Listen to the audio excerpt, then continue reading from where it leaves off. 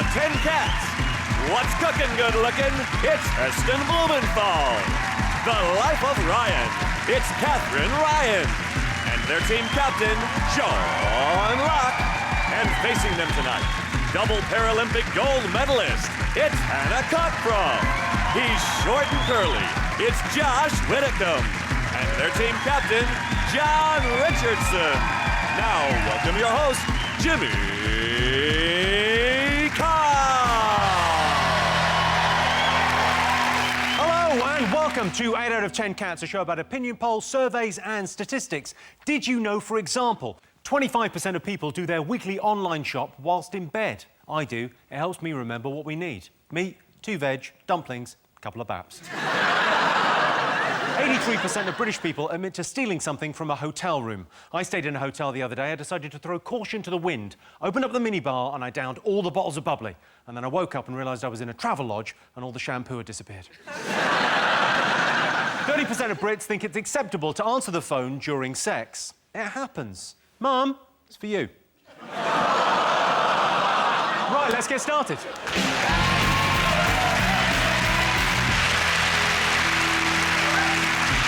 What are you talking about? That's the name of our first round. It's our panellists' job to guess the British public's top 5 most popular talking points. John's team, what do you think the nation have been talking about this week? Ooh. Is it the X Factor? Oh, there's a new TV show, Jimmy. It's a brand new show. They call it the X Factor. Right. And they get these singers, and I mean, it's too early to tell what's going to happen next. Also, you use the word singers in inverted commas. Yeah. I've stopped doing them, I just do it with my speech now. These singers, or professional crying penises. They're crying already. It's going to get worse. It's not... They're not even crying when there's bad news. They're crying when there's good news. The guy, Ryland, have you seen this, Hannah? Ryland. The guy, Ryland isn't a proper name, as well. That's Ryan with an... It's Ryan with an L in it for no reason at all. But last week, he cried because he got through. He didn't sort of cry, though, because there were no tears. He just sort of went... Sounds like me laughing. Let's take a look. Ryland, it's such a big risk that I have to take it. And you are in my final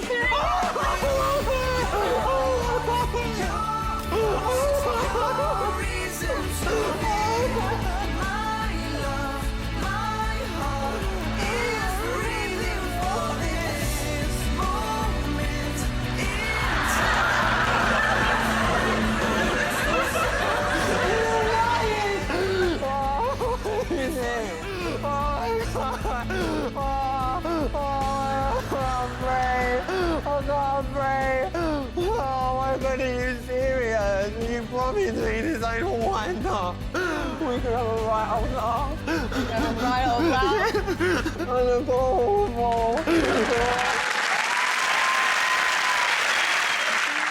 We've all been there. That is what I looked like watching Talisa's sex tape. And I love that Ryland, he said to Nicole, he said, "I'm not crying at you." And he literally...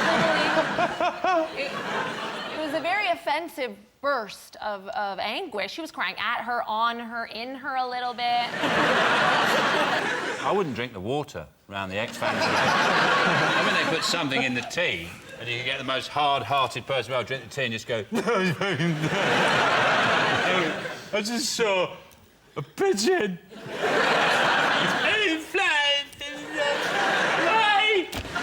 If there is a drink that makes you cry, it's almost certain that Heston made it. Yeah. It's a special type of tea that brings melancholy. And it's actually made with melons and collie dogs. Of course it bloody is, yeah. Yeah, it's just... Don't they just call that, like, red wine? Isn't that what you drink to cry? I drink red wine, I bawl my eyes out for no reason whatsoever. What have you got to cry about? All your dreams have come true. You don't know what my dreams are. Your sock drawer's immaculate. Cardi. You've got a cardi and people listen to you. Yeah.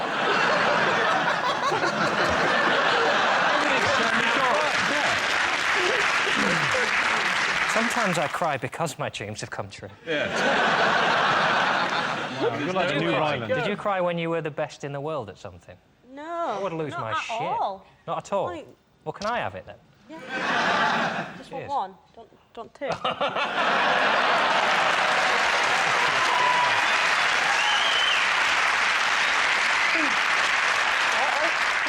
I didn't know that we were meant to bring our gold medals with us. I like the fact you brought both of them. Well, you see, just in case you want to lick the other one as well. Do you lick these? I've already licked your... I've already... And you've Whoa, already... finish that sentence. I've licked Hannah's gold medal. And Jimmy was there at the time. It was the night that you won. You came on Channel 4 after you won the... was it the 100 and 200 the same day? No, they were a week apart, but I think it was... All right. See? Let's have a little look at Hannah in action. And surely this is going to be just a question of how fast can she get close to the world record. She's being roared all the way. An amazing performance. Everybody is standing already. She's getting an ovation. The flashlights are going off. The only question is, what time will it be? Can she go close to the world record? Unbelievable performance. She held her nerve with aplomb, and once again, we are saluting a British champion. Where'd you go? Where'd you go?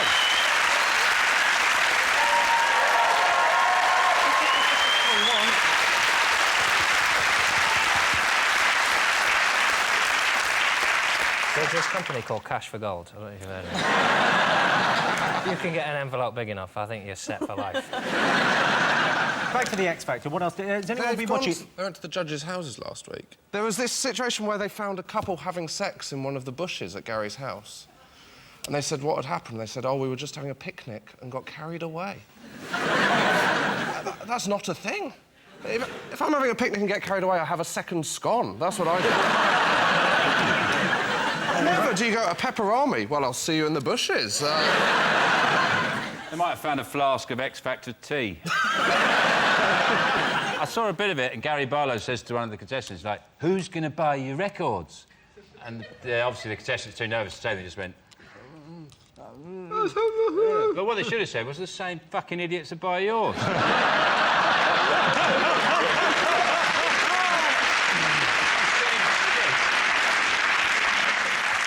I think what's quite interesting about it is that surely by now the contestants must have sussed the show out. They all go, this is the most important, most special thing, most amazing, this is life-changing experience. You go, haven't you seen the show? Even if you win, by February, nobody knows who you are. Yeah, at best, X Factor is a gap year from Argos. It's going nowhere. It's not going to change your life. The names of the groups, one of them is called Union J, because they used to be called Triple J, but someone joined the group whose name started with G. So they thought Union J would be the best way to go. That doesn't explain it. And it would be a better name if you just called it like JJGJ. Let's have a look at JJGJ. GJJJ. They might as well call them A Slightly Different Direction.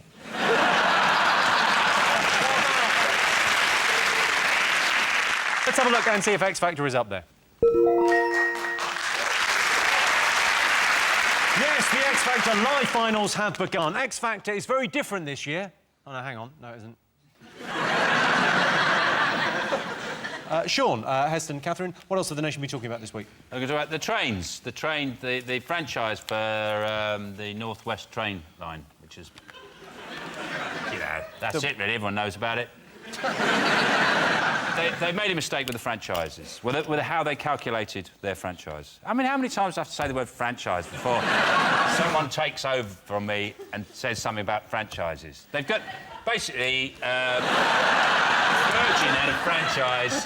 Virgin had the franchise for the Western... The franchise for the Western thing.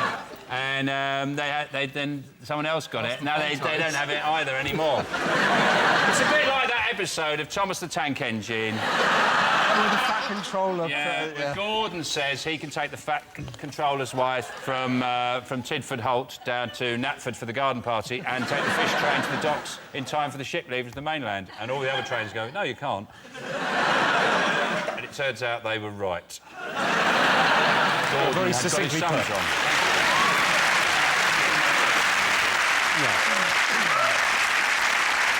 problem with this story is it's just too funny by definition. You don't need to...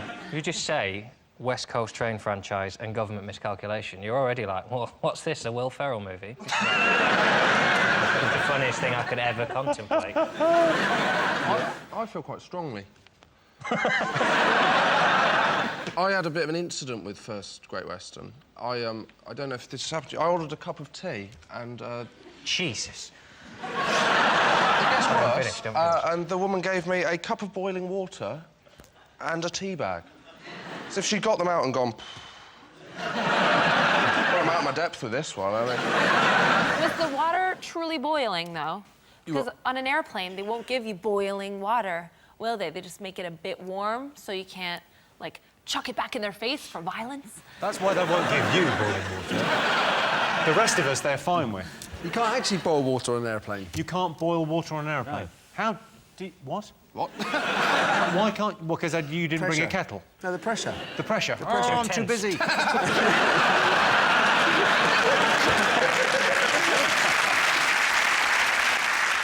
Let's have a look and see whether this Virgin train U-turn is up there.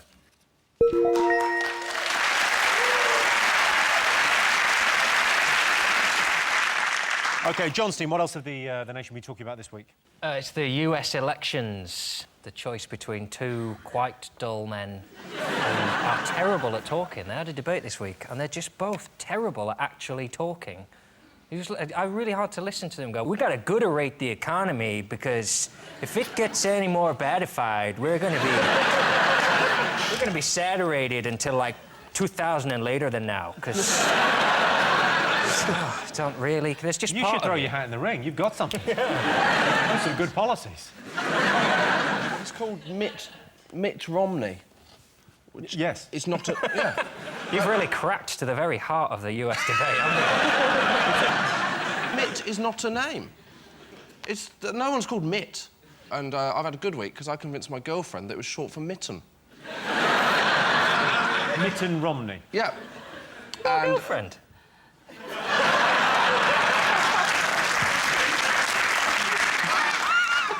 Don't.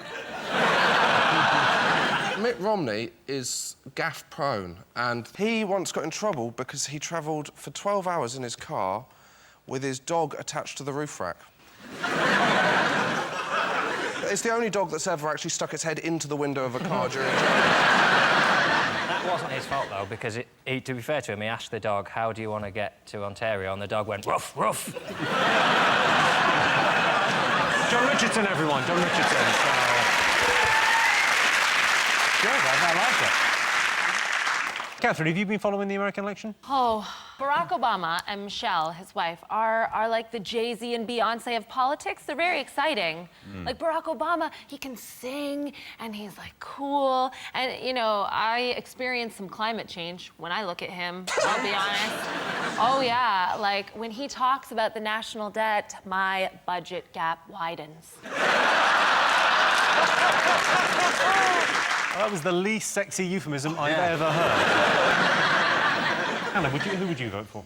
I have no idea. I've got things to concentrate on, haven't I?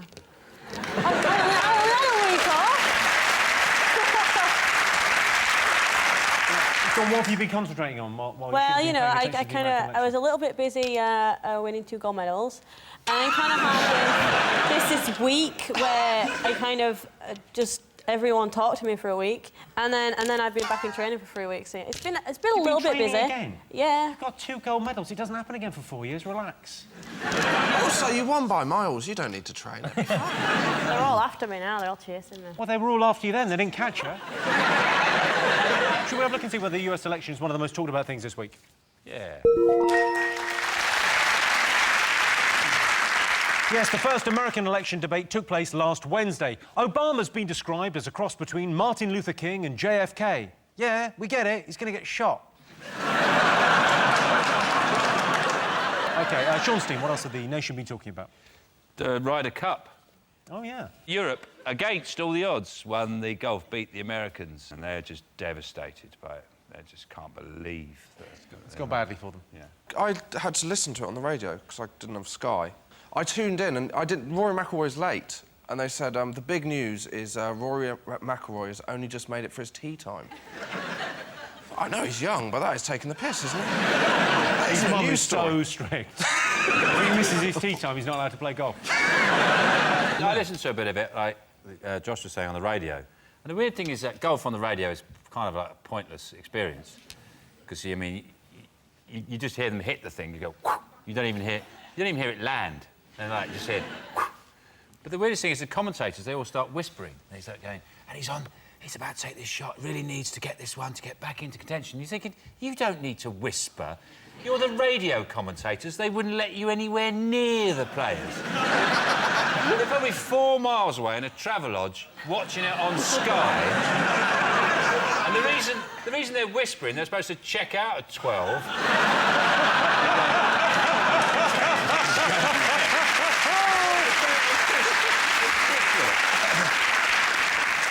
Shall we have a look and see whether the Europe winning the Ryder Cup is one of the most talked about things this week? Yeah. The most talked about thing. The next Ryder Cup will be held in Scotland, where golf originated. Even now, most people in Glasgow own a golf club, mainly for use in pub fights and hooking people's car keys through their letterbox. So, one more thing to get fingers on buzzers. Go on, what do you think? There's a new dance craze sweeping the nation called the Gangnam. All right, Grandad. What's it called again? What's the new dance craze in the discotheques? These young scamps are doing a new dance that they call the Ginganguli, sort of. Yeah, Gangnam Style. Gangnam Style. Have a little look. This is the new dance craze. Gangnam Style. Op, op, op, op, op, Gangnam Style. Gangnam Style. Op, op, op, op, op, Gangnam Style.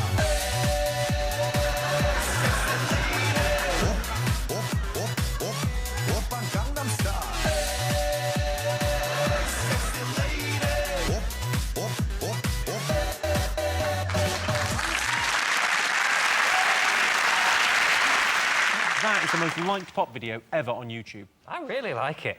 What's not to like? I didn't expect how it's when he puts his hands on his hips and his little legs stick out. That's my favourite bit. It's really fun, though, isn't it? I'm not one to absorb joy. I think it's like he's riding what's he doing? It's where you pretend you're riding a horse. Apart from that bit where it looks like he's spinning a pizza. That's lasso. You're just obsessed by food. Sorry, I'm a bit boring here, but I like to get questions right. What I think is good about it, and they said this, that when he died, Kim Jong-il's son would be a lot more relaxed.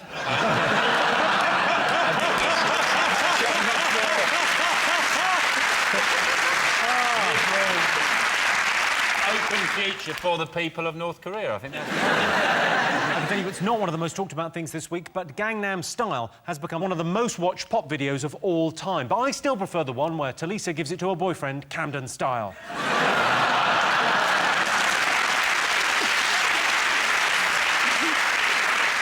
We're trying to guess the most talked about things this week. Fingers on buzzers. Sure. Is it the man who got his head stuck in the bin? Tell me more about this story. Ah, it's brilliant, because he's homeless and he got stuck in a bin. Everybody's happy except him. Got a still. If you could try and take this seriously, it's an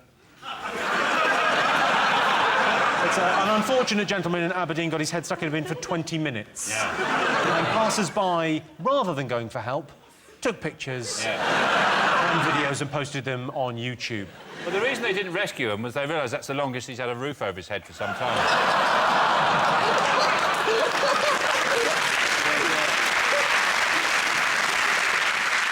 His friends, he said, have given him the nickname after this bucket head. That is a 2-fact story, and they've got one of the main facts wrong. In fairness, a lot of his friends drink heavily. You know, it's like you look in a bin and you go... No. Ooh. Ooh, that's down there, and you go in too far. Yeah, and normally you'd attach a rope to yourself, someone there. He's just gone in there, seen something really juicy at the bottom of the bin, Just thought, I'm having that. I don't know. I mean, you could say it's wrong that you know, years ago, someone who was stuck in a bin, people would have come and helped, pulled them out. Now they leave them there and take photographs and put them on Twitter. But I think the modern thing is better than the old way. I think rescuing him, it would have been an anecdote for a small circle of people in Scotland. 30 or 40 people would have known about that story. They go, hey, Jimmy. Yeah, Sean? In the pub, hey, Jimmy. You see, I think a fella stuck his head in the bin there. That'd be it. But now it's on Twitter, so millions of people around the world can enjoy him getting his head stuck in the bin. And he's already famous, because he's 52, he's the oldest man in Scotland. Well, that's not one of the most talked about things this week. But last week, a homeless man in Aberdeen got his head stuck in a bin. What a bloody idiot. It's blue bins for heads. OK, come on, one more thing to get. Fingers on buzzers. It's the Labour Party conference. Ooh. Yeah. Ooh. It's been so exciting that the main story that's come out of it is that I read that Ed Miliband, when he was at school, he got given a Walkman by Ken Livingstone, which is a story so dull, you wouldn't even tell it on Bullseye. Jim Boyne went, I believe you once met Ken Livingstone, didn't you? He went, yes, he actually gave me a Walkman. Oh. Well, that's very tedious. I hope you lose. He's just got no ideas. And all I'm saying is, oh, he spoke for ages without notes. He spoke for ages without saying anything. Yeah, I want to bridge the gap between the rich and the poor. Well, good luck, because you can see it from space now.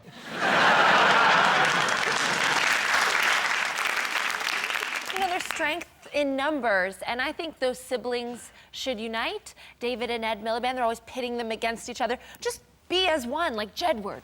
You know? They could call themselves like Dave Ed, and they could have some style. You know, they could wear like Milibandanas and throw back Milibanter, and they could really spice it up. They all look like people who, when they come out of the conference, they still leave their little lanyards on when they get into the hotel. Even though they know, there's a point on the train where they think, oh, I'm not at the conference anymore, I should take this off. And I thought, this will be an interesting conversation starter in the bar. So, I see you've got a landlord. Yes, I've been at the Labour Party conference. Take it off, you dick. You're not there anymore. It's like their festival, like they wear them all year. Like, yeah, I've got all my festivals. Yeah, I went to all the conferences. I'm pretty important. Are you really? You know that's all happened in your head? Yeah. None of that happened. You're so annoyed with a man on a train that you've imagined who's left his badge on. You've just that hasn't this. happened. No, It's just classic. Nobody does that. They do. Nobody's bothered about any. Of all the things to get annoyed about, it's not like, and he didn't take his lamina off. Also, just a bastard. You left it on. I genuinely believe, like, there's times when you're on a train and you see someone with their little thing hanging out and you think, oh, you want me to ask what that is? No. It was the same during the Olympics when they all had their caps on and their bags and they're like, yeah, I'm helping make the Olympics happen. Well, you're on a train now. It's not happening here, is it? Are you having... You're having a go at all the Olympic volunteers. That's what John's doing. I'm not having a go at the ones who were volunteers outside. Could you do me a favour? Yes. Could you do me a favour? Could you put away your gold medals? Because I'm sorry. it's over now and it's Yeah. boring John. Yeah. Because John doesn't like it when people remember nice things they've been to. I don't like that. There he is, killing joy. Gangnam Style.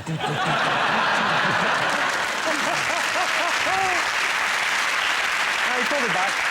I went to the Paralympics and I had my laminate.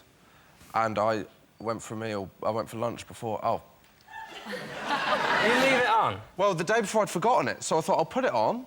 I'll put my coat over it. That's fine. Took my coat off to eat, and then the guy came over and he said, "Oh, what's that?" And I said, "Oh."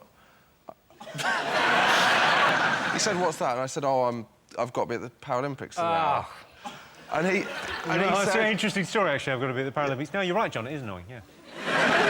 If he'd taken his laminate off and lost it, he couldn't get in. The reason they keep it on is that's how they get in to do their job. You left it on so that he would ask and you go, sorry, I'm doing a bit of TV work, apparently. It's really boring, but if you could bring the food quickly, because it's got to be on TV in like an hour, so anyway. Working at the Paralympics, yeah, it's pretty boring. I'm sorry you asked me about it.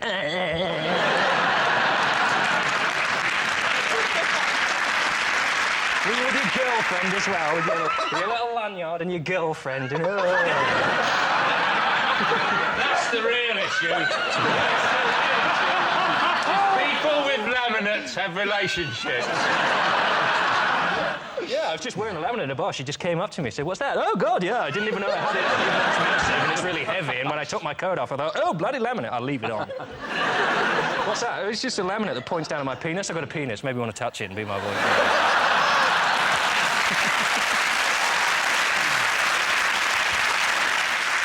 Shall we have a look and see whether the Labour Party conference is one of the most talked about things this week? Yes, the Labour Party conference took place in Manchester last week. Ed Miliband is in the middle of an extensive makeover. By the next election, Mr Miliband will be taller, his voice will be less nasal, and he'll be called David. So those were the most talked about stories this week. But in other news, the late Jimmy Savile was accused of paedophilia last week. Jimmy Savile died last year. So why are these allegations only coming to light now then, now then, now then?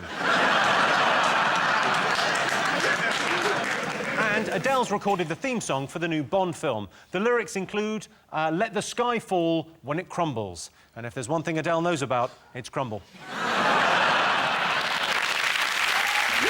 At the end of that round, Sean, Catherine and Heston have 2 points. John, Hannah and Josh have 3 points.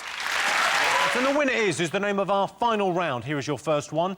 Sexiest celebrity chef. Heston is a very acceptable 8th. This is just on sexiness. Heston would be the most interesting to have sex with, wouldn't he? Take your clothes off. I'm going to go and dip my cock in liquid nitrogen. That's it. Be multi-sensory banging. Put these headphones in. Something spectacular is going to happen. I want you to be able to taste it fully. Now, Heston, you're renowned for cooking unusual dishes. These are all genuine dishes. OK, just talk us through some of these. Tell us what Sound of the Sea is. OK, so the dish looks like the sand with sea vegetables on top, different types of seafood and seaweed, and with the sauce is frothed up, so it's like the waves lapping up against the shore. And we serve that with an iPod tucked into a seashell. And on the iPod, we've downloaded the sound of the waves lapping up against the shore and the odd seagull. So it's like a fillet of fish from McDonald's. Yeah, exactly the same.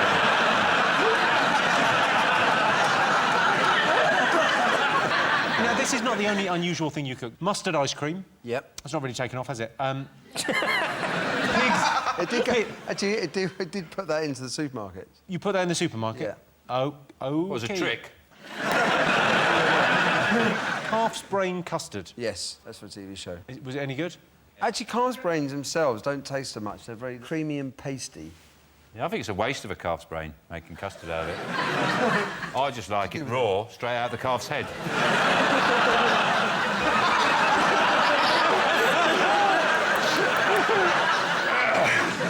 Was that like a boiled egg? Once you eat half of it, he calms down.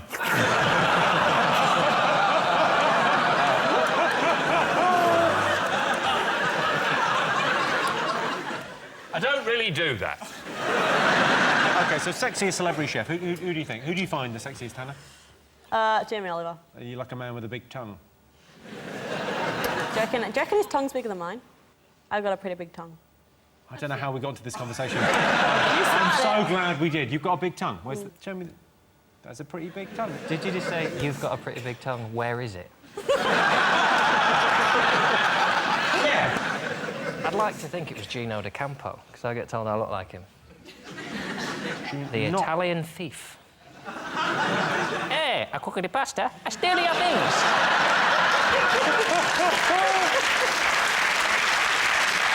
Heston, you must have met some celebrity chefs in your time. Who do you think's sexiest? Yeah, loads. You looking at me, Jimmy? Or... No, Heston. I did say Heston at the beginning of Why that. are you looking at me, then? Well, because you just said, "Are you looking at me?" Was it... I stared over there. That seems perfectly natural. Well, I mean, make your mind up. Who you asking the question to? You asking Heston or me? When I said Heston... There's no point using his name and then looking at me. You're still looking at me. Stop looking at me. This is like a fight in a pub. Are you looking at me? Who are you looking at? Captain Birdseye. Is he a sex celebrity? He's sexy. He's sexy. You haven't got a choice when you're stuck on his island. Yes, you are sexy. Yes, I'm not sexy. Can I get on the boat? I want to go back home. Don't like the island, Captain. Who's the sexiest, do you think? Lorraine Pascal. Lorraine Pascal is number 3. You just... Hang on, we mentioned her name and you just went... Oh, I heard that... Well, there are some sexy chefs, but people don't know their name to put them in a poll. Sophie Michelle's quite sexy, isn't she? She was John's dinner lady.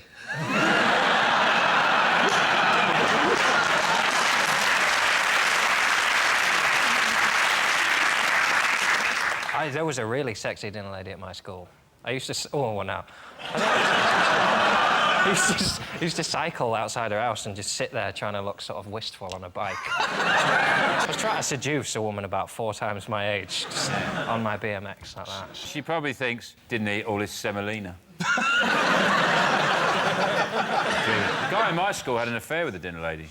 He had an affair with her. Went on a narrowboat holiday with her.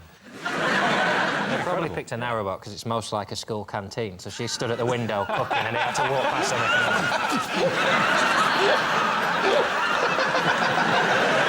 That's the closest they can get to it. Like, he's on the bank and she goes past in the narrowboat. Mashed potato into a trolley. She goes, see you at the bridge. Nigella's always going sexy, isn't it? She's got that show Nigelissima, which sounds like a yeast infection. She's always going... No, she might as well just go, like, I'm just going to plop one in the trifle. There you go. That's what you want, isn't it? It's Nigella, isn't it? Yeah. Yes, the sexiest celebrity chef is Nigella Lawson. She's all right. Ladies and gentlemen, we now have a proper joke. Nigella's so hot, she cooks everything on gas mark 4. Proper joke. Yeah. OK. Most annoying thing about sharing a house. Oh. That's your specialist subject, Yeah. Jesus. If anyone needs to be anywhere in the next half hour... It's me, innit? It's genuinely me. Trying to live in a house like, tin foil, well, yeah, I'll buy it then. It's buzzing around like a little bee. I'm a penis to live with. I did see your documentary on OCD, and you did look annoying. I saw that show. I thought it was a bit of a mess. All over the place. I really like it. Have you been sitting on that joke all summer? Yes. Totally worth it. Thanks, dude.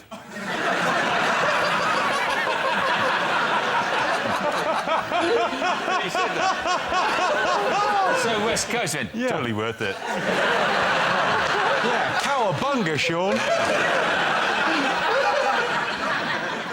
Most annoying thing about sharing a house, what do you think? I think the most annoying thing is when your brother drops a knife on your foot. That's pretty annoying. Yeah, I maybe think that's in a higher bracket than annoying. It's all right. It's all right because I can't feel my feet, so it's all right. But,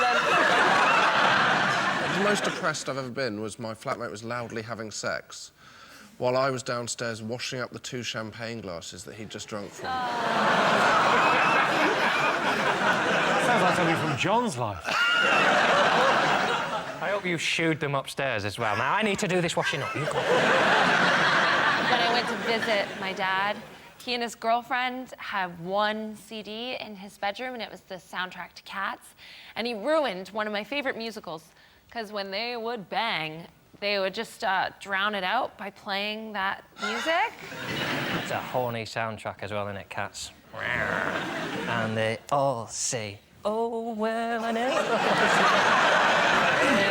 a cat so clever as magical mist. I don't like sharing a house. I don't even like sharing a bag of crisps. You know what I really hate? This is my sort of John's laminate thing, is, you know, when you're in a pub and you're sitting there and you buy a bag of crisps and someone just opens it on the table like it's a Hindu wedding or something. Yeah, you know, Hindu weddings. We don't have with all the the crisps. food as beautifully arranged. You know, with a Hindu wedding, with the crisps. Just have some crisps, they're my crisps, I want to eat the crisps. They go, come on, it's a banquet. Most annoying thing about sharing a house? Tidying up after people. That is the right answer. He was always going to get that. Yes, the most annoying thing about sharing a house is cleaning up after lazy housemates. Another annoying thing is when you hear your housemates having sex and you get that horrible feeling of cold glass against your ear.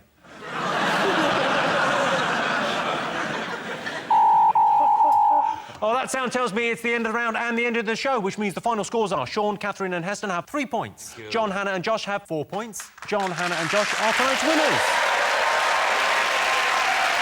Thanks to all our panellists, our wonderful studio audience, and to all of you for watching at home. That's it from us. Good night.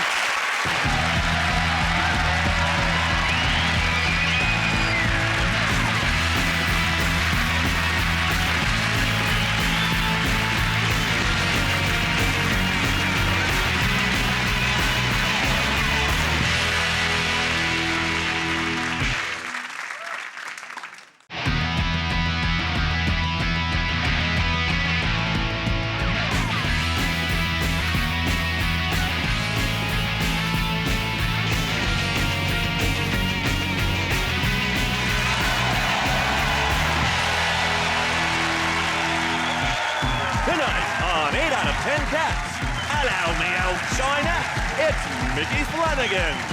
Doing it Mangan style, it's Stephen Mangan. And their team captain, Sean Locke. And facing them tonight, Nats Entertainment, it's Natalie Cassidy. Standing tall, it's Humphrey Carr. And their team captain, John Richardson. Now welcome your host, Jimmy Carr. Hello and welcome to 8 out of 10 Cats, a show about opinion polls, surveys and statistics. Did you know, for example, 16% of women say they lie about their age from time to time, and those times are between the ages of 28 and 53. 40% of men would rather be single than bald. So finally, some good news for Justin Lee Collins. And 23% of people think they're more productive when they work from home. I know I am, but that's because I'm a self-employed erection checker. Right, let's get started.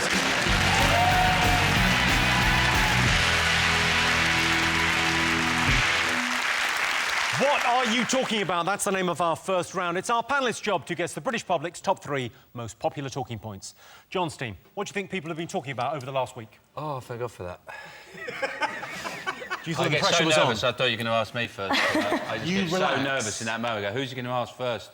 And you ask John. Phew. It's not Sean and the twins. I've got to say, it's Chris.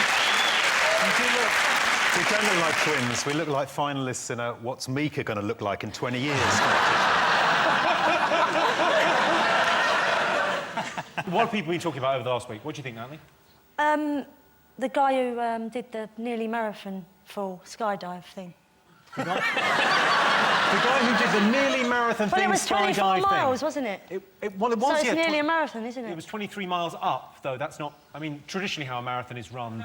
I know, but it's the same, near the mileage. Like that. You just dropped me from 26 miles. I reckon I'll break the world record as well. Yeah, like that. Suck on that, Paula Radcliffe. I don't mean that. When I first see it, it's... Because there's so much cockney on that side. Do you know what I nearly said then? When I seen he done it. And that's because When I seen he done it? When I seen he done a thing out of the sky, I was like, fucking hell. When I saw he done it. When I saw what he done fell out of the sky and ting. Because initially, when you watch it, it's amazing. Once the footage of it, I thought, that's amazing. And then I thought, actually, you just ruined Alton Towers for yourself there, haven't you? All he's done for the rest of his life now. Do you want Nemesis? No. Fell out of the sky, you dick. When he fell out, I was really disappointed when he said, I'm coming home, or whatever it was. He said that I thought all Austrians spoke like Arnie. He's the only Austrian I've ever heard before. I was like, I'm coming home. Get ready, everybody, here I come! Let's have a look at Felix in action. What I don't understand is, why has he got handles on that thing? He's going to fall off it anyway. So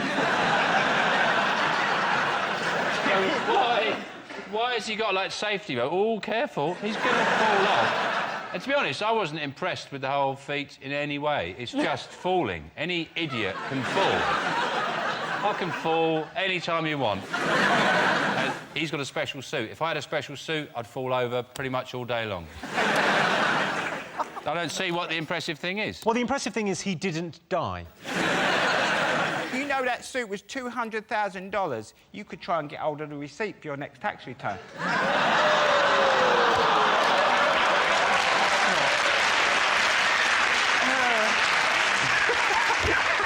I'd have to wear it on the show. Oh, plenty more of that coming up. Beforehand on the news, they were saying if the suit fails, his blood is going to boil and his eyes will pop out of his head. And you're going, wow, this is going to be awesome. Yeah, it was fine. Well, if you paid that much for a suit and it didn't work, my blood would boil as well. I was hoping that they got the calculations wrong, and then when he let go, they got the gravity calculation where he'd gone up and stuck to the moon. You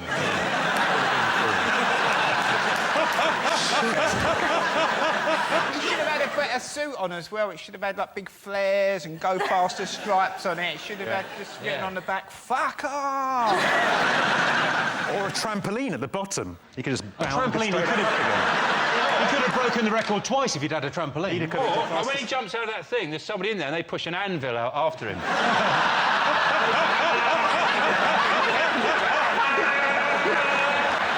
It's a race to the ground. Should we have a look and see whether he's up there? Felix Baumgartner, the skydiver. The most talked about thing over the last week. Yes, Austrian skydiver Felix Baumgartner became the first man to break the sound barrier by skydiving from 24 miles up. No human has travelled as fast unassisted since 1978, when Jimmy Savile heard St Mary's School Choir were going on top of the pops.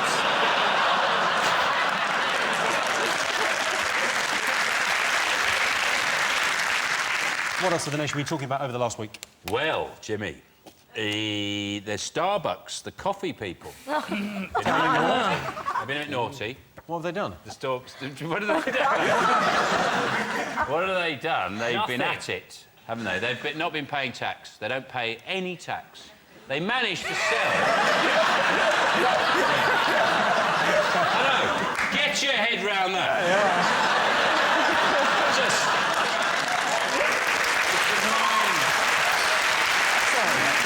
Now, they sold £400 million worth of coffee last year and associated sundry items, and they lost 33 million. I assume down the back of those poxy sofas they have in the shop. I don't know. But they've managed to make their books appear that they're losing money, and basically what they do is they take the losses from other countries and lump them onto the business here. It's endemic. It's not just the company as well, it's some of the staff as well. Look.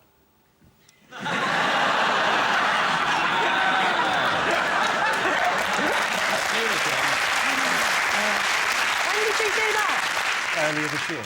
Just after a meeting with their accountant. That's what I was thinking.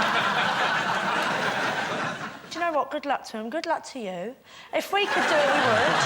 No, I don't agree. Why should they take advantage of a society which we pay for by selling us stuff and not contribute to that? And anyone who buys a coffee from Starbucks is a mug.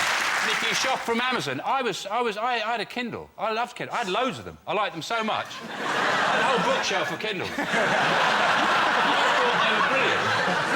Then I found out that Amazon don't pay any tax. And I had to get rid of all these Kindles I was giving away. I said, there's Pride and Prejudice. Let's change the Sioux Cities there.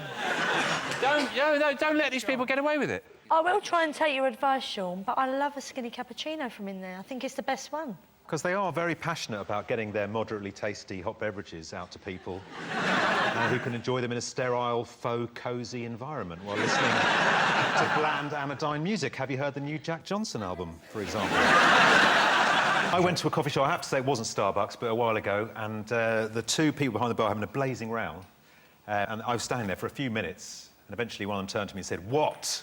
I said, "I'd like a cappuccino, please." And they gave it to me. I said, "Oh, do you mind putting a little bit more milk in there?" And she went... Took it, turned around to the milk frothing machine. I could see in the shiny thing... No, she didn't. Dribbling into the drink. So she put it down. I said, "Did you just dribble into my drink?" She said, "No." I said, "I saw you in the shiny silver thing. And she said, well, what if I did? Where was this? Which shop was it? It was actually at a motorway service station. Oh, well, you're asking for it, aren't you? It wasn't a Wild Bean Cafe, was it? No. Because don't break my heart. That just Wild Bean Cafe, gourmet on the go. Wonderful. If I do get married, that's where we're having our reception. Starbucks defence, that was incredible. Starbucks defence was, yeah, we don't pay a lot of tax, but we do buy a lot of local produce. Yeah, Morecambe Bay coffee beans. Where the frick are you getting coffee beans from in the UK? And say, oh, we buy cakes. Yeah, everyone buys cakes. It doesn't make you tax exempt, you piece of... I mean, they're not technically doing anything illegal, are they, Jimmy? I think it would be wrong for me to joke about it. It would be sort of, to use a coffee analogy, it would be the pot calling the kettle black. It would. They are one of the few places you can have a coffee and watch women getting their tits out. Those are mothers breastfeeding, Nicholas. In my one, where I am, there's like a thing there, and there's all bushes on it, and when the breastfeeding mothers come in, you can just peep through the bushes like that. It's almost like they're saying, oh, go on, enjoy your coffee. Do you know that this is being recorded?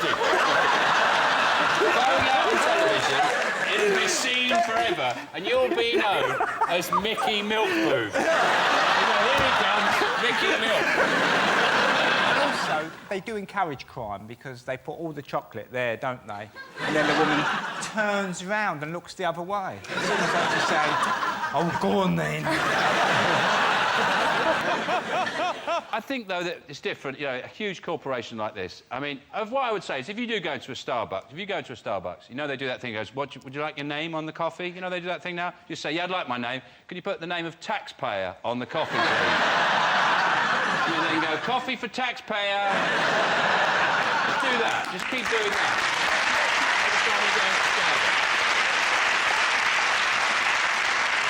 Let's have a look and see whether this is up there.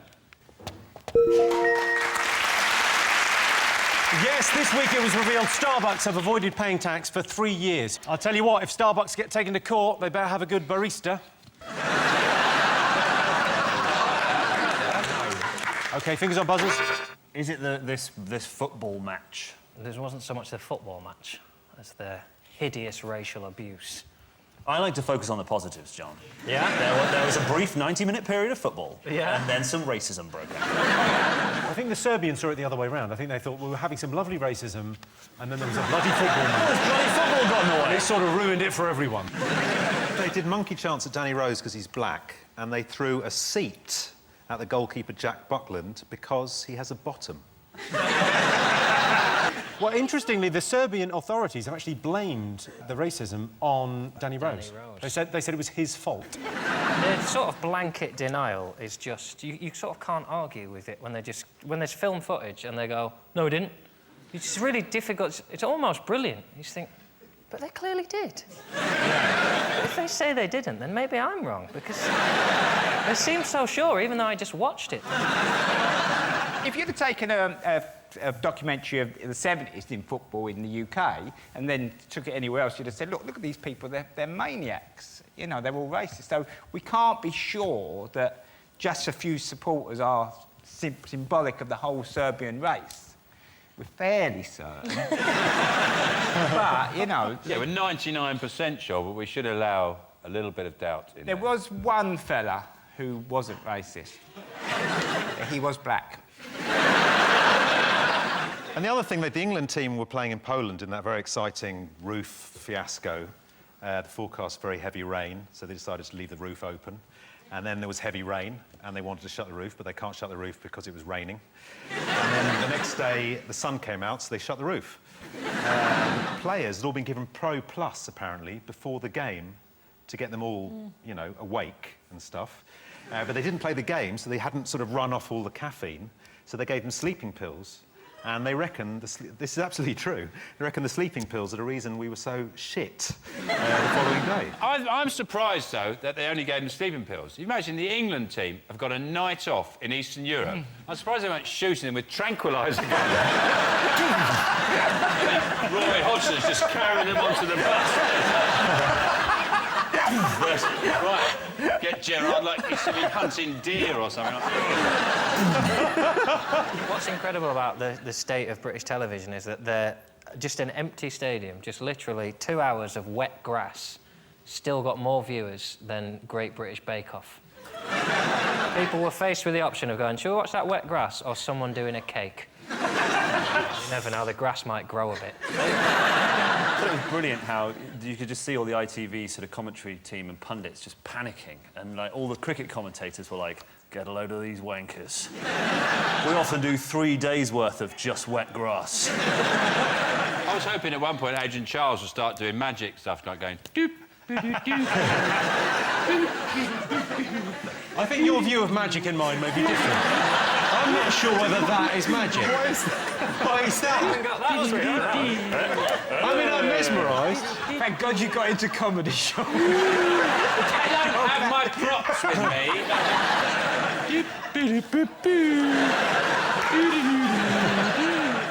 Well, I can tell you it's not one of the top 3. But last week, the England under-21 team were subjected to alleged racist abuse during a match against Serbia.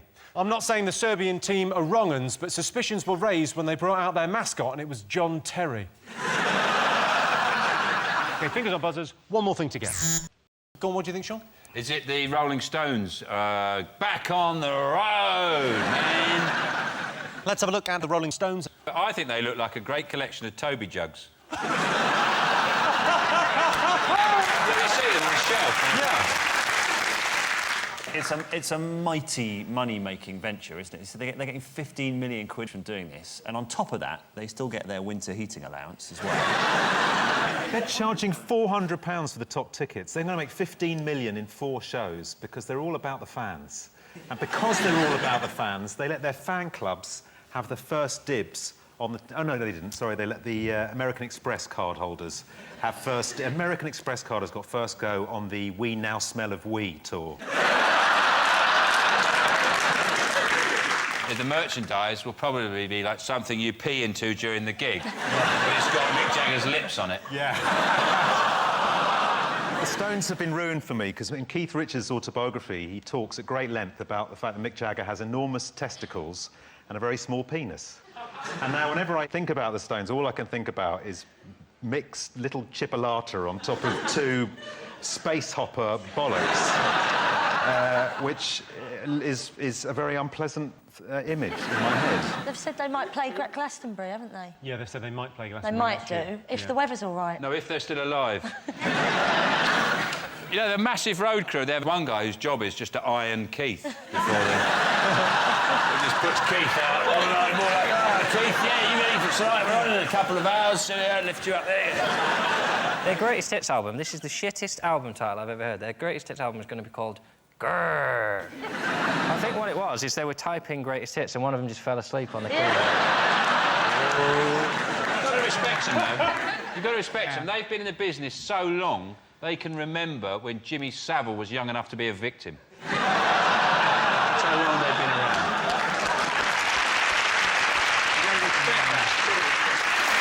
I can tell you that it's not one of the most talked about things this week, but the Rolling Stones are getting back together. The core lineup of the Stones has remained unchanged since 1962, with Mick Jagger on lead vocals, Charlie Watts on drums, and Keith Richards on heroin and amphetamines.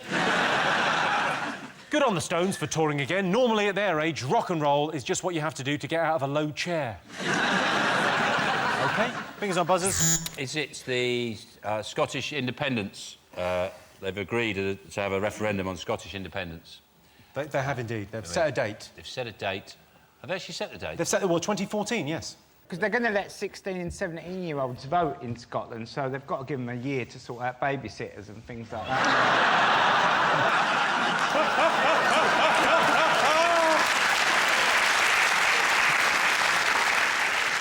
Why have they had to set the date for 2014? Why can't they do it earlier than that?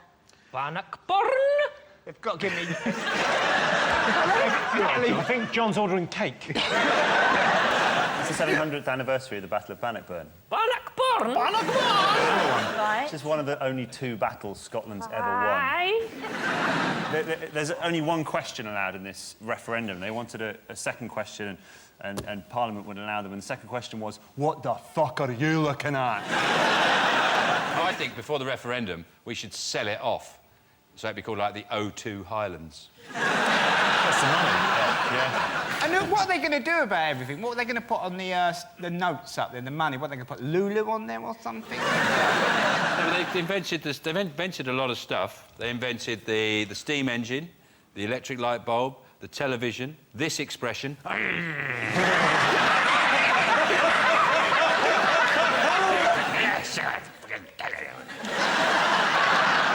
Before, when people felt like that, south of the border, they used to go... The fist. Then the Scots came along and went... The Scottish are very... They've just canned a marketing campaign. This is how confident they are with Scotland. They had this gem lined up to advertise Edinburgh. Incredinburgh! And they shelved it. They said, we don't need it. We don't need to go there. I say every town should be advertised like that. Well done, D. What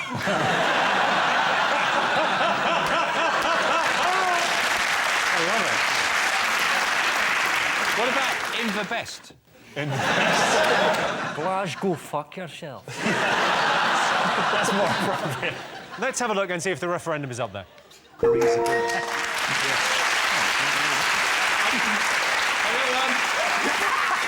Relax, everyone. Just whoa. Take a moment, everyone. This is the killer. Sean Lock, everyone. Yabba dabba deen.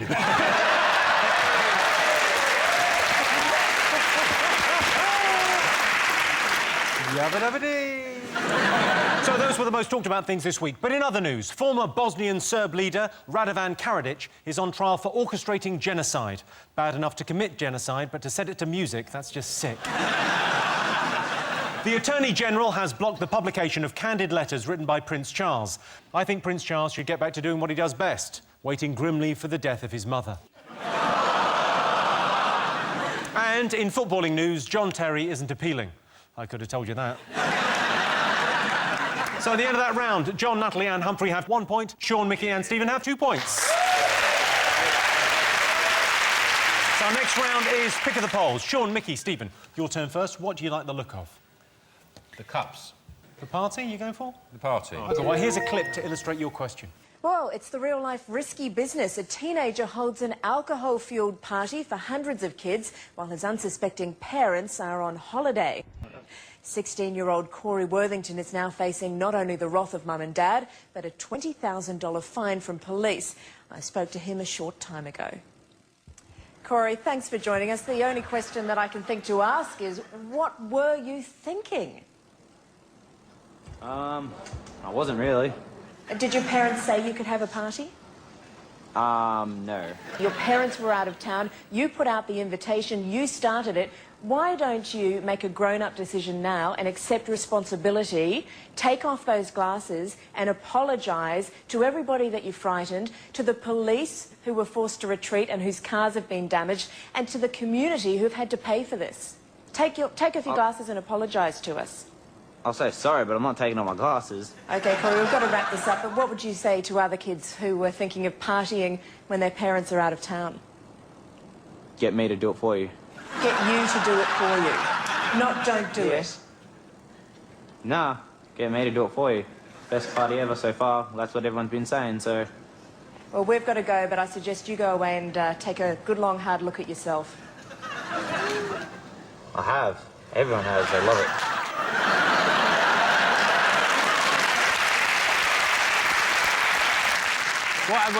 What's the story? What happened there? Well, he basically organised a party, and like hundreds of people came to the party when his parents were away, and there's a massive riot. Did they find the Advocar? Well, you know, if you've been at a party, you go, I think I had an Advocar, you know you've drunk everything. A bit of Tia Maria out of a dog bowl. Can't find any glasses.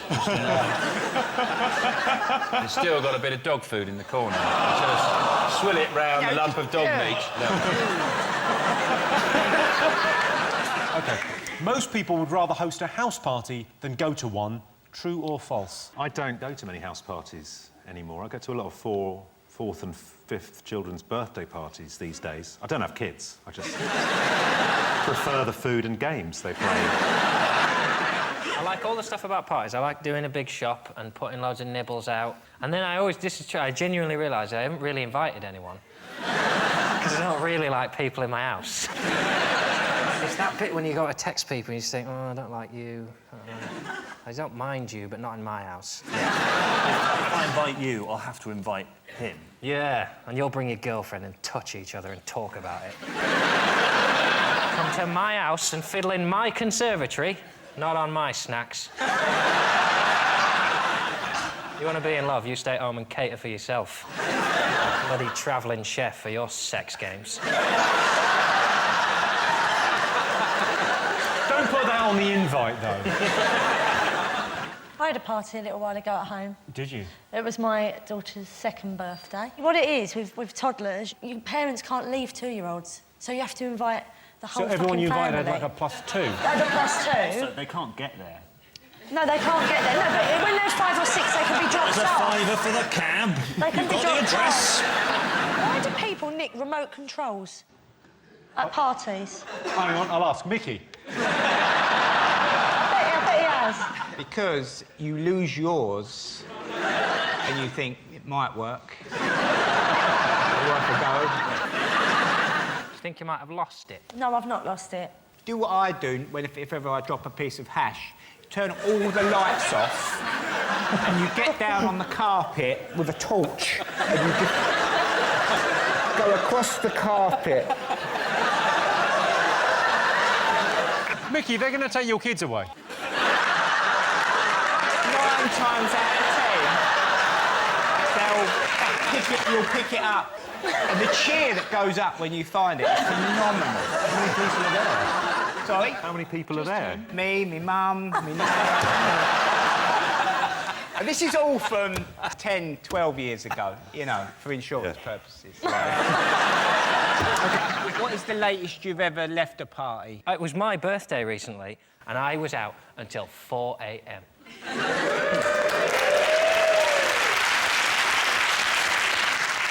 I left a party once at 10:30 in the morning. I went over the park and sat opposite a pub that I knew was going to open in about an hour. And then reached in my pocket and found a can of Stella.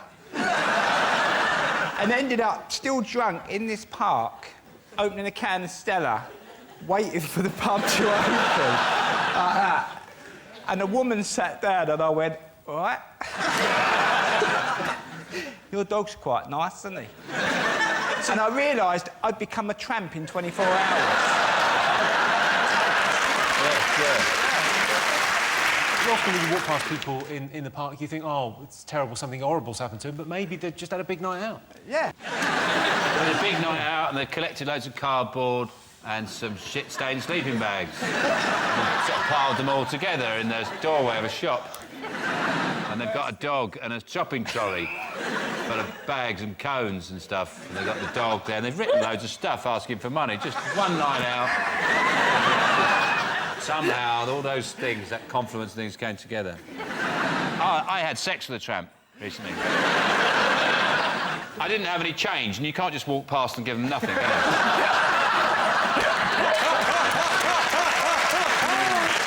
you? OK, so most people would rather host a house party than go to one. True or false? What are you going to go with? Sean? False. You're going false? OK, what do you think, Sean? We're going to say true. You're saying true. OK. So most people would rather host a house party than go to one. True or false? I can tell you the answer is false. Only 24% of people would rather host a house party than go to one. I like to party like it's 1999. Everything's a little bit cheaper and I'm not with my current girlfriend. It's quite funny, but she's going to kill me. The worst thing is when you turn up at a house party dressed as Batman and then you realise, A, it's not fancy dress, B, you haven't been invited, C, it's Christmas Eve, and D, she won't let you in to see your kids.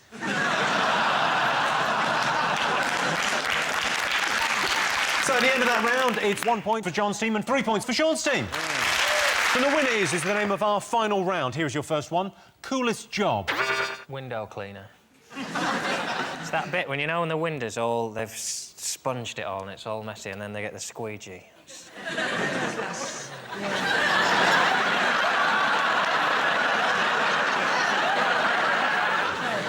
Imagine a round window. Get right round it like that. Look at his face! What about at the beginning when they toss the whole bucket all over the window? Oh, nice big window like that. Excuse me. Oh, it's filthy, that window, John. It's filthy. There's Grimes been caked on there for months. Dribbling down at the sides. Oh, yeah. It's getting down onto the window below, and that's even dirtier. Oh, I'm going to get it. Oh, I'm going to get it.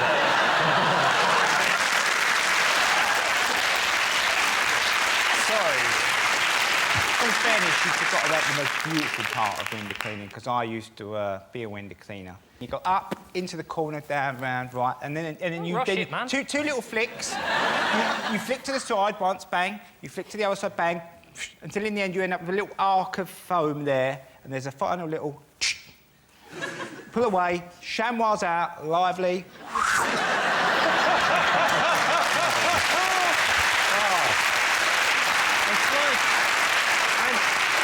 The interesting thing is Mickey was never taught that. The Cockneys are born with it. It's their way. I used to work in a dog food factory. And my job was to make sure the dog food really stank. Because, you know, so that people don't confuse it with normal meat. So you have to put this stuff in it. You know when you open a tin of dog food and you go, oh. And I had to put this stink stuff to mix it up, this stink stuff. And as it came past, I used to just put a bit in. And one day I mixed it up a bit too strong, and a lot of people complained the company was sued because it was so strong, people were opening and snapping their necks. They opened the dog food, like, oh, jeez. They were getting whiplash from dog food. Whiplash because I made it too stinky. And then I got to the parachute factory. What did you have to do at the parachute factory? I used to have to cut all the wires of the parachute with scissors. Well, I didn't... That's what I thought I had to do. Is the coolest job being a sales assistant in Topshop? Because they seem to think they're pretty fucking cool. I do trousers that go up to size extra small. Yeah, no, I struggle. I'm 6'7". I struggle with trousers. You struggle with trousers? I struggle with finding trousers that will fit me. Not the get concept. them off you. What is... I put my leg in the pocket. Are you really 6'7"? Yeah. You don't look 6'7". He's sitting down. Stand up. If I really I told you, I'll stand up. Oh. John, can we get you to stand up as well? Let's give Rico a bit of a humiliating. I'm the freak in this equation.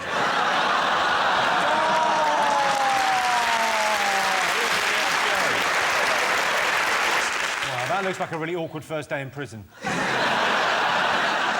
Stephen, what do you think? Coolest job?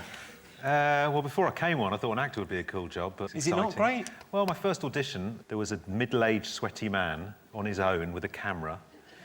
He said, look into the camera, say your name, take your top off, and growl like a tiger.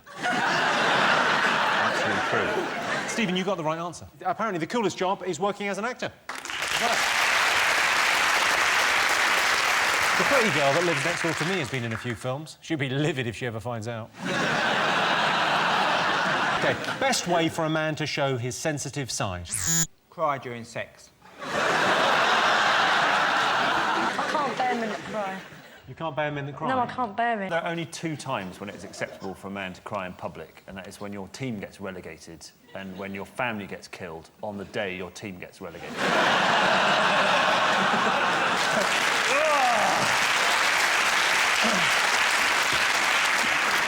I bet you don't cry a lot.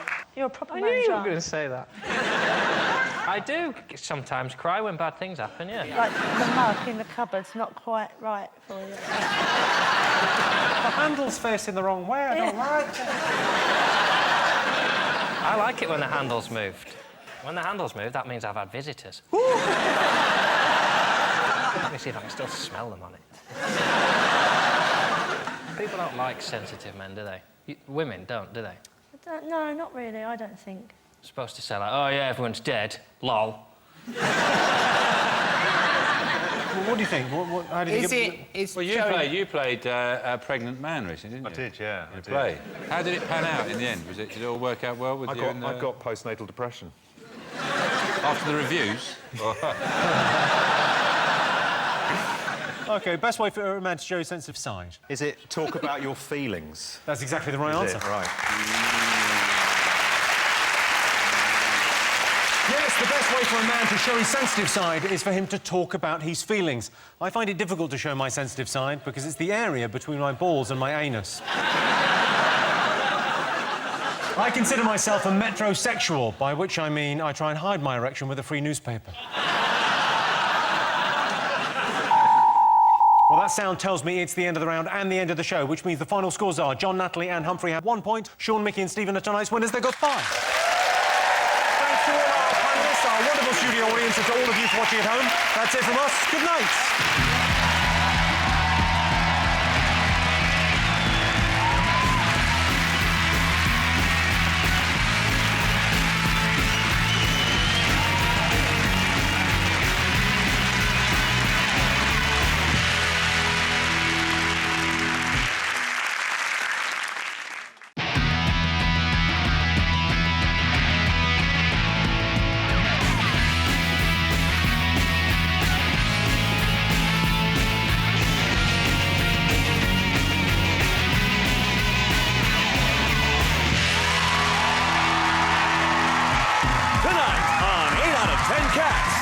American Pie Guy, it's Jason Biggs. He's a stand-up guy. It's Rob Beckett. And their team captain, John Richardson.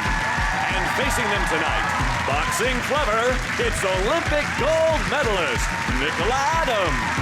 At the helm, it's Nick Helm. And their team captain, Sean Locke. Now, welcome your host, Jimmy Carr. Welcome to 8 out of 10 Cats, a show about opinion polls, surveys and statistics. Did you know, for example, by 2030, 26 million Brits will be obese? Did you know if they all jumped up and down at the same time, they might lose a little bit of bloody weight?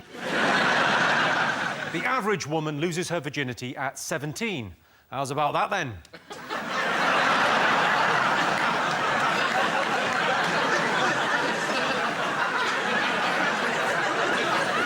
And 70% of men don't get enough fibre in their diet. Tough shit. Right, let's get started.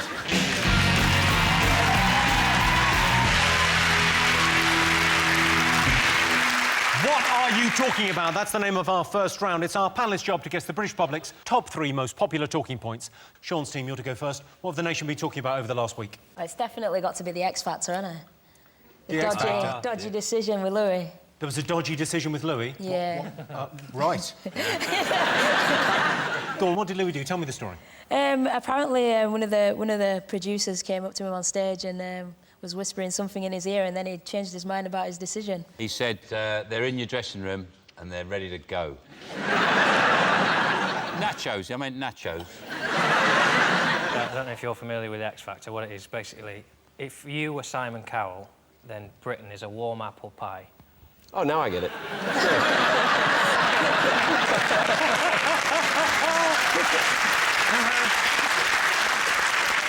You've had to have more conversations about pies and Fray Bentos in your time. Then I didn't understand a word you just said. Fray Bentos, he makes pies. They make pies that are so good that the only place it's safe to keep them is enclosed in a metal tin.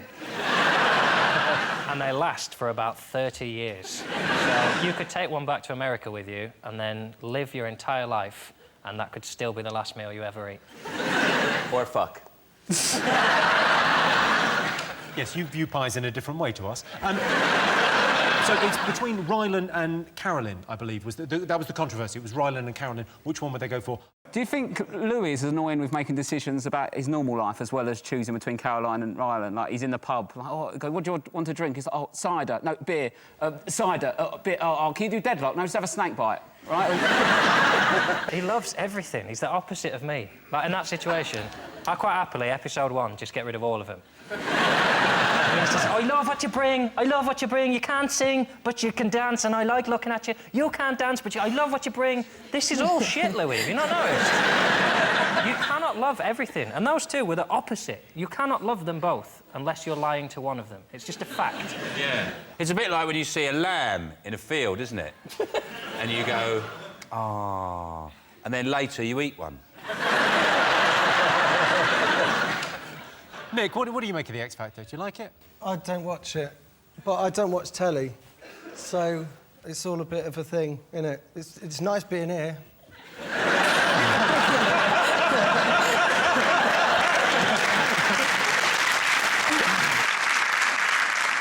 What I find amazing is the start of it. The amount of build-up, the beginning. Oh, yeah, the music and It's just a dum-da-dum-da-dum, build-up, helicopters and lights, and you think you too would be embarrassed by that intro, wouldn't they? With all due respect, it seems like you guys are known for overdoing things.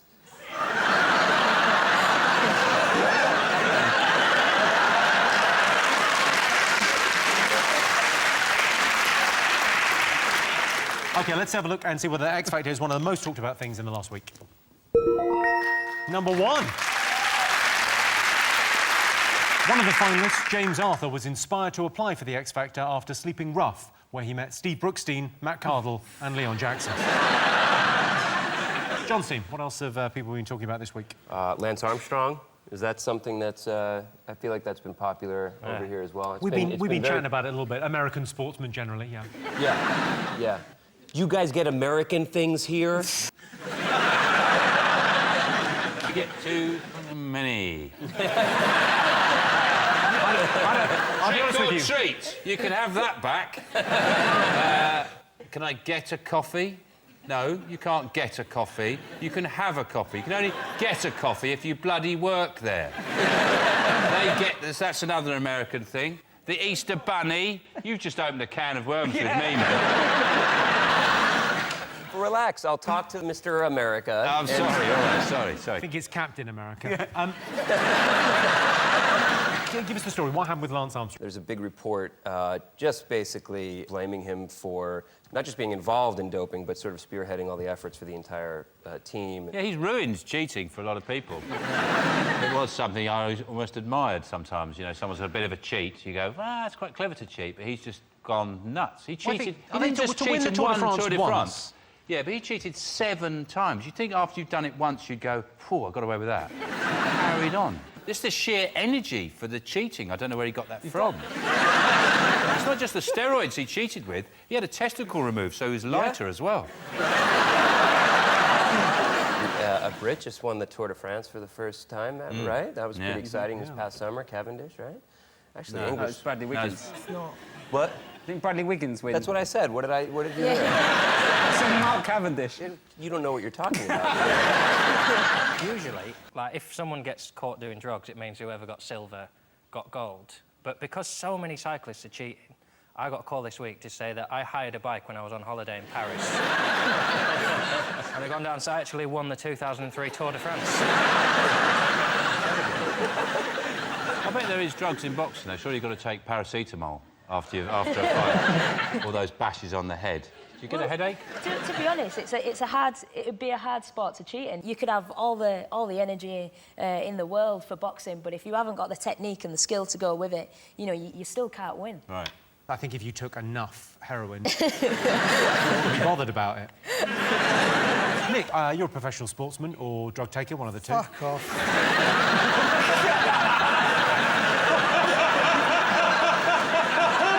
I think it's amazing. I respect him even more now that I know that he was doing drugs for 7 years. I did drugs once, and I couldn't leave my bedroom for a week. I barely had the energy to get up and piss in the Coke bottle in the corner of my room. And he's run it 7 times. I think that's amazing. Hats off to him. He was the guy that pretty much invented the charity wristband. What people don't know is it was just a tourniquet that had sort of slipped down. Let's have a look and see whether Lance Armstrong is one of the most talked about things in the last week.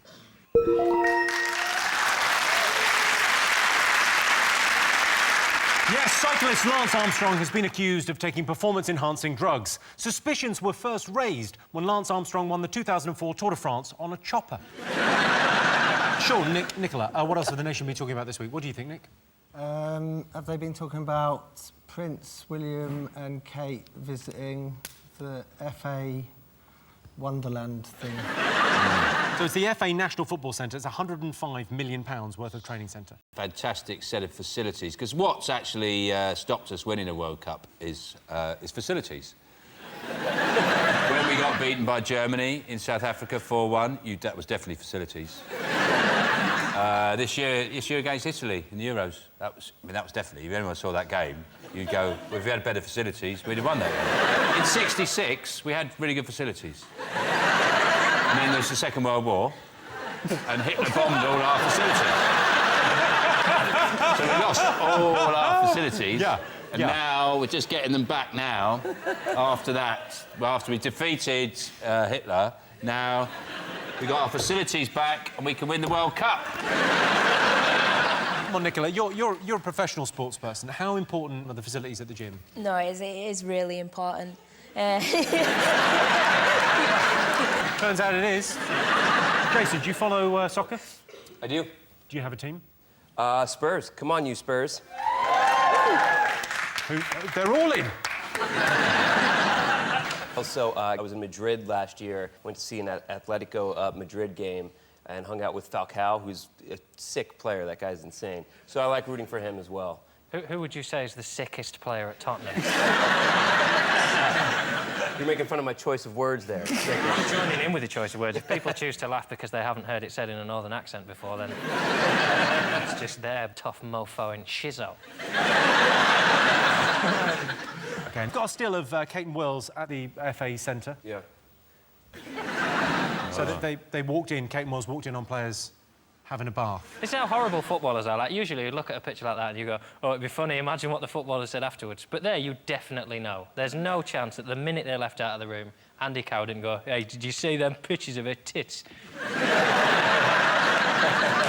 You're giving them credit, saying that they wait till she left the room.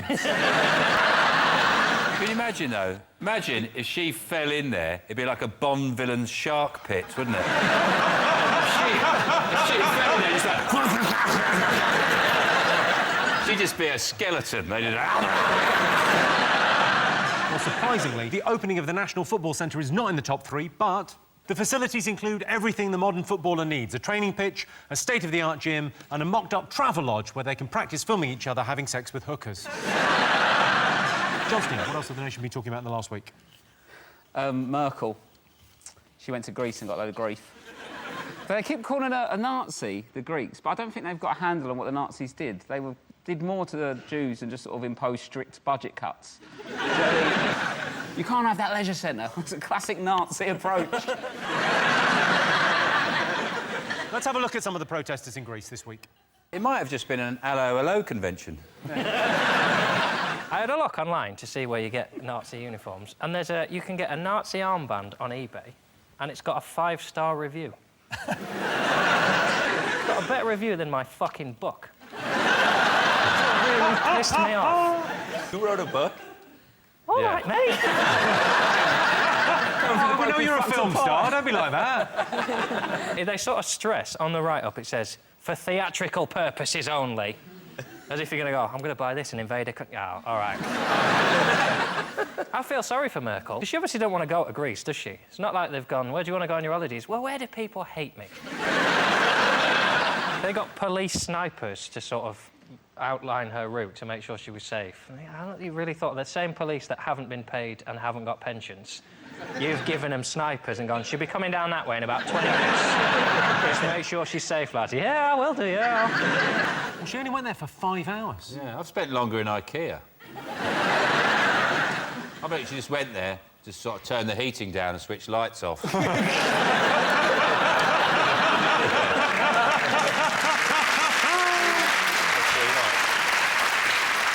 I can tell you Angela Merkel's visit to Greece is not in the top 3, but the Greek economy is currently booming, although most of the booms are coming from petrol bombs. OK, fingers on buzzers, one more thing to get. Sean, what else have the nation been talking about this week? It's the the Tory party conference. Oh, you love it. I was marvelled at it was brilliant, wasn't it? Did you enjoy it? Oh, the part when I came on. Oh, did you? Yeah. I didn't see that, so I missed that bit. I don't really do any research. Sorry, what part were you on? Yeah, just, came on and talked about my story in the games, and my family came on as well and talked about what it's like to raise a champion. Right. Who did you meet? Tessa Jowell and Jonathan Edwards. She's quite a nice person, actually. Tessa Jowell's Labour, I think. Theresa May's Tory. Theresa May. I don't even know if she They made a big impression on you, anyway. Are you sure you're at the Tory conference? It might have been the Labour. Might be right.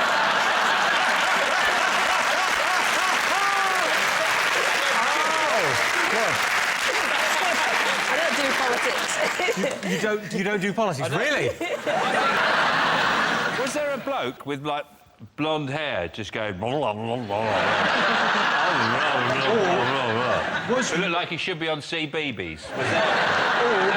Was he there, or was the fella from Wallace and Gromit?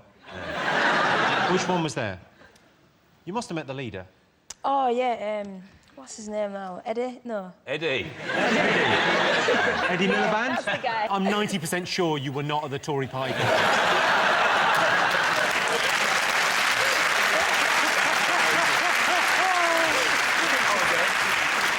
You missed the Tory party conference, which was just way better than that. You really missed it. I went to the wrong one. The Tory party conference was, I mean, it's an Americanism, but it was awesome. Did you see it, Jason? Did you see the Tory party conference? I did not. I did not. Man! Man! You missed it, man! It was awesome, though, huh? It was Blinking. It was sick. It was sick. Bloomberg. Yeah. It was vomit-worthy. I was puking up. You say tickety-boo, don't you? You say... Swell. Oh, yeah, that was... Yeah, tickety-boo! Yeah. In that yeah, it's tickety-boo! yeah! Yes, with the... Tickety-boo! Yeah. Woo! Like that, too. Yeah. OK, let's have a look at the Tory party conference. When they watch Gangnam Style on their televisions in Korea, as they do. And by Gangnam Style is very good. The Prime Minister and I danced Gangnam Style the other day. You'll be shocked to discover. When they watch Gangnam Style on their TVs in Korea, do you know they watch it on TVs with the use of aerials made in London? In Wandsworth? Absolutely true. The Dutch ride bicycles made in London. The Brazilians use mosquito repellent that is made in London. Every single chocolate hobnob in the world is made in London. It's actually true.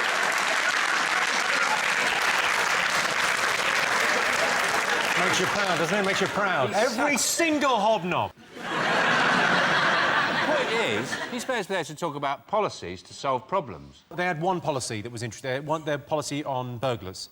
Yeah. They basically said, if someone now breaks into your house, you can attack them. See, I didn't get that, because on the one hand, they're saying, we really want Britain to be aspirational and we admire people who take risks and go out and get what they want. And then on the other hand, they're saying, shoot burglars. My parents' house got broken into while I was in it, and... By you? No. I was in it. How could I break into it if I was in it, Jimmy? It's no logic. Yeah. Just think and then speak, for fuck's sake. Now, where was I? And I was upstairs and I heard some, like, real smashing around downstairs. And I came downstairs to see, and there was a masked man coming through the French windows. He was, like, halfway in, and the only thing I could think of to say was, "Excuse me!" And then he ran off. I turned really posh. We're not... really posh when I'm getting burgled. I'm the gentleman crime fighter. You certainly look like a gentleman. What I do, if I have burglars, I've got a burglar's outfit by the bed. And I dress up in it. And I go downstairs and I go, "There's nothing up there." "Jax, let's get out of here. He's got a big dog, he's a bit nuts. Let's go." OK, let's get back to the Tory party conference. I feel a bit sorry for politicians, because, like, it is hard, isn't it? Like, and they're always evading questions, like, but if they were honest and they said, like, "Well, what are you going to do with this? What are you going to do?" Like, "I don't know, mate," right? "No one's got any money," right? "Everyone's pissed off. They're asking me to sort it out. The wife's got the hump, not seen the kids. I bought FIFA 2 weeks ago, not even played it."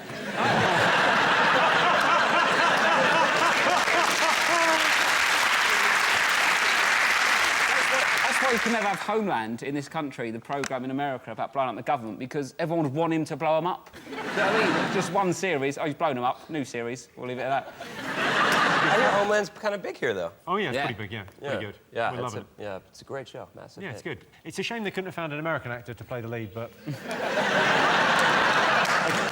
Could you look sort of troubled, as if you've got a dilemma going on inside you all the time? Can you do that? Let me check. No, you look as if you're thinking about fucking a pie.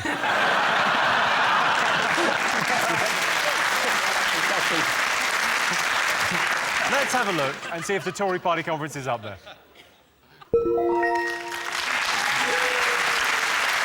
Yes, the Tory party conference. David Cameron and Boris Johnson have been described as frenemies, although I prefer to think of them as frasoles. The Tories say you'll now be able to attack burglars in your own home. If you ever try and burgle me, you're going to meet these two fellas. Please don't hurt me. So those were the most talked about things this week. But in other news, Freddie Starr has denied any involvement in the Jimmy Savile scandal. But these allegations risk leaving Freddie's reputation completely unchanged. And Cheryl Cole has revealed she needed vitamin jabs in her bum to cope after Ashley Cole's infidelity. I don't know if the jabs worked or not, but can I just say to Cheryl Cole's doctor, high five. So at the end of that round, Sean, Nicola and Nick have 2 points. John, Jason and Rob have 1 point. So our next round is Pick of the Polls. Sean, Nicola, Nick, pick a question. We got a picture of... It's got to be me, Anna. Yes, picture of Nicola. OK, all right, you've chosen a picture of Nicola Adams, the gold medal. Have you got the gold medal? Lovely presentation.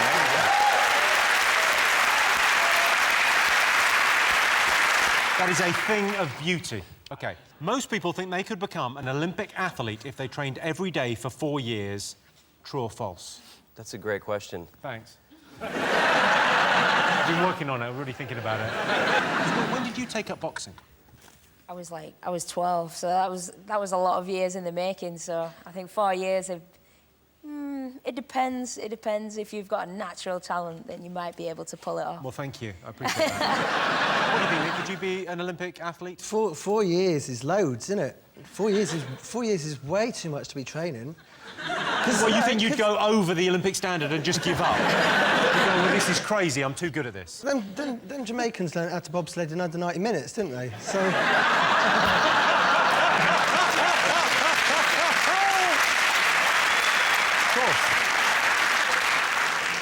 What do you think, Sean? What sport would you go for if you were going to try and get into, you know... Olympic sport, probably pole vault. That's the one I've got the most natural skill at. It's the one I just naturally find myself doing. Just if I'm in a park with some equipment, I just find myself doing that. That's the one. It's your go-to. I'll just sort of go, I'll be like chatting around, sort of loosening up a bit like that, and I'll just pick something up and just find myself running and go, whoa. They just do that at school, pole vaulting. To get in. Bloody gates, would they? So you had to do pole vault? It was one of the things that we had to attempt to do. That and long jump and hurdles. Why the giggle on hurdles? Because I'm obviously shit at all of those things. So are you training every day now for 4 years before Rio? Pretty much, yeah. Pretty much every day? Yeah, Monday to Friday, every week, 3 times a day. Can you hear people when you're punching? Like, when you're in the ring and you're boxing, can you hear what people are, like you've been talking? and I've heard everything honestly, you said, man, don't feel bad. A lot of that will be the voices in Nick's head. It's probably no one is blaming you. But can you hear them talking? You know, not really. Can't wait for your chat show. Thanks, Sean. Can you hear him talking? I've done my job. See, it's a point though, because people do. You know, if you go and see the boxing, it's like the blood is high. People are really shouting out. Yeah, you can hear the chants and the shouting. I think on the finals it was like 107 decibels. I actually think it's harder on the audience because, like, if you have to punch someone because you know they're going to punch you back, but when you're in the audience, you're just shouting for people to punch each other. I went to some boxing last year. I've never been before, and they're big men. They are big. Really hitting each other. They've awoken something within John. Oh, God. And at some point, you sort of shout, "Yeah, hit him!" And then he really hits him, and you think, "Oh, I hope he didn't do that because I told him."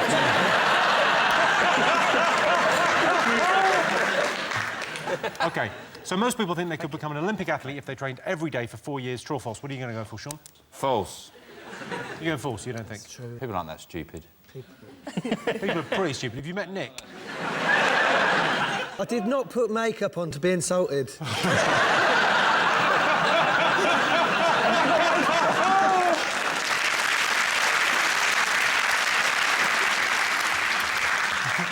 Nicola, what do you think? I've given her an answer, but I want to know what Nicola thinks. Pipe down.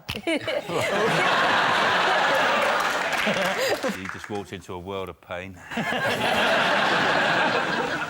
What is your kid?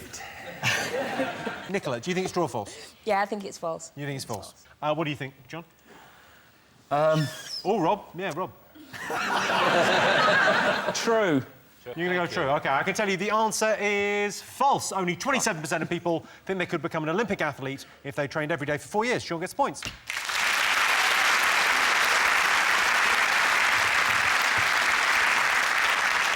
I'm planning on going to Rio in 2016 and bringing something back for Britain. A woman called Paolo with a suspiciously long vagina.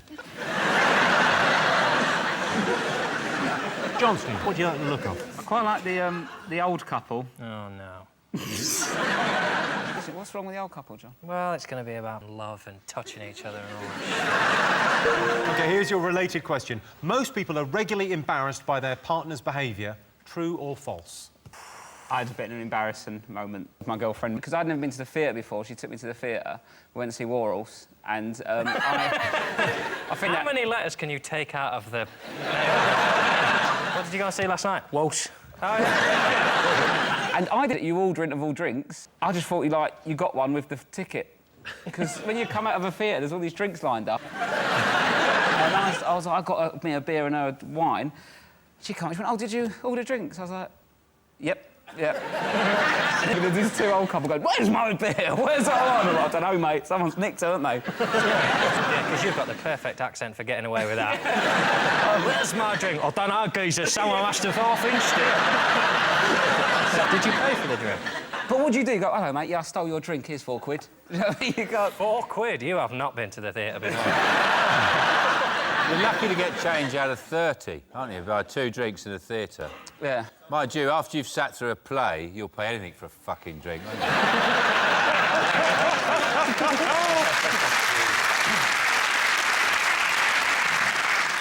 OK, so most people are regularly embarrassed by their partners. True or false? What do you think, Chase? I would say true. I mean, I would say in general, people are embarrassed by their partner's behavior more often than we would admit. But inside, they're going, "Jesus, would you just shut your mouth already?" I mean, not me, of course. I never think that about my wife. I mean, everything that comes out of her mouth is precious. And that goes into her mouth, for that matter. My girlfriend does this thing where if we go out, she'll sort of become almost totally invisible. So I'll book a table at a restaurant, and then the waiter will come over and order, and take my order, but he'll just leave, as if she's not even there. It's very... I have to order for her. It's got to the point now where even I think, and this is going to sound ridiculous, but sometimes I wonder if she's there. Why would the sex be so good if she wasn't there?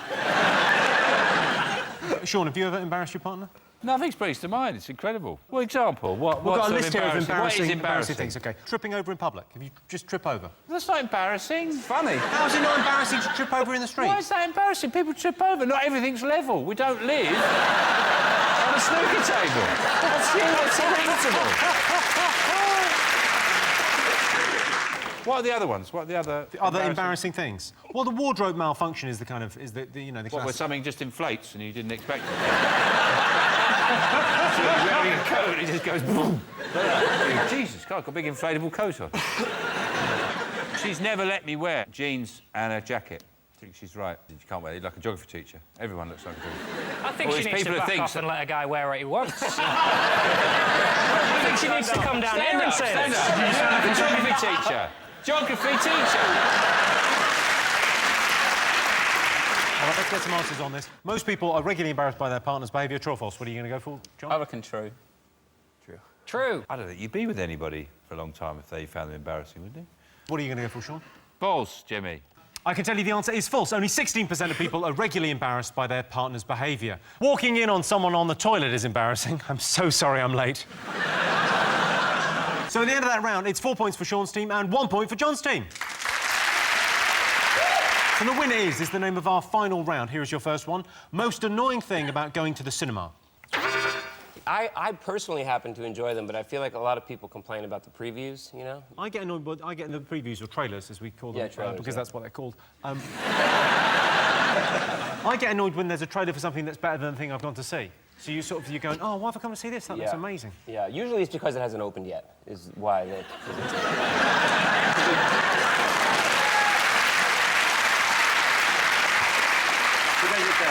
Because it's a preview.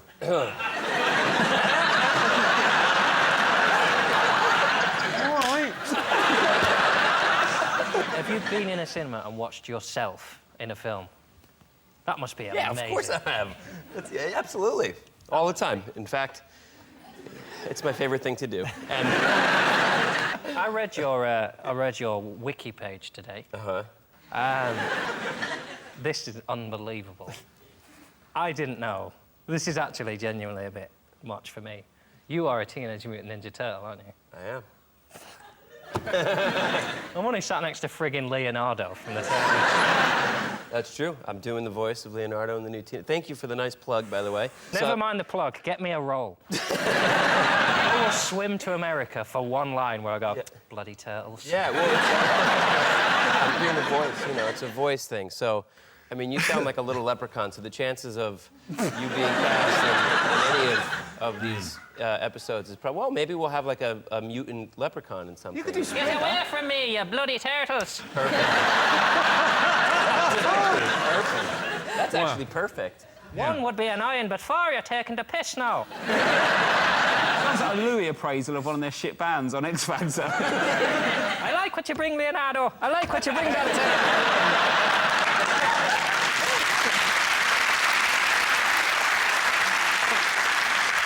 What's the voice for the turtle? How do you get into character?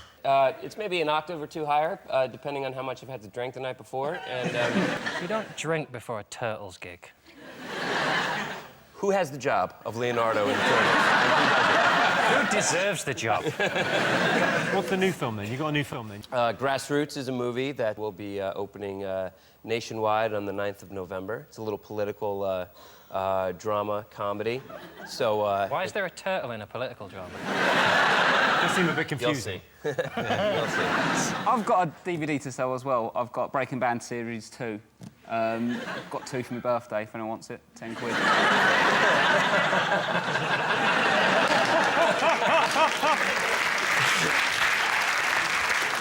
Nick, what do you find most annoying about the cinema? I think probably the worst thing about going to the cinema is that you watch a film and you get transported. It's like a fantastical place for like 2 hours, and then at the end of the film you realise that you're still you. and you'll never escape that. The most annoying thing about going to the cinema, what do you think? The films. Well, really, you had to expect there to be films. They're all shit. They're all shit. And every film seems to have the same thing. It seems to be the Christian redemption story. So somebody starts out as an arsehole, and then they sort of realise they've been a bit of an arsehole, and then by the end they've stopped being an arsehole.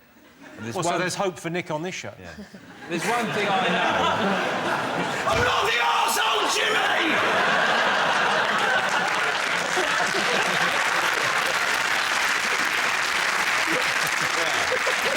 Well done, Sean! Thank you. Thank you for your thoughts. He's been on at me the whole time! I'm actually starting to think he'd make a better leprechaun in the Turtles. Thank you. OK, it's something other people do. Talk. Yeah. Talk is the right answer. Sex and the City 2 was ruined for me by someone talking all the way through. Sarah Jessica Parker. Best way to cheer yourself up. Jason, how do you cheer yourself up if you're feeling down? Am I allowed to say? I was going to say Kinder eggs, but... Chocolate and a toy, yes, please. Still like a Kinder Egg. The toys are shit now, though. Yeah, I know, but we are adults now.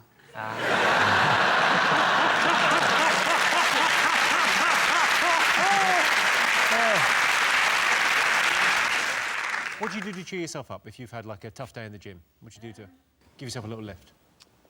I'd probably go stand next to my gold postbox. Well, not everyone can do that. Where is your postbox? In Leeds. You saying a gold statue of yourself? No, a gold postbox. But is that your, like, house? Like, it's your...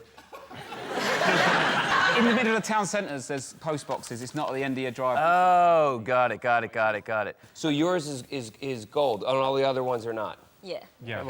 That's awesome. That's great. Best way to cheer yourself up? I put music on. Oh, I that like as to well. put a bit Do of that one. music. Bit of I'll music. Go and find some music. and Bit of put it on. music is exactly the right answer. You got that? Yes, the best way to cheer yourself up is to listen to music. I love music I can dance to, but unfortunately, that music hasn't been invented yet. Well, that sound tells me it's the end of the round and the end of the show, which means that the final scores are John, Jason and Rob have 2 points. Sean, Nick and Nicola are the winners. They've got 5 points. Thanks to all our panellists, our wonderful studio audience, and to all of you watching at home. That's it from us. Good night.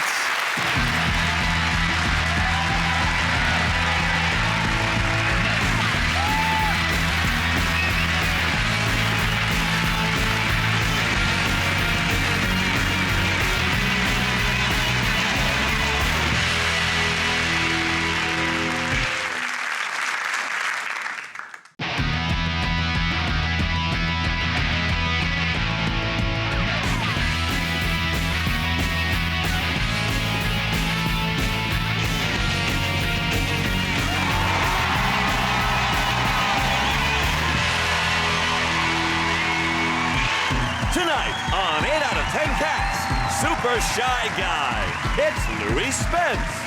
Up for a laugh, it's Joe Lyson. And their team captain, Sean Locke. And facing them tonight, go figure, it's Rachel Riley. OMG, it's D.O.D., David O'Doherty. And their team captain, John Richardson. Now, welcome your host, Jimmy Carr. Welcome to 8 out of 10 Cats, a show about opinion polls, surveys and statistics. Did you know, for example, 9 out of 10 children visit McDonald's once a month? What's that thing that all the kids get in McDonald's? Oh, yeah, fat. 68% of men start conversations with strangers while queuing for the toilet. I wish people would just mind their P's and queue. And 27% of people keep a weapon by the bed to protect themselves against intruders. I don't have a weapon. Instead, I sleep in stockings and suspenders. Then if I'm burgled, I just throw back the covers and say, what kept you? Right, let's get started.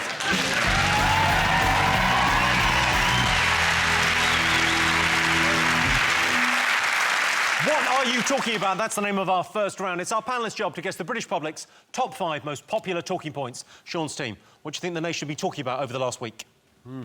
Well, What do you think? Well, there's that one big story that's been knocking about for a few weeks now. I think I might know the one you mean. It's the Jimmy Savile scandal. Oh. Particularly, that's been in front of virtually every newspaper. So you read the story about these horrendous things he's done. I mean, you think, you go... I mean, the story's now emerging of necrophilia. And you think, I remember hearing that story years ago, and you're thinking, when you're using necrophilia as a smokescreen, something must be wrong. How does a hospital, who the hell runs a hospital that lets someone, let him have a key to the mortuary, that's fine. Oh, he wants to go in the mortuary. No, he does a lot of stuff for the hospital. Let him have a key to the mortuary. I mean, I was disgusted. I've handed back my key. The spokesperson...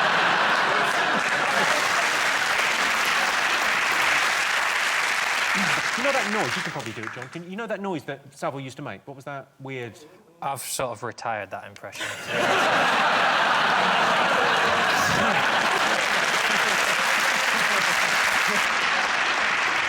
John Simpson this week said, it's the biggest scandal at the BBC for 50 years. But yeah, no shit. And the hideous thing is the number of people who knew about it and didn't do anything. Like, usually when something like this happens, people go, oh, well, you seem like such a lovely bloke. But when this happened, everyone went, oh, yeah, he's a sex-offending necromancer. I thought that went without saying. And now he's dead, he's never gonna... People just aren't... In this world, you live in a world of Miss Marple and Midsummer Murders, where a bad thing happens and then a bungling old biddy sorts it out at the end. People's brains just... I cannot cope with living in a world where people just go, oh, yeah, he did it for years, and now he's dead, so he got away with it. Well, it's grim, so let's not dwell on it, but let's see if it's one of the most talked about things over the last week. Yes. Yes, the Jimmy Savile paedophile scandal continues. Jimmy Savile was still working into his 80s. People used to call him a coffin dodger. Little did they know.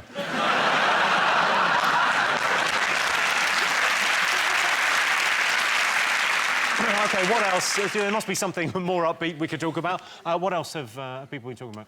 Another Bond movie? Yeah! Another one. You don't sound excited. Well, we've got Homeland now. We don't need Bond anymore. You've got Homeland, we don't need Bond? Yeah.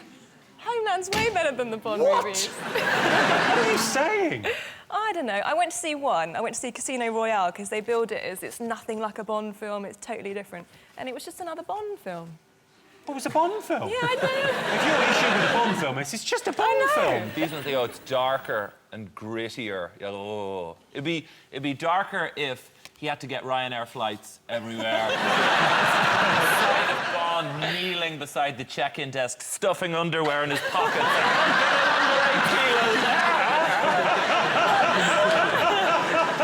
Judi Dench for the premiere had 007 in Diamantes on her neck. And not a lot of people know she had a vajazzle. That's how you could hear her coming. She was sort of crunching down the road. Well, thanks for putting that image in my head.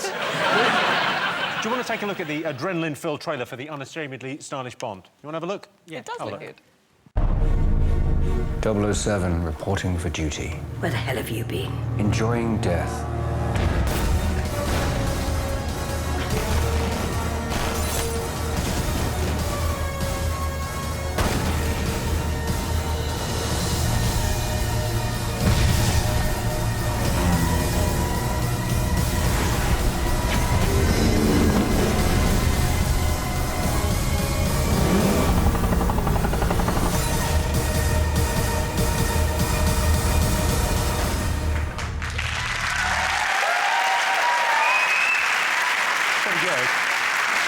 In this one, he drinks Heineken, not martinis. That's the big sort of fuss has been made about the product placement. There's one scene, though, where he has to punch a woman and he switches to Stella.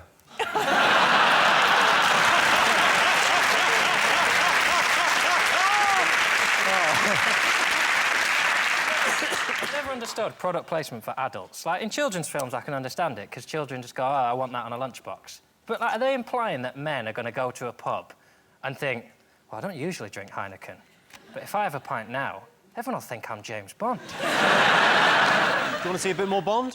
Yeah. Let's have a little look.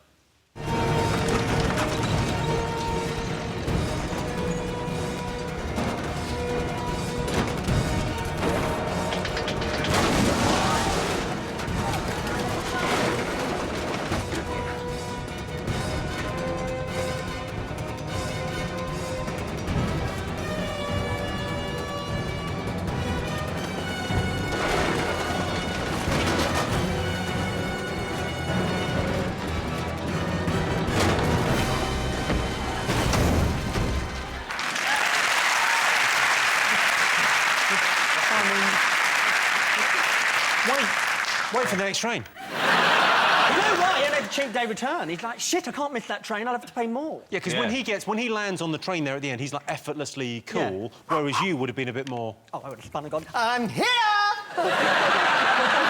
You would make an amazing Bond. I would, wouldn't I? Yeah. I could spin on the train and. My tip for a film: if you're making a film and you get a theme tune, get someone to sing the theme tune who can pronounce some of the words that are in the theme tune. What's your issue with the theme tune? She cannot speak. Is this Adele? Lovely Adele. I won't have a word said against her. What Adele, can't or she as I'm sure she says it, Adele.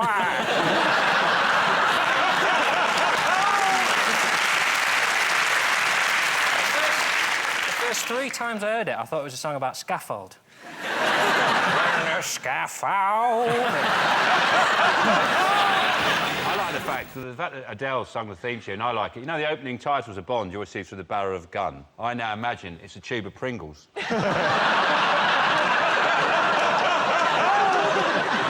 Oh. Poor Adele, if you're watching, put those down.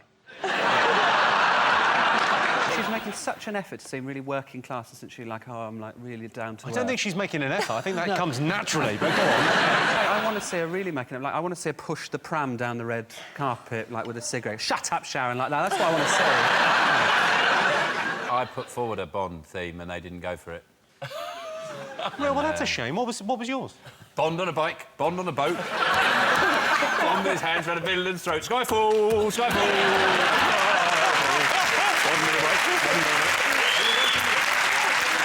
Skyfall, Skyfall, da-da-da-da-da-da. Hey!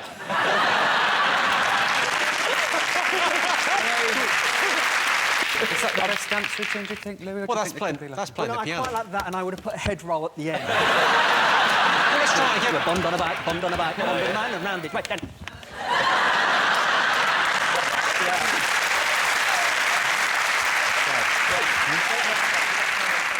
Well, so let's have a look and see if Bond is up there.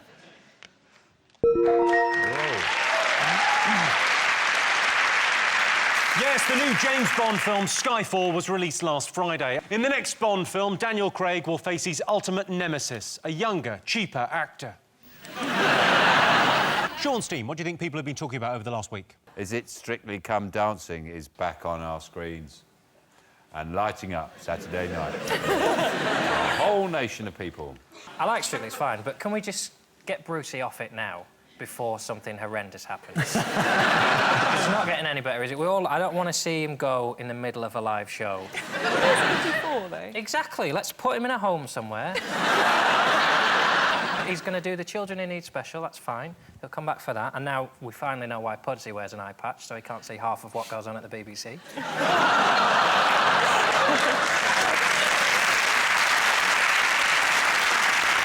I should do it. I should host it. What, Strictly Strictly? Come Dancing, I can't say it, but I could host it.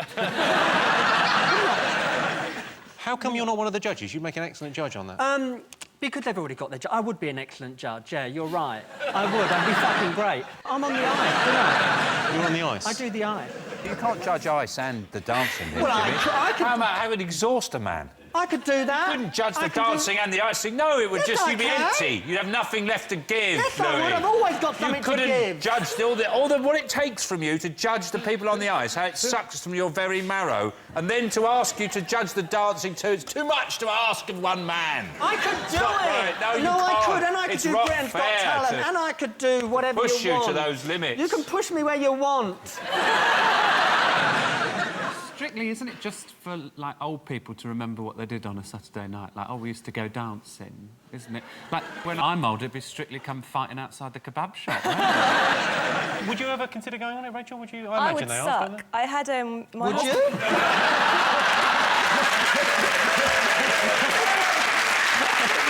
Well, I think you'd probably get through. I did do 1 hour with a Strictly Come Dancing ex-pro before our wedding. Did you? What, you thought I'd treat myself before I met No, this my commitment? husband made me. It wasn't anything to do with Oh, me. to learn to dance. I'm sorry. I misunderstood that. David, do you watch Strictly Come Dancing? I am just missing the part of the brain that cares.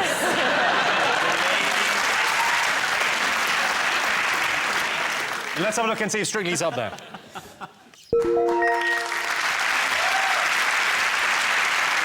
Yeah, Strictly Come Dancing is heating up. Lisa Riley blew everyone away last week. Well, she shouldn't have had that 3-bean casserole for lunch. John, David, Rachel, what else have the nation been talking about over the last week? We're getting a new labelling system for food. It's basically saying, oh, poor people are stupid. They go into a supermarket and they pick up Haribo Tang Fast Sticks and they think it's fruit. People know what shit food is. The reason they eat shit food is because they work all day in an office with people they hate. They're working in a job that they're told every day they're going to lose, and then they go back to a shitty flat that they can't afford to buy. And do you know what they think? I don't fancy couscous for tea. Do you know what I fancy? A mixing bowl full of Viennetta and chips that I eat with my fist.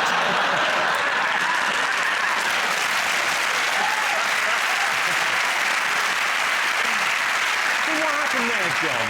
What happened there? It was quite a depressing thought, and then at the end, you pulled it back with Viennetta and chips, and everyone went, oh.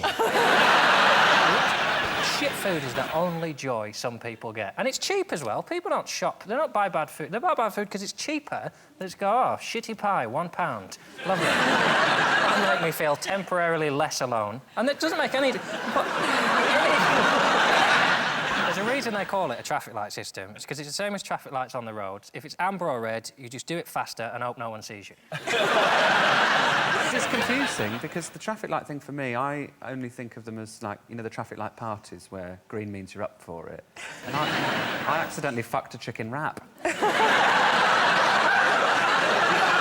not familiar with the traffic light party. And what happens? You wear a green shirt if you're up for it, amber if you're not sure, and red if you're definitely out. I've always been a bit of an amber gambler. Nice. So do you watch the calories? Do you watch what you eat? No, I just exercise, so I don't get fat. But the thing is now when people go shopping, innit, you're going to be looking in their basket, and if they're full of red and they're fat, you are going to think you're greedy fat fucker. And then if they're, you know, if they're sort of going in between, they've got a bit of amber and a bit of green, you're like, well, give them a go. Do you know what I mean? If they're all green, then you know they're gay or in PR. You cannot imply that only gay people eat vegetables. No, but we'd have a lot of green. Have you seen that programme on Channel 4, The Food Hospital? The Food Hospital? People that are sick go there and they get cures with different diets and stuff, but it's really good for making you eat healthily or just not eat. Because it's on at like 8 o'clock. So the last couple of times we've been eating and it's on, and they're doing this fibre challenge and they keep showing you different pictures of poo, like while you're trying to eat. So you're saying your dieting tip is look at pictures of poo while you're eating? It puts you off your food. I think you want to go with a guy who's got more than one channel on his television. You come round my house, we'll watch the football, we'll stick the Simpsons on, I got DVDs. I've got the whole works. If you don't like watching shit while you eat, well, I'm your man.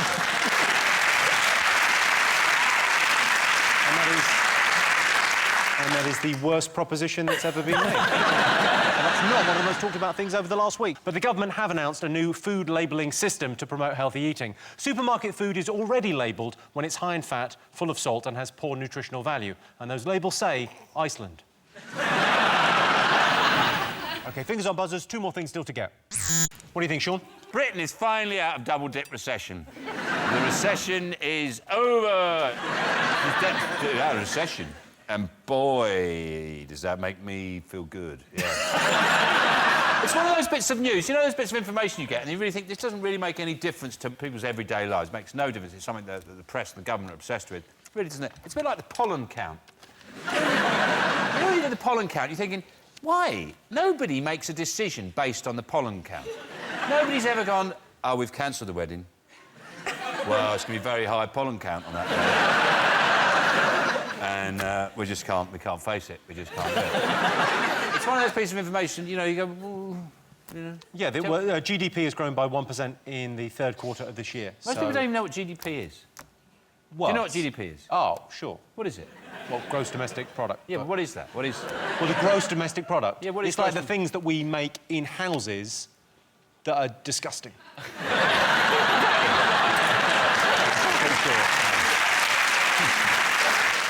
It is a coincidence, isn't it, that someone started paying tax again and the country's out of recession.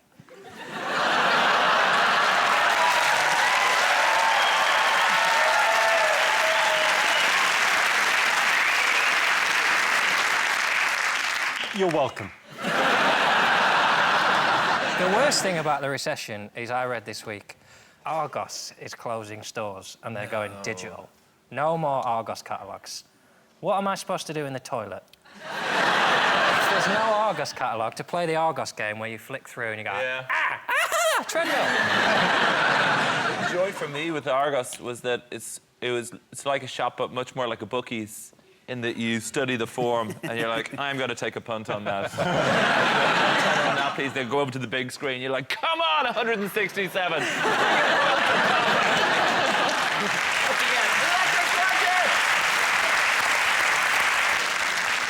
Joe, you pleased we're out of recession? Yeah. The thing is that they said that the Olympics, because it's a big, obviously to do with the Olympics, but the Olympics was about £300 million under budget. I've worked out that that is roughly a fiver for everybody. So if they gave us all a fiver, that's a Boots meal deal, isn't it? So, I love a Boots meal deal. If you're going to get yourself a meal deal, for heaven's sake, get an innocent smoothie. Because, I mean, that's the price of the meal deal alone. So your sandwich and your crisps are free. I hate Innocent. I hate their ads. I hate when you read the side of the Innocent smoothie. They're majority owned by Coca-Cola, and you read the side of it, and it's like, we found a bucket of fruit on our farm, and a cow said it was yummy. Headquarters is probably like smokestacks in a forest with men with top hats pointing at pictures of third world countries. It's called innocent smoothie. No, you've fallen for the oldest trick in the book. Give it a nice It's probably like people making those smoothies are being lashed, going, squash more fruit! OK, let's see if Britain coming out of recession is one of the top 5 talking points.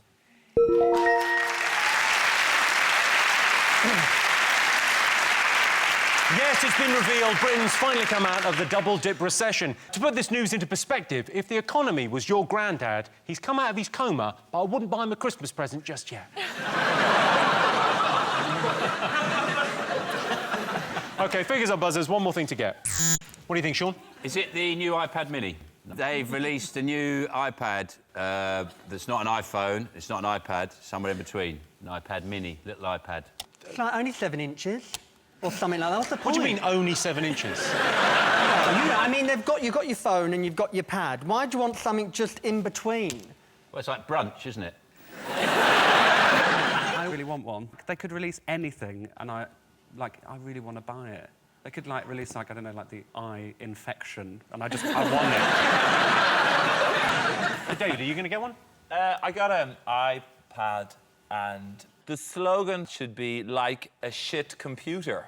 Because my computer does everything better than it. So the only possible use for an iPad then would be as a very luxurious chopping board. And then maybe you could have a comedy playing to counteract the onion crying. Everything would balance out. Either that, or maybe I'll get 6 of them and tile my hole with them. And then when I go to answer the front door, it'd be like Michael Jackson and Billie Jean.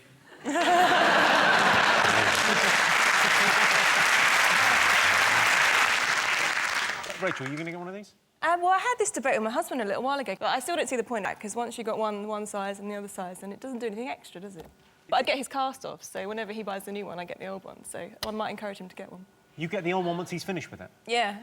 I'm quite happy You're with earning, aren't you? You can... You know, do I need another one of a different size, or do I want to buy a pair of shoes? It's a bit of a no-brainer. We're still talking about the iPad or your husband? Still if you need a smaller one, I'm willing to step in.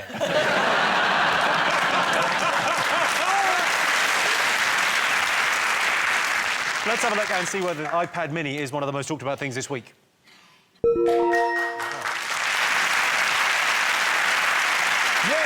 Yes, indeed. Apple have announced the release of the new iPad mini. Experts think the iPad mini will be the most popular gift this Christmas. So if you work in a Chinese sweatshop, that tea break might just have to wait. So those were the most talked about things this week. But in other news, Conservative Chief Whip Andrew Mitchell has resigned after being accused of calling police officers plebs. People say pleb is the worst thing he could have called a policeman. Of course, they've forgotten about scum, peeler, plod, pig, bacon, rozza, 5-0, filth, dibble, busy, fuzz, tithead and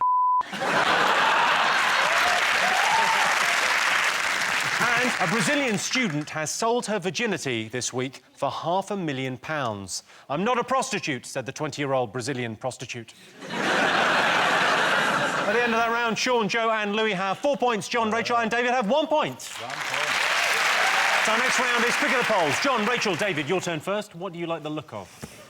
Can we go for the pumpkin one, please? OK, well, it's Halloween on Wednesday, so we asked our studio audience, are you looking forward to Halloween, yes or no? What do you think? Oh, it's a Wednesday this year as well, so you can't even have a party, really. Why can't you have a party on a Wednesday? You could, but it wouldn't be a very good one. You ain't never been to one of my Wednesday parties. Stay in and watch Crime Watch. Ooh, yeah. I went as Uma Thurman, the Kill Bill outfit one year, but it was just a plastic jumpsuit and it's the hottest thing. It was horrible. That is the hottest thing I've ever heard. Do you ever dress up? Yeah. What's your... Name one of your costumes. Oh, not for Halloween. That's my Tuesday parties. I dress up like a chef sometimes when I'm cooking tea. So I've got my old chef's outfits. John's confusing sitting at home on his own with a dinner, with a party. That's what John thinks a party is, having some food and a drink. I'm interested in this when you dress up as a chef. I mean, is that just to cook your tea? Just dressing up like What do you Gina put on the D'Acampo. full... I've got the check pants and the white thing and the apron and a little hat. And sometimes I think, do you know what? I'm going to be in here all day.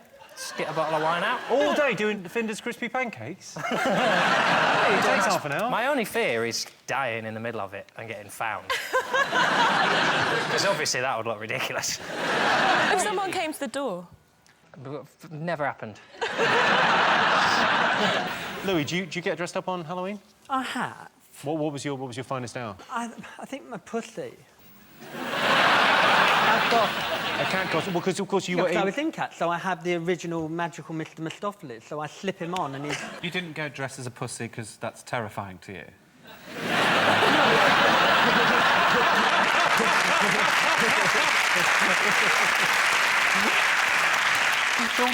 I was very surprised by it. It sort of seemed to appear suddenly about 10 years ago, this excitement about Halloween. I grew up, there was no even mention of it. You know, it was just regular. There were satanic rituals that we go to, and well, satanic rituals and then animals and the youngest boy child of the village. We wouldn't call it Halloween in those days. They were very much about our Lord Satan and thanking him for a year of evil. But suddenly, thank you, brethren. I'll see you at the next lodge meeting. I'll be wearing the golden hooves.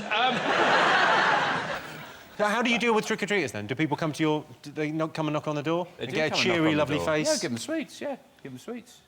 The weird thing is, you have a bowl of sweets and some kids just go... and that's when you have to show them bad, Sean. I like it now that, because you get cream eggs and then they start calling them scream eggs. That means it's time for Halloween. But there's no other ones you can do. I've written to all the chocolate companies. The only one I've come up with is Boost. I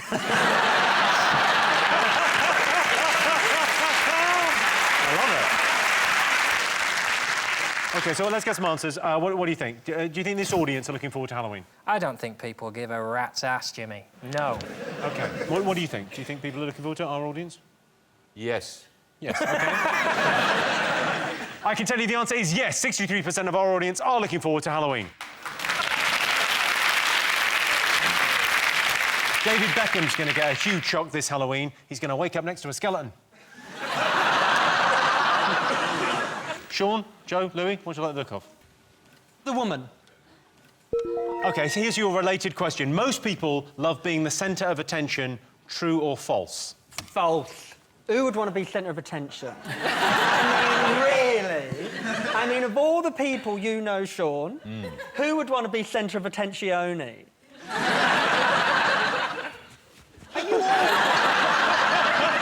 Sit still, Louis. I don't mean to draw attention to myself or anything. I mean, really! I like to be centre of attention, all right?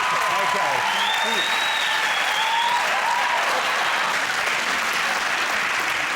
I don't think he can get up now.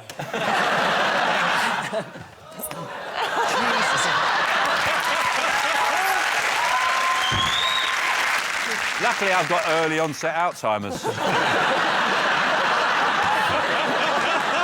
What was the question? question, Jimmy.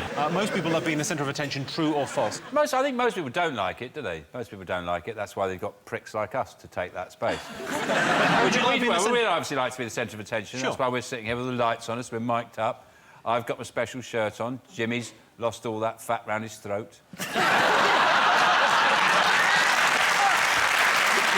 a big fat throat. What about you, Joe? Do you enjoy the limelight? Yes and no, because there's good attention and bad attention, isn't there? But I was going into Lidl, I love Lidl, and this old lady came out with her husband, and she looked at me for like about 10 seconds, which was a bit too long. And then, so I was like, oh, I'm being recognised. And then after 10 seconds, she turned to her husband and went, we forgot to buy faggots.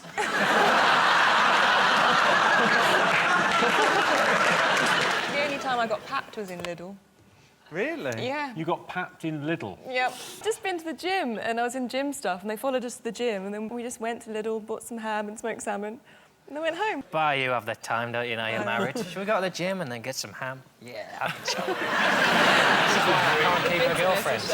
I'll take them to the gym, but then I just tend to go back. I didn't know about the ham move. I had it last week in Brighton. Person with camera taking photographs, sitting outside a pub for ages, took loads and loads of photographs. And then I went over and said, here, I'm trying to have a drink with my friends.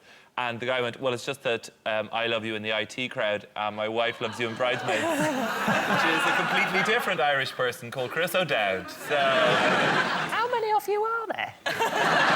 Just the two, and we come over here. One has to look after Ireland, and then the other... Oh! Pumpkinder surprise. Boom!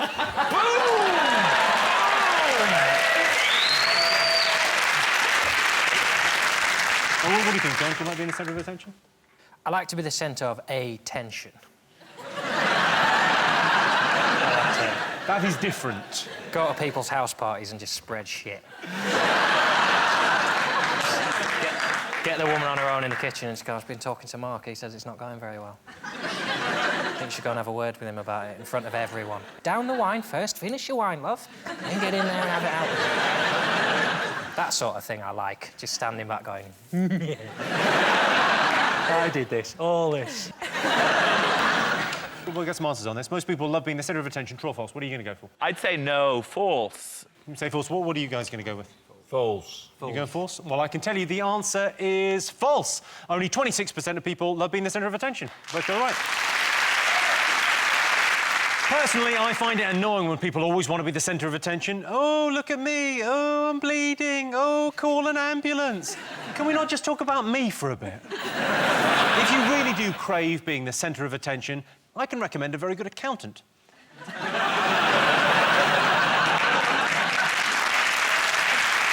So at the end of that round, it's 6 points for Sean's team and 2 points for John's team.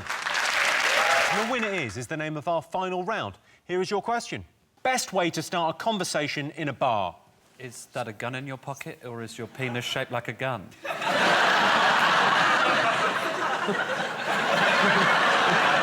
We go to the same bar.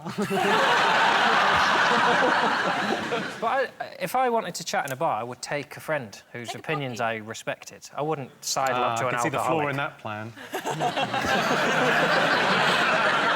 John, imagine you were in a bar with Rachel. How would you start a conversation? Where'd you get all those bags of ham?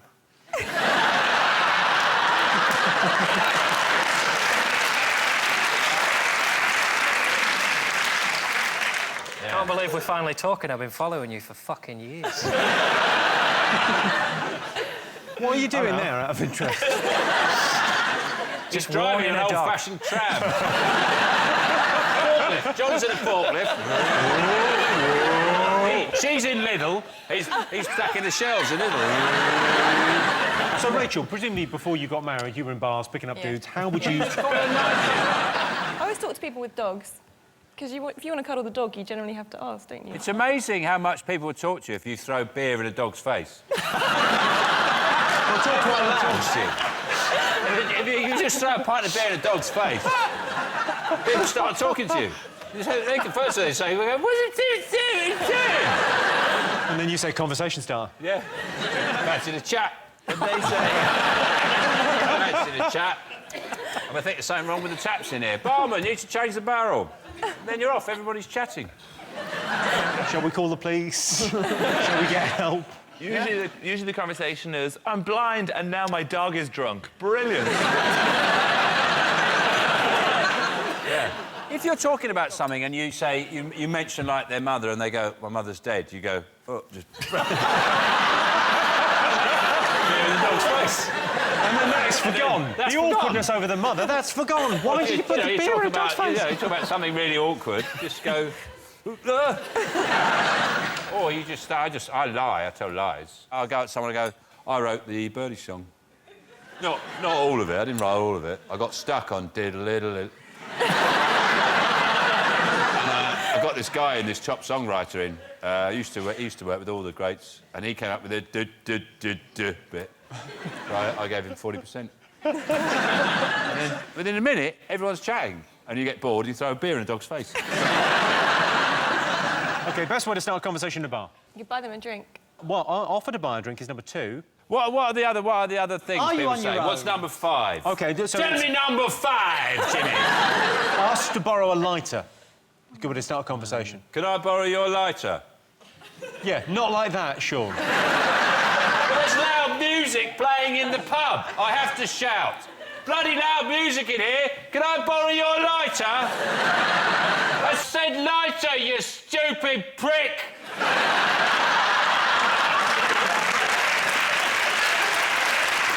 I'll give you a clue. It would make them feel good. You look lovely. That is the right answer. Well, yes, the best way to start a conversation in a bar is to pay someone a compliment. Also on the list is buy a bottle of champagne, which for viewers in Scotland is a kind of sparkling wine made from grapes. They're a type of fruit. It's a type of food. Well, that sound tells me it's the end of the round and the end of the show, which means the final scores are John, Rachel and David have 2 points, Sean, Joe and Louis have 7 points. They're tonight's winners. Wait, I've got another one. David O'Doherty, ladies and gentlemen. Scaro.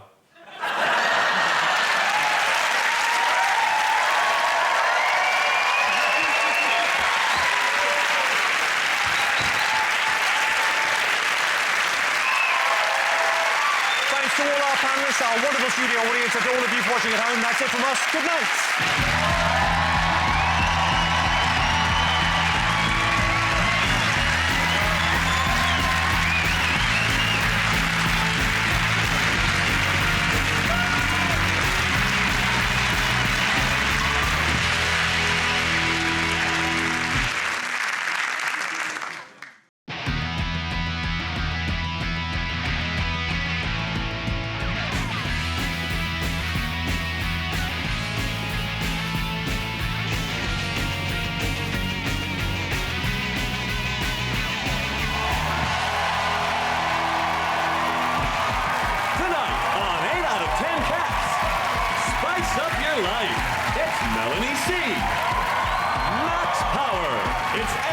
Maxwell, and their team captain, Sean Locke. And facing them tonight, dancing queen, it's Tess Daly. Get the beards in, it's Joe Wilkinson. And their team captain, John Richardson. Now, welcome your host, Jimmy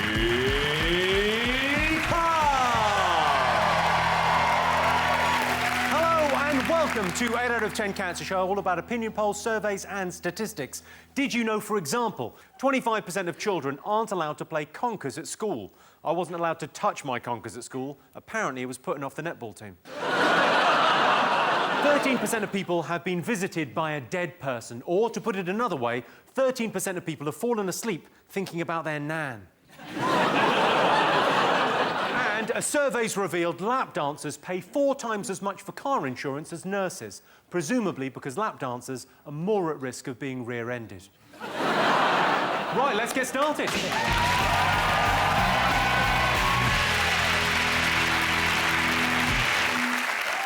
What are you talking about? That's the name of our first round. It's our panellists' job to guess the British public's top 3 most popular talking points. Sean's team, what do you think the nation have been talking about over the last week?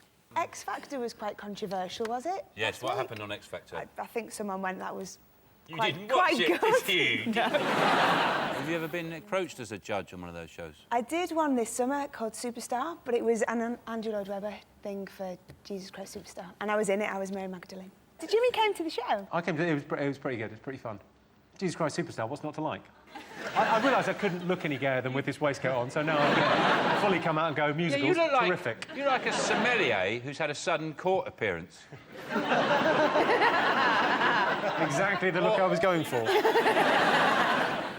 Do you like X Factor? Do you like? Because I mean, it's a bit manufactured pop music. It's not like the good old days with the Spice Girls. Spice Girls, of course. I think that now I'm just a bit bored of the whole format, really.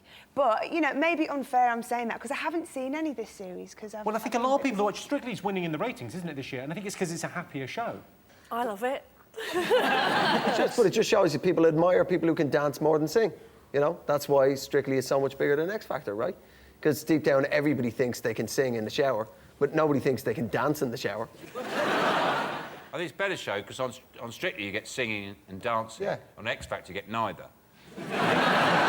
And the band and the vocalists on Strictly are incredible, aren't they? They're amazing. Yeah. I mean, I think they've got the best live vocals on television. Yeah, they're incredible. But I don't watch the X Factor because I'm busy. You should get Sky Plus. I've got it. I've got it. Take But it. we tape Strictly because my girls watch it and dance, you know, again and again. They love it. I mean, my favourite this year is Lisa Riley. Do you think she's going to win? I don't know if she'll win. She might make it to the final because she's so popular. Yeah. Who's going to win it? I don't know who's going to win it. I mean, Denise obviously is brilliant, has been brilliant from the off. But is she too good that people will disengage and sort of think she doesn't need them to vote for her? You start it, I can go on all night. I don't want to have to tell Vernon, but... What? Well, that was pretty sexy, that. It's been quite a long time for John. If you could just not make any physical contact, that would probably be best See if for there was everyone. anything there. How high pitch was that? Trying to get up to the bicep, aren't you? But you can't get your hand around it, can you? Melanie, would you go on Strictly? I do love Strictly, actually, and I know people who've done it. Emma's done it, hasn't she? Emma Bunton's Emma done it. did really she well. She was brilliant. I think she came second. Do you know Emma Bunton? I do. Wow. Go on. I would like to do it. If it's still on in 10 years, I'd like to do it. Because I'd like to be a more mature lady. Because then I think, because I can dance a bit, I think it'd be more impressive. If you could do it in 10 years? Yeah, when I'm, like, older. Joe, now, presumably they ask you to go on Strictly every year. No, we never have. I've been asked to do it as one of the pros. And, I said I can't go as a contestant. I'm trained, you know, in modern jazz, ballet, whatever. So it'd be an unfair advantage. I'll still do it. It's good cash. 40 quid a night, why not? Oh, you'd be amazing on that. Yeah, I know. Actually, Jimmy, Jimmy, I've always thought that you'd be amazing on it. On Strictly? Yeah. Yeah, I worry that the clothes are a little bit camp. OK, should we have a look and see whether Strictly and X Factor are one of the most talked about things this week? Yeah. Let's have a look. Yes, Strictly Come Dancing! Strictly got its highest viewing figures when the dancers performed live at Wembley Arena. They had to temporarily move out of BBC Television Centre as it was being swept for paedophiles. John, Joe, Tess, what else did the nation be talking about over the last week? I used to be called John Joe. When you said that then, it reminded me of my mum when I was about 5. Oh. John Joe? Were you on Big Fat Gypsy Wedding? John Joe doesn't want to appear because for fear of his scrap metal business being affected. It's always John Joe. Well, the interesting news this week is Lord McAlpine, I guess, who's suing all of Twitter. He's suing 10,000 Twitter users who basically wrongly outed him as a paedophile. The fine should be, instead of financial, because most people on Twitter are just bored people who don't earn a lot of money, you should be, if you do a bad tweet, you lose characters. So like speeding, but you can only do 135 now. And then if you're really bad, right, you can't use the letter E on Twitter. Sally Burko tweeted, "Why is Lord McAlpine trending? innocent face. Yeah, the good news about it all is that Sally Bercow has been forced to close her Twitter account, which is the only good thing. I would have had her close it ages ago for doing that stupid thing where you put an asterisk and then something you're doing, and then that really pisses me off. Definitely starting the diet today. Asterisk, goes for some cake. Asterisk, oh, piss off.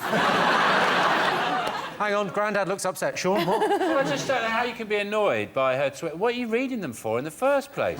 To get annoyed. Yeah. What else am I going to do with my day? So Lord McAlpine, he's received £185,000 from the BBC and £125,000 from ITV. It's a lot of fuss, isn't it? He's made a lot of fuss. For £185,000, you can call me a paedophile for a week.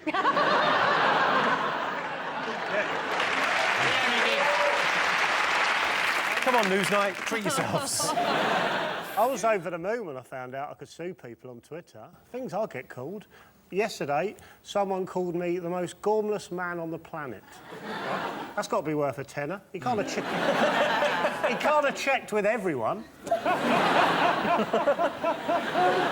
like Twitter, but it needs an extra app that you can put into your Twitter that between you pressing send, it takes 30 seconds, where the screen goes to your face, and you've got to stare at your face for 30 seconds, and it's called Have a Word with Yourself.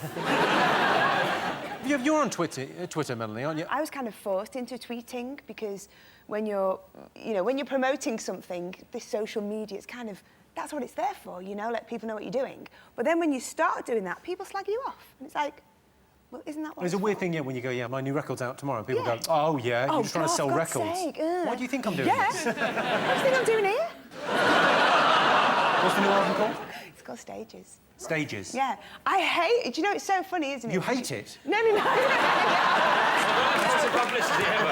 It's probably not that bad, ladies and gentlemen. Give it a go. No, it's weird, because you do all this shit, don't you, to promote stuff? This is not shit!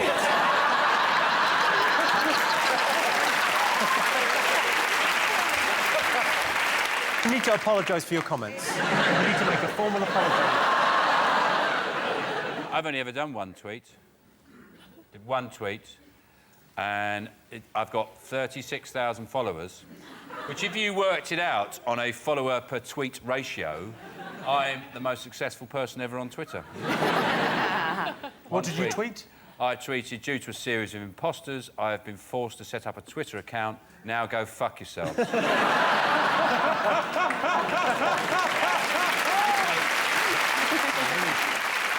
I'd love it if you got into Twitter. Really, because there's times I think about you in the week, and I just think... I just don't know what you do. There's times I think... What do I do? I'd love to know what Sean's doing. Sit in a tree and spit at pigeons. So what do you think I do, John? I literally... That's one of the things, I just have no idea. I can't imagine you eating food. What do you mean? Can't imagine you going for a run or watching TV. I just imagine you in a dark room, sort of softly lit, just your face, staring at yourself in a mirror. Growling. I do stare at stuff, yeah. I just go around, I'm just an ordinary sort of bloke, just does ordinary things. I'm usually, I've got an old spinning wheel, and I spin my own wool. So I'm there spinning wool. I do that for the local community. I do Meals on Wheels, but I only do 5 days a week. I think 2 days a week, the lazy old bastards can go out and get their own food. Right, back to Lord McAlpine. For me, what he's done is he's gone from the Premiership of hate. Being a paedophile, you'd be like the Premiership, wouldn't you? If you had, like, a league tables of hate... Yeah. Paedophile would be up there near the top. He's just slipped down into the Championship, really. Because he's still a Tory non-dom. Nobody likes them, non-doms. They don't pay any tax. Really? So he's Fuckers. he's only gone down. He's only gone down a little bit. Yeah. Let's have a look and see if Lord McAlpine is up there.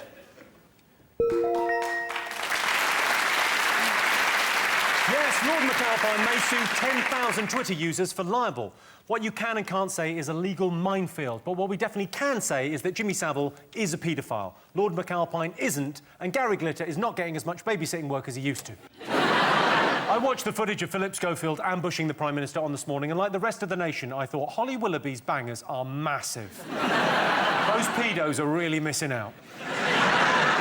OK, fingers on buzzers. One thing still to get. David Beckham. He's, Leaving the galaxy. Yes. Leaving the galaxy. Wait until after Christmas to make a decision as to where he's going. Yeah. Melanie, where do you reckon they want to live next? Because Paris Saint-Germain has offered... Yeah, I don't New know. York. Grimsby. Wherever he goes, experts say the club could afford to pay him £500,000 a week with the money he would bring in through increased sponsorship and TV deals. Why doesn't he just not join a club and just say people, whatever money they're going to give to the club, just give straight to him? Just have people collecting money around the country, just saying, this is for David Beckham, can you put it in here? If you like David Beckham, can you put some money in there, please? Hello, we'd like to do a monthly transfer from your bank to David Beckham. I was born on the same day as David Beckham. And you very much had parallel lives. Yeah. I sometimes think we may have been separated at birth. Too similar. And we both like sitting about in our pants. Except he only wears them once, and you've only got one pair.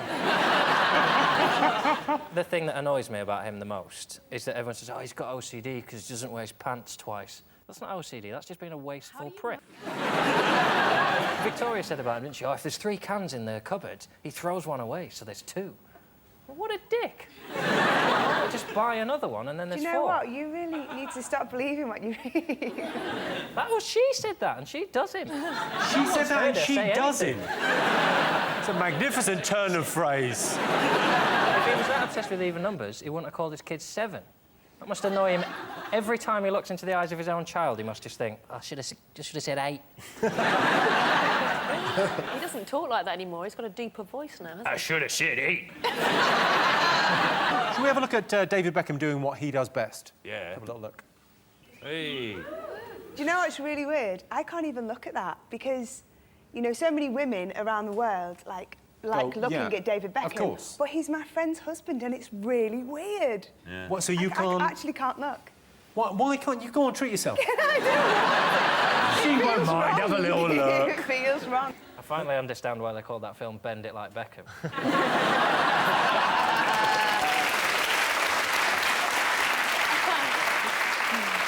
Well, I can tell you it's not in the top 3, but David Beckham has announced he's leaving LA Galaxy. People idolise Beckham, but trust me, he's got skeletons in his closet, although she'll be out as soon as she finds something to wear.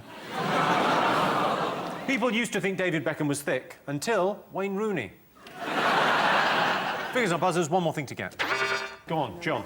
There's the geezer who done all the money problems has been said. Could you be any less specific?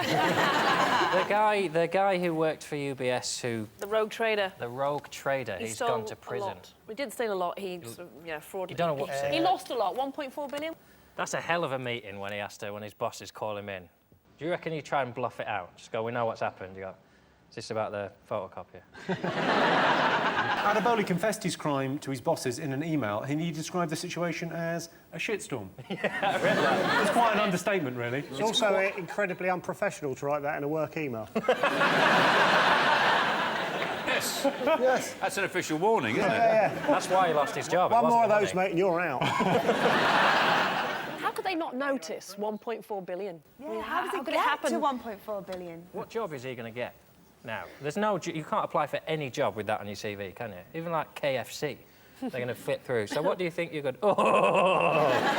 You're having a laugh. I won't let you clean the toilet, you dick. I reckon he'll just leave it off his CV.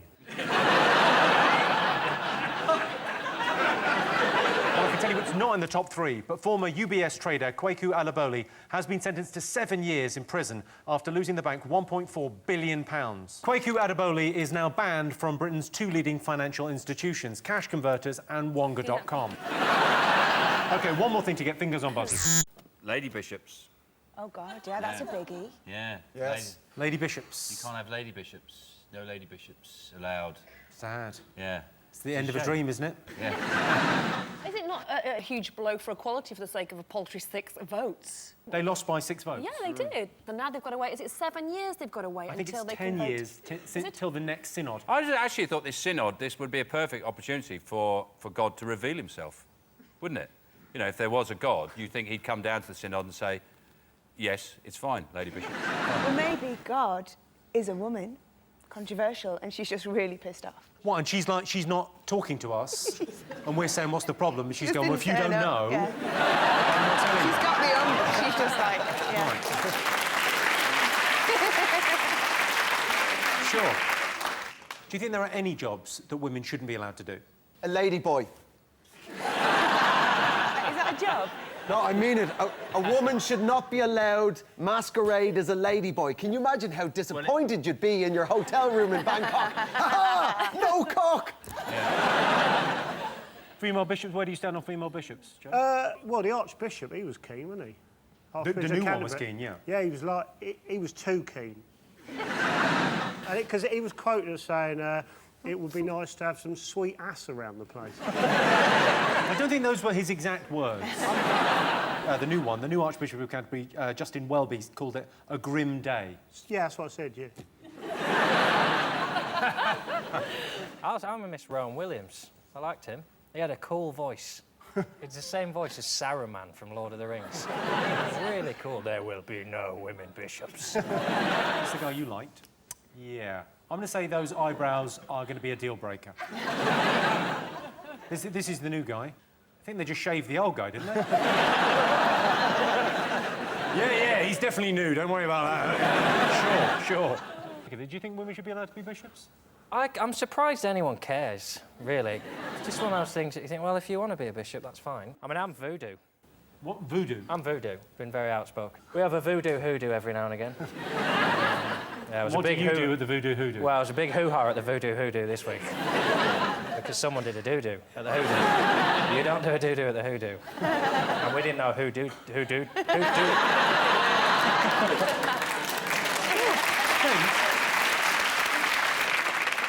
Let's have a look and see whether female bishops are one of the most talked about things this week. Yes, indeed. Yes, the Church of England have refused to allow female bishops, denying male bishops the thing they so desperately wanted, poontang on tap. So those were the most talked about things over the last week. But in other news, Andy Coulson and Rebecca Brooks have been charged with bribing officials. Through these difficult times, Rebecca Brooks is being supported by her husband, Charlie Brooks, her friend Rupert Murdoch, and her sister, the Wicked Witch of the West. At the end of that round, Sean, Andrew and Melanie have 2 points, John, Tess and Joe have 1 point. Our next round is Pick of the Polls. John, Tess, Joe, your turn first. What do you like the look of? The alien. The alien. You want to go alien? OK, here's your related question.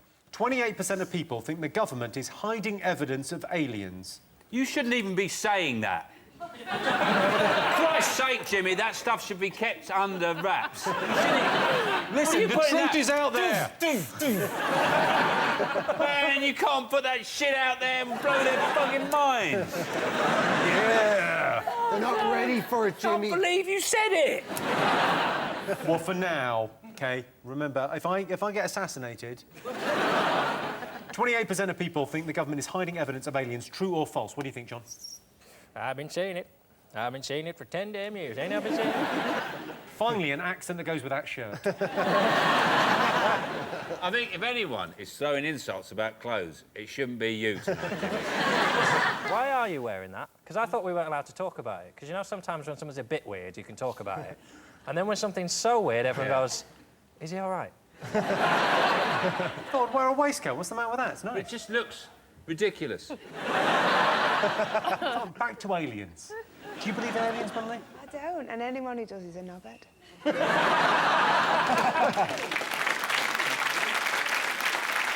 You know something I found out?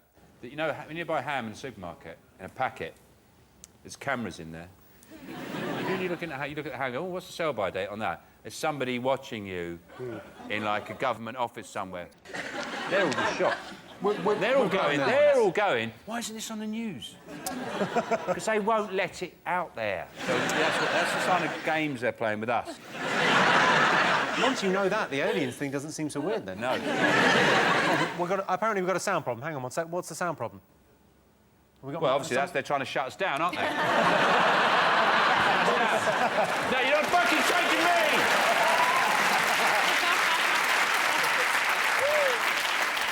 Whose mic is it? It's Sean's mic. You're just sorting it? Yeah.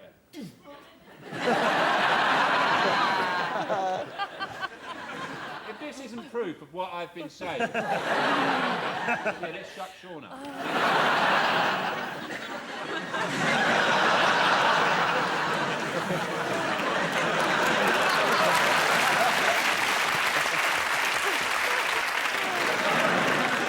All right, so 28% of people think the government is hiding evidence of aliens. True or false? I've been to Area 51. What do you mean you've been to Area 51? I was arrested by the American Air Force at Area 51 a couple of months back. What were you doing at Area 51? I was making a programme about aliens for BBC Three. What happened was we went there and I was with a busload of people who are ufologists, people who believe in aliens. I personally don't. I believe in UFOs, but that's not hard to do. That's an unidentified flying object. This is all it takes to believe in one of them. There's something in the sky.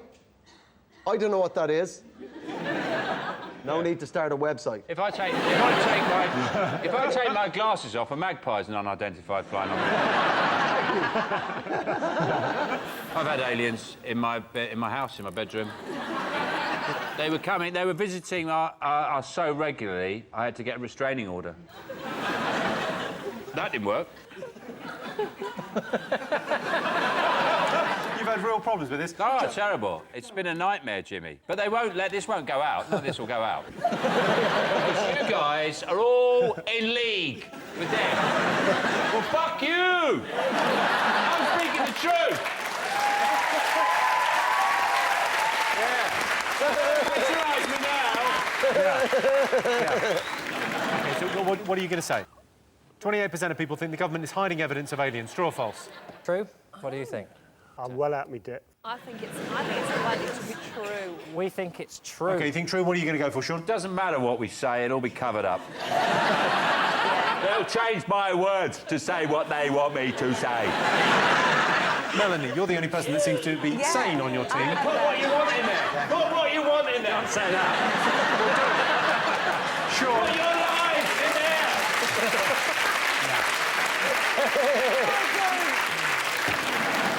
It's true, Jimmy. Of course it's true. All right, I can tell you the answer is true. Amazingly, 28% of people think the government is hiding evidence of aliens. A lot of people report being abducted by aliens and anally probed, but there has to be a downside. The big question is, if alien invaders do come down to Earth and take over, would you recognise us? Sorry, them.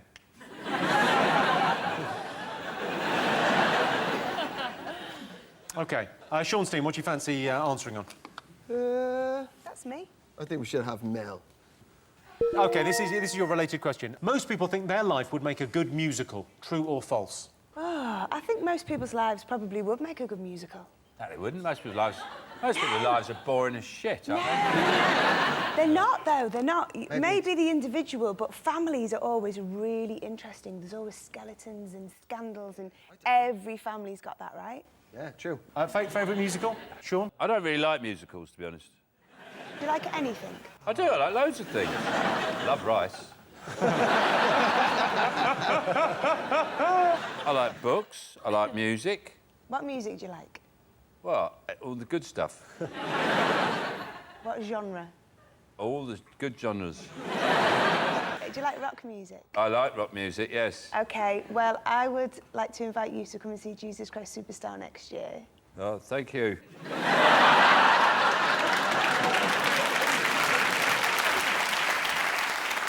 Sadly, I do like musicals. I bet you do, don't you? I do, yeah. You said that really angry. I bet you do. You're so repressed. Hey, I love a musical I love too. a musical. You're repressed as well. I'm not repressed. Look at this waistcoat. I'm out there.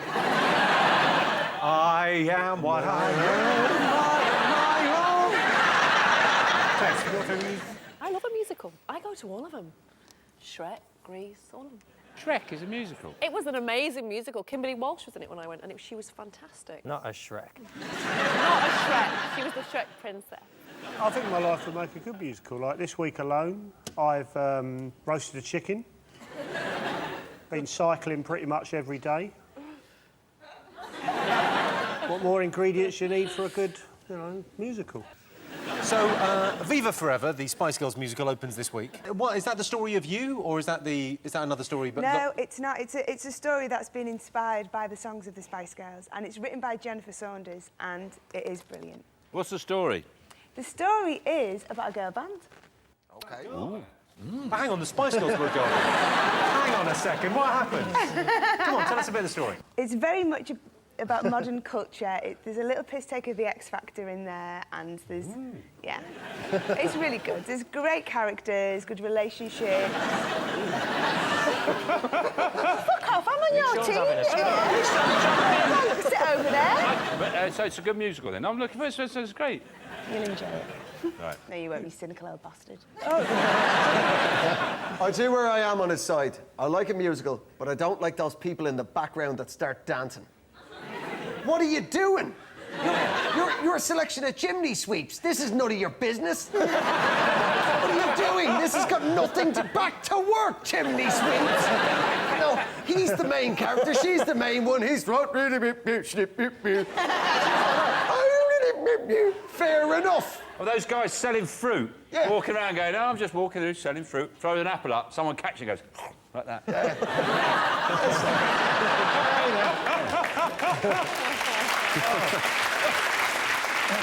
OK, let's get some answers. So most people think their life would make a good musical, true or false? What are you going to say, John?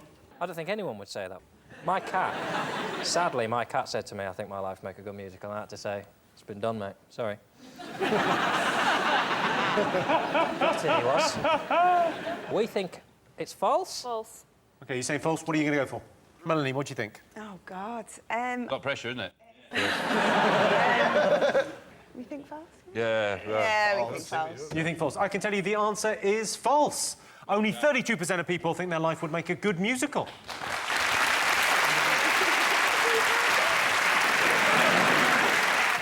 The Phantom of the Opera is about a hideously ugly monster that hides backstage, playing the piano and staring at a woman he could never possibly have. I wonder how Andrew Lloyd Webber came up with that idea. So at the end of that round, it's 4 points for Sean's team and 3 points for John's team. And the winner is the name of our final round. Here is your first one. Worst subject to talk about on a date. Is it why I sleep in bunk beds still? They're fun! Top or bottom? You choose. You choose. Why would you go in the bottom on your own? I keep the crayons under the bottom bunk, so it's better to be at the bottom. If I was at the top, I'd have to climb down, get me crayons, then climb right back up again. I'm not doing that. No, it's definitely top bunk, isn't it? Yeah, but you can't sneak off, whereas if you're on the bottom bunk, you can sneak off and the person at the top doesn't know. So you've got power in the bottom bunk. But why do you need to sneak off? Because sometimes you do need to sneak off. As you've seen, there are situations where people need to take actions into their own hands, Melanie. This world is not as safe a place as you thought it was. What's your go-to subject on a date? What's your... Macroeconomics. Every time. Quantitative easing, those sort of things.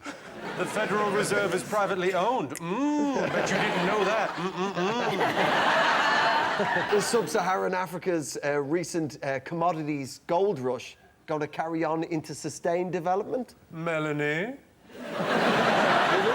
Got me. OK. Apparently men decide within 15 minutes of a date whether a second date is on the cards. Women know in 15 seconds. Well, you know straight away whether it's going to be... Yeah, you do. You know. Right. And I think so, yeah. Straight that away. initial thing, yeah. If women know in 15 seconds, I'd rather they just said. Like, if you know, just say, just before we order wine, I already don't like you. We don't want to talk about the wedding on the first date, I'll tell you that. That's weird. We've got to plan it now, haven't we? What else are we going to talk about? What are you going to do on your 18th? I don't care.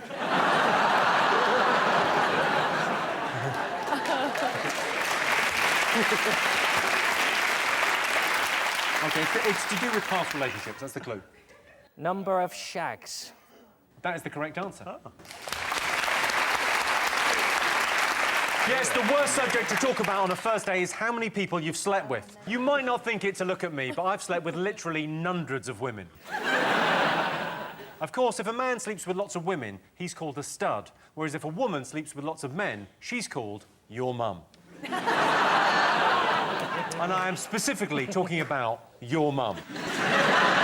OK, worst thing about doing DIY. The only tool I've got is a hammer. I do all the jobs with it. All the jobs? Yeah, if I'm sanding a window, with a hammer. So, you know, painting the skirting board, hammer. Changing a fuse in the plug. Hammer, yeah. My house is in ribbons. Power tools really mean you can screw up big, fast. Like, with a little screwdriver, you're not really going to do much damage. You go, oh, but with, like, a power drill, you go... Wow, 30 seconds and I have ruined that whole wall. Nail guns are fun. Ooh. Sorry. Have you done any DIY? Would you ever do any?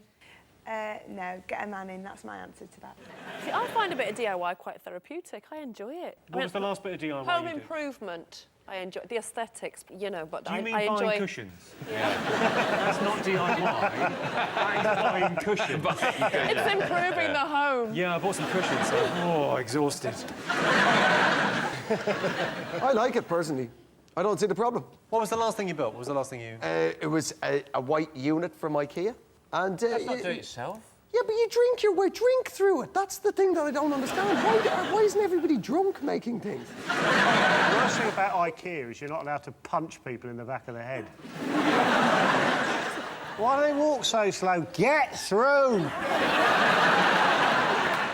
I don't call it IKEA. I call it IKEA! And they say, can you keep it down? I say, look how big you've written it. You write it that big. That's how big I say it. IKEA! OK, so a bad workman would blame this. Tools. What about them? Lack of the right tools. There you go, that's the right answer. What? She's getting the point. I'm loving that. Yes, the worst thing about doing DIY is not having the right tools. If you're doing DIY, there's one tool you definitely don't need. Nick Knowles. I remember as a young lad my dad showing me how to use a hammer, but even then it seemed like a messy way to kill a guinea pig. Well, that sound tells me it's the end of the round and the end of the show, which means the final scores are Sean, Andrew and Melanie have 4 points. John, Tess and Joe are tonight's winners with 5 points. Thanks to all our panellists, our wonderful studio audience, and to all of you for watching at home. That's it from us. Good night.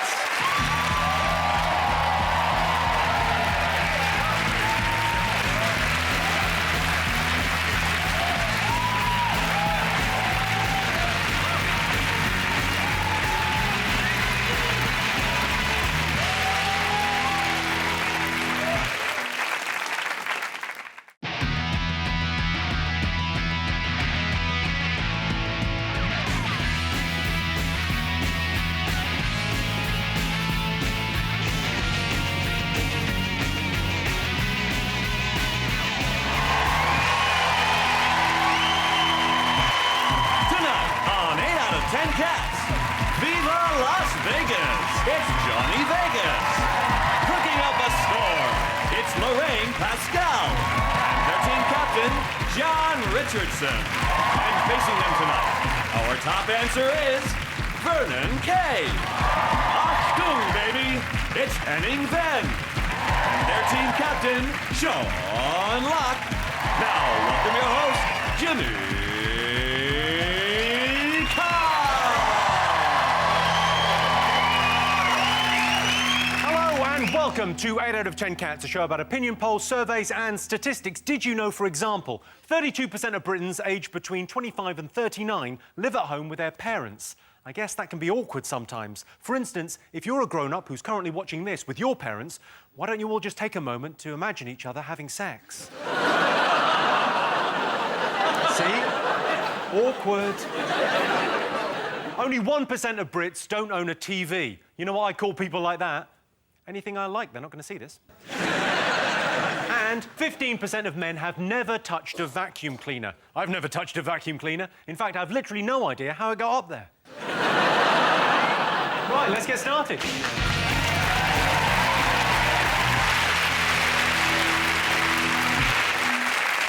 What are you talking about? That's the name of our first round. It's our panellist's job to guess the British public's top 5 most popular talking points. John's team, what do you think the nation have been talking about this week? Maybe BBC. It's an extraordinary crisis, isn't it? It's a crazy thing that's happened. It's just got to the point now where it's impossible for them to regain their trust. Like, for that to happen, Stephen Fry would have to cure cancer live on Strictly. You're right, though. According to a poll, faith in BBC journalism has dropped 44%. although I don't know if you can trust that poll because it was conducted by the BBC. It's not about that we've lost trust in the BBC, lost trust in elements, says she, Mrs. BBC. Yeah, I think It's that, I'll not be the honest whole with of you, the I don't think BBC. anyone is questioning the bakery shows. No one is going, You watch really, it. that flan's going to rise like that just because of a bit of yeast? Yeah. No way. Presumably you're up for the job of Director General. Yes, I have been asked, You yes. must be on a list. Everyone's on a list. I think you are. You're on it, aren't you? Jimmy's going to be treasurer.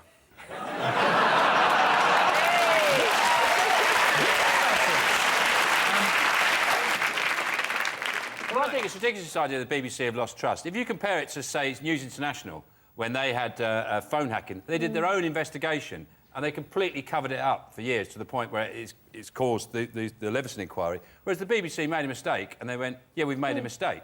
So I think this is a little bit of a witch hunt here against the BBC, usually by forces that have other purposes on their mind. Well, what do you think the of evil Murdoch empire? I don't think the BBC have lost trust. I just think they should sack loads of people who don't do their job properly. Yeah. The BBC, fundamentally, as an institution, still works. I mean, Newsnight, basically, they were doing reports based on what was written on bridges. Like, Gibbo's a nonce. Someone's written, Gibbo's a nonce on a bridge. You go, well, Gibbo must be a nonce then. The thing is that it doesn't help yourself, the BBC, because you turn it on, it's the lead story in the news. I've been listening to 5 Live for the past 2 weeks, and all they talk about is Newsnight. It's like, fellas, put the gun down and step away. The problem is the BBC is the state broadcaster, and in Britain there is such a hefty scepticism towards anything to do with state that the moment there is any shortcomings, everyone just jumps at the opportunity. And so then it is... In a way, Britain is the last bastion of communism in Europe.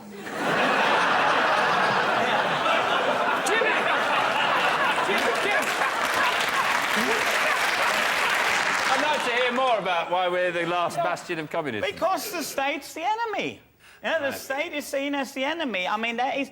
And it's all aspects of the BBC. Like, then like, little things. Like, they had... Oh, Jeremy Paxman, why did he have to fly in business class? Well, he said because he had to get some work done. So in Germany, everyone would accept that, yeah, that's fair enough. Well, in Britain, everyone goes, well, he's not going to do any work on them. He's just going to eat peanuts and getting drunk. Had he gone standard class, everyone would have gone, well, can't he go on the couch? Had he gone on the couch, why doesn't he take a bicycle? What, he walks in them expensive shoes? Can't he walk barefoot?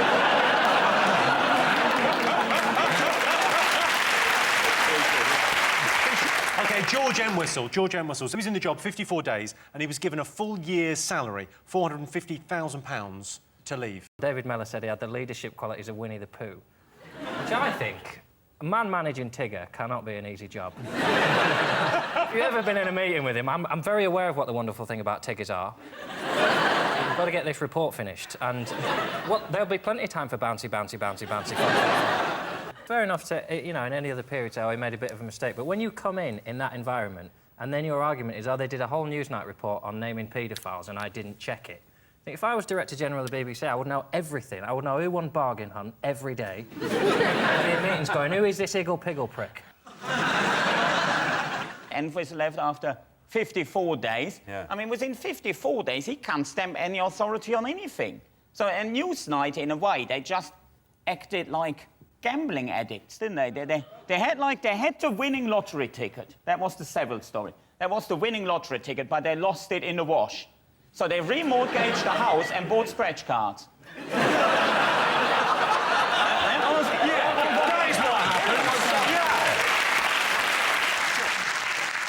I don't get the difference, right?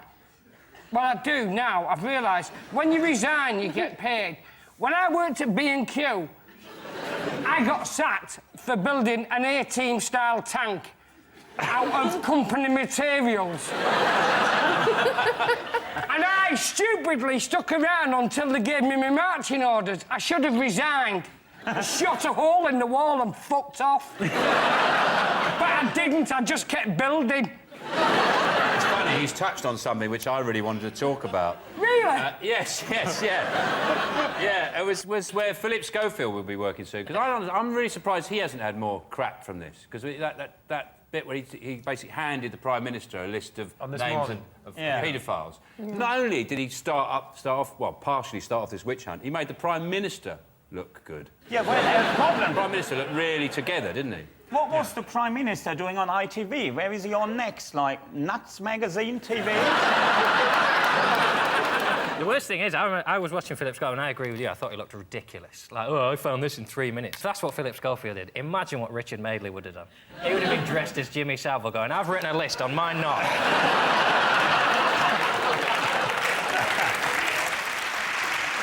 Let's have a look and see whether the crisis at the BBC is one of the most talked about things over the last week.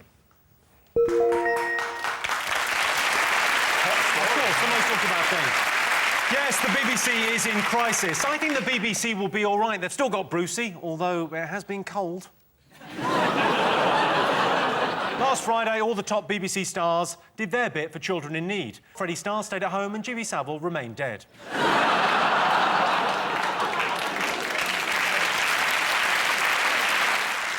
All right, Sean's team, what else has the nation been talking about this week? Is it the fact that Abu Qatada, like Peter Andre, won't be going back to Jordan?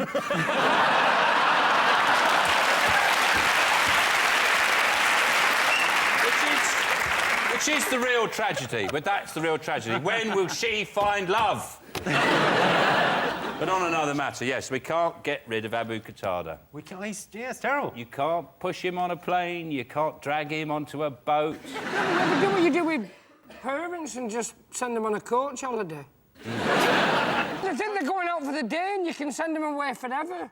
Hello, Abu Qatada. You're on Channel 4's coach trip. Can you imagine?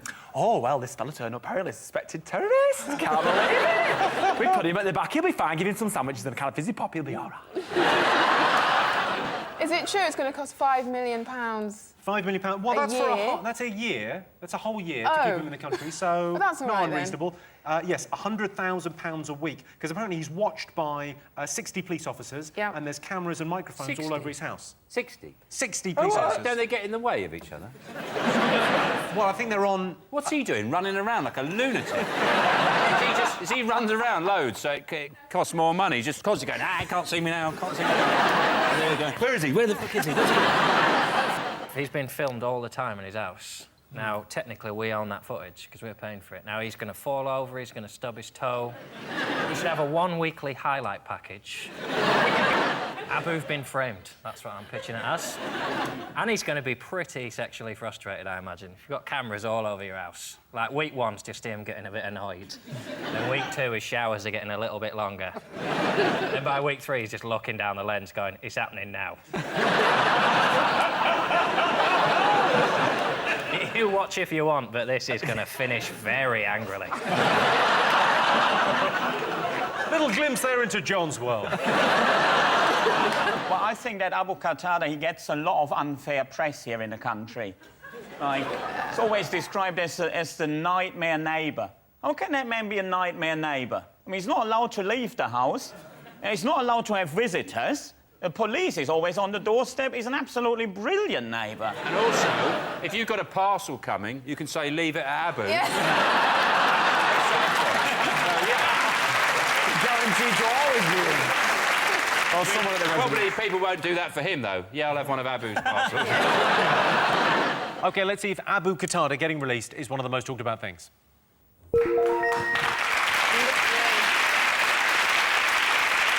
Yes, radical Muslim cleric Abu Qatada has been released from prison. The Abu Qatada row has blown up over nothing, as have a lot of Abu Qatada's friends. OK, John's team, what else has the nation been talking about? There's a new leader of China, and therefore the world, called Xi Jinping, who he's been touted as they're saying, he's a very informal leader. And I don't know how you be an informal leader of the country that kills 3 times more people than anyone else in the world. I mean, you want to do it with a smile on your face, at least. Anyway, guys, seriously, get back to work or I'll kill you all. I'm an informal guy, I haven't got a tie on, but I will kill you. I'll shoot you. With security during the week-long Congress includes they banned kites and they stopped taxi passengers from rolling down their windows. Did they ban the foul-mouthed fan sellers of Shanghai? You go to this main square in Shanghai and there's like thousands of fan sellers and they sell these exquisitely decorated fans, beautiful fans. But when you actually ask to buy a fan, or you look at them, the fan sellers are notoriously rude. And they just go, what are you fucking looking at?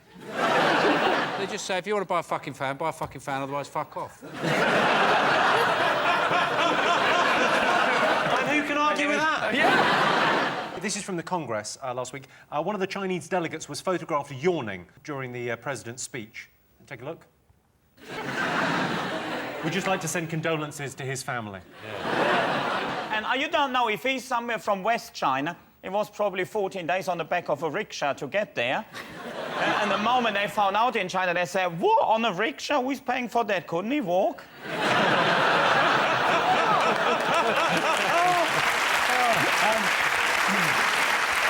Well, I can tell you it's not in our top 5, but last week China underwent a once-in-a-decade transfer of political power. China has really changed. It no longer has an autocratic, ruthless, militaristic leader called Hu Jintao. It's now governed by an autocratic, ruthless, militaristic leader called Xi Jinping.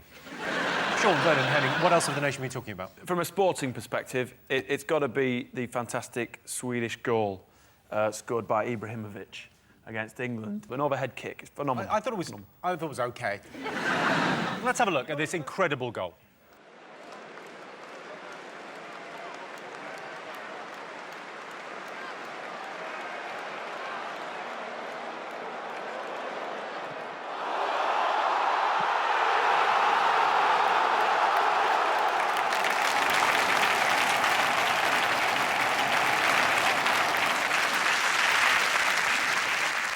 What's phenomenal is he took his top off and he got booked. If you He score got a goal booked? like that, he should have been allowed to take all his clothes off and have sex with a penalty spot. And we should have all had to just wait until he finished.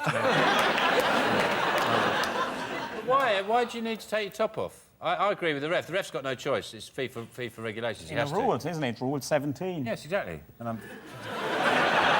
Rules are important, aren't they, Henning? No, well, let me tell you that the best goal ever will never, ever be scored in a friendly game. Yes, I agree. So show it on the big stage when it matters. What's the favourite German goal? Anyone we've scored in a World Cup final. Their favourite goal is getting hold of Poland. Johnny, what's the thing that you're proudest of? Because I imagine that'll be, for the rest of his life, that'll be the moment he's most proud of. For me, genuinely. Yeah. You really want to know? Yeah. One time I told a builder to fuck off with a quote. One time you... A builder came round with a quote and I had just opened the door. I was in the early stages of pissing myself and I went, just fuck off. I didn't even discuss it with him. He came round and went, it's going to be about when just fuck off. I was in the early stages of pissing myself. It's the funniest phrase I've ever Yeah. Why did you open the door then? No, because he went... Because, right, I actually thought he might have a good quote and I wouldn't mind pissing myself for the... good price. I actually squeezed the end of my penis and ran to the toilet.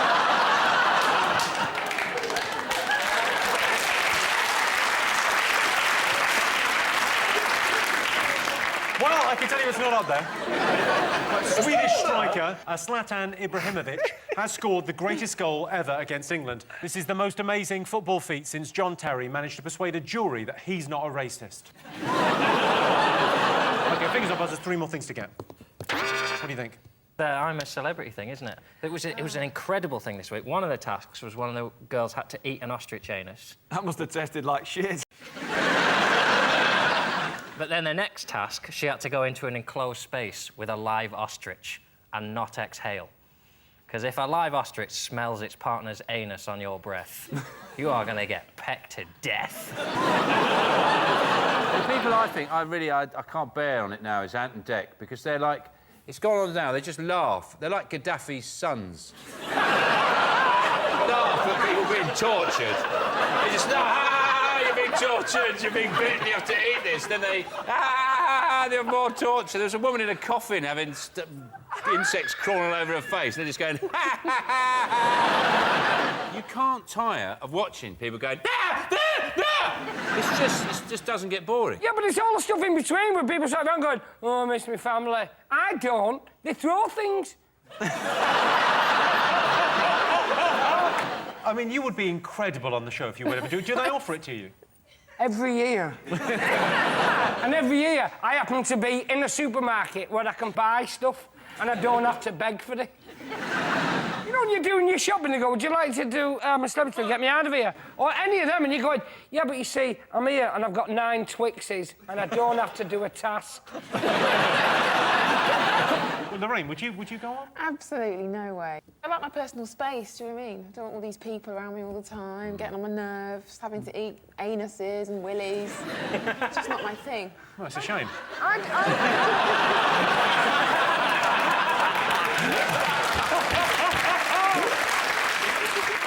Let's see if I'm Celebrity is out there.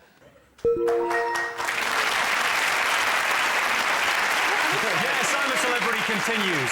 I'm not saying the celebrities this year are unknown, but they were asked to turn up with a utility bill and 2 other forms of ID.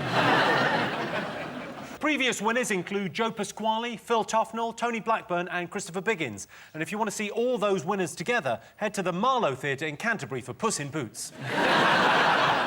OK, fingers on buzzers, 2 more things to get. What do you think? Is it the story about... I didn't mean this to rhyme. Frankie Dettori. It's a story about Frankie Dettori. Fun time, Frankie. And there's rumours that he will be soon charged for cocaine in the French... some French race meeting. Yes, he's certainly been accused of taking cocaine. Frankie has not admitted taking cocaine as yet. I'm not a big horse racing fan. I don't really like it. As far as I'm concerned, it's just an excuse to give short people jobs. Why don't jockeys ever do panto? It's weird, isn't it? Do you think they had an agreement with the dwarves? They met up in a car park late at night. With weapons, they had, like, clubs and knives and spanners. And they went, OK, OK, you don't ride horses, we won't do panto. That's then an agreement. What annoys me about people who get caught doing drugs is loads of people do drugs and they just do drugs, but then when celebrities and special athletes get caught, they describe it as a moment of madness. It wasn't a moment of madness when you decided you wanted some cocaine, you went and bought some cocaine, and then you did the cocaine. I'll show you a moment of madness. You want to see a moment of madness? That is what a moment of madness looks like. Call that a moment of madness? Go on, then. Go on, then. I don't want to be in the papers for killing you. Moment of madness? Me killing you and trying to eat your hair. Lorraine, what do you think of Frankie Dettori? Do you think it's ever acceptable for sportsmen to take recreational drugs? No, of course not. I know he does it to stay slim. It's not performance enhancing, though, is it? I suppose it is. Well, it is, because the horse is going to go faster if you're lighter. Really? If you're lighter...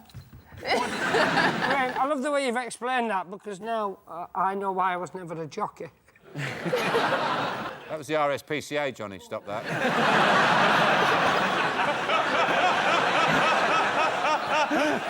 If he wants to lose weight by taking cocaine, he can't have taken the same cocaine that Maradona took.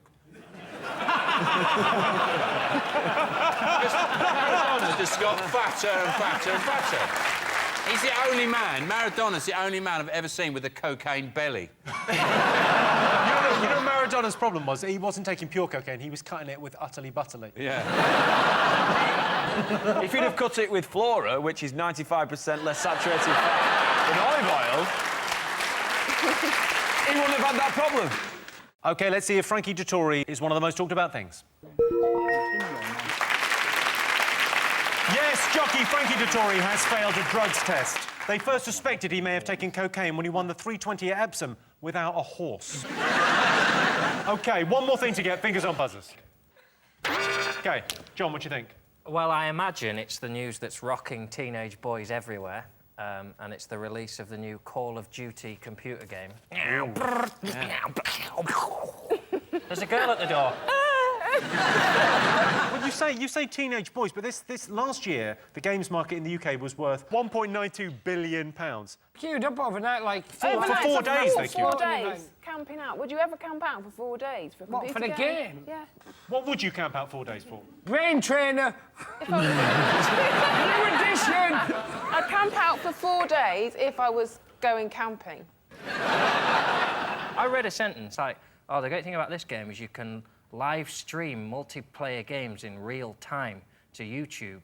It took me longer to understand that sentence than it will for them to complete the whole game. What that basically implies is that you could watch other people playing a computer game online.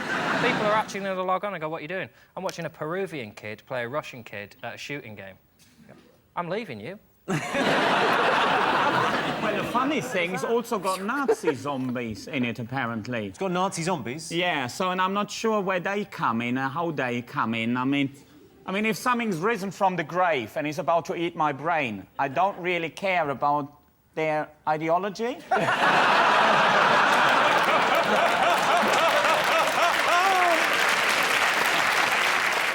I was playing a Japanese gentleman at FIFA, and he didn't speak any English throughout the whole contest. It was me versus him. He beat me 9-0. 9-0. And all the way through, he's talking Japanese. And at the end, when I said, well, thank you very much, I got a well and truly deserved spanking. And he just said, hey, Mr. English, fuck you!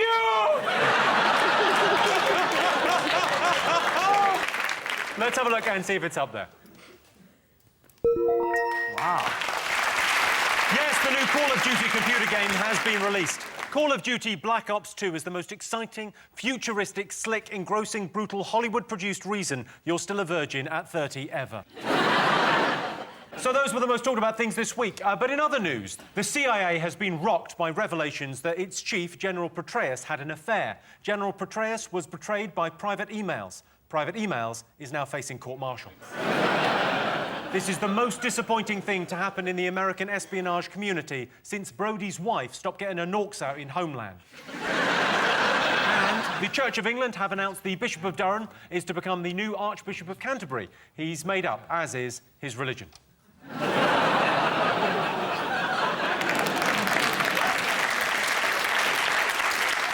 So at the end of that, Sean, Henning and Vernon have 2 points, John, Lorraine and Johnny have 3 points. So our next round is pick of the poll. Sean, Henning, Vernon, your turn first. What do you fancy, Henning? Come on, the bloke there in the top left-hand corner. OK, so the old man covering his ears. OK, here's your related question. Most British people judge others by their accent, true or false? What do you think, Henning? Do you think people judge you? Because you've got a bit of an accent, haven't you? I've got a bit of an accent. Definitely, there is a certain degree of judgment. I recently did a gig up in Bolton, and I got heckled with that wonderful line, "Fuck off back to London."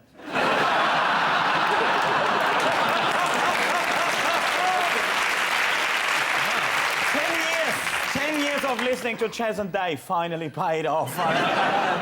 Sean, what do you think? Do you think British people judge others on their accent? Oh, well, I judge people long before they've opened their mouths. So.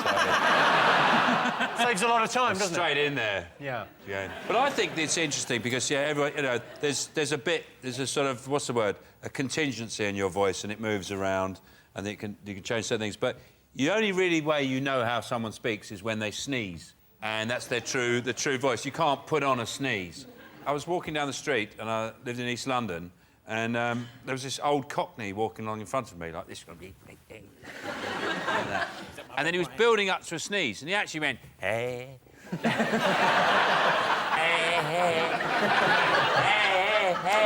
And he went, hey, choo! I thought, that's a Cockney sneeze. You couldn't put that on. No, you couldn't. That's a natural noise. My wife does a terrible thing. She doesn't give you any warning. She just goes, choo! Well, there's nothing, no warning. Just sitting there, choo! Oh, shit! They've been shot. Johnny, do you think anyone ever judges you by your accent? Yeah, of course you do. It's not your accent, Johnny. It's the bollocks you talk.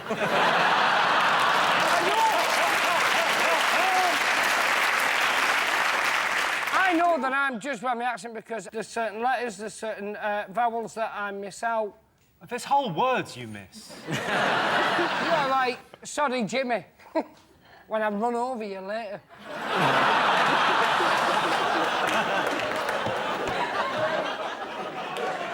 John, 81% of people admit changing their voice depending on who they're talking to. Do you do that? You change your accent? No, James. I acquire accents quite quickly. And if I do gigs, if I go to a town, I instantly start thinking in the voice of where I am. Does that not sound like you're taking the piss, though? Exactly. If I've been doing gigs in Newcastle and you sort of go to a club after and you go, oh, cheers, mate, and you say, oh, fuck. You get the shit kicked out of me. I'm no good at accents, but I can do them if I've got key phrases. So if I'm trying to do Scouse, if I'm trying to do a Liverpool accent, I have to say, I want some chicken and a can of Coke. Hey, that's not bad, though. Before I can start. And I can do Belfast, but only if I say, Ginger and Community. All right, so what do you think? Let's get some answers on this. Most Brits judge people by their accent. True or false? What do you think, Sean? True. You're going to go true? What are you going to say, John? True. I can tell you the answer is false. Only 25% of Brits say they judge people by their accents. Rubbish. Over generations, our accents become hardwired into our brains. For example, Chinese people find it difficult to pronounce R's, Germans struggle with W's, and girls from Essex find it almost impossible to say no.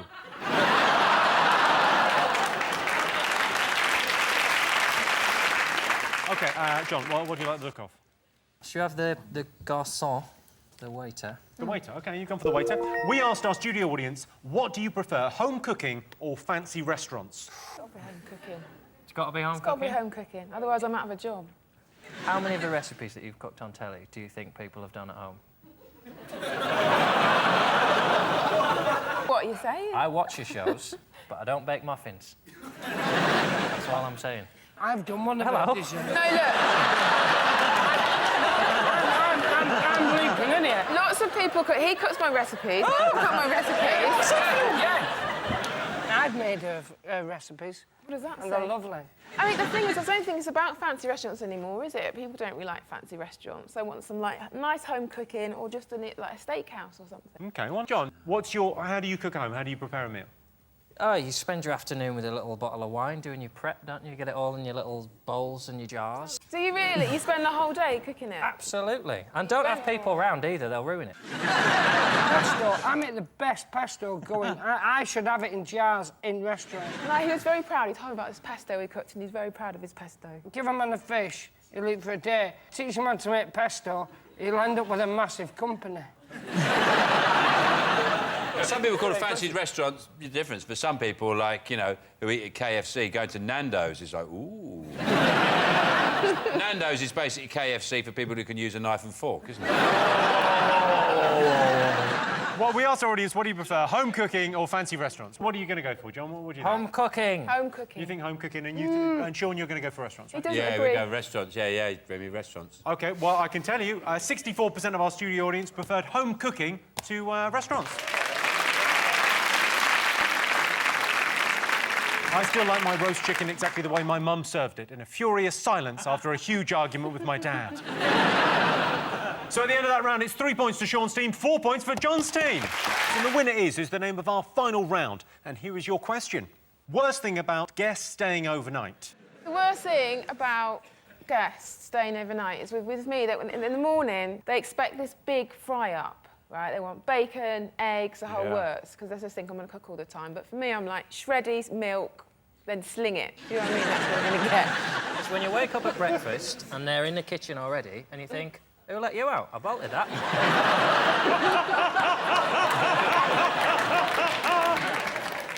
Sean, do you ever have people over to stay?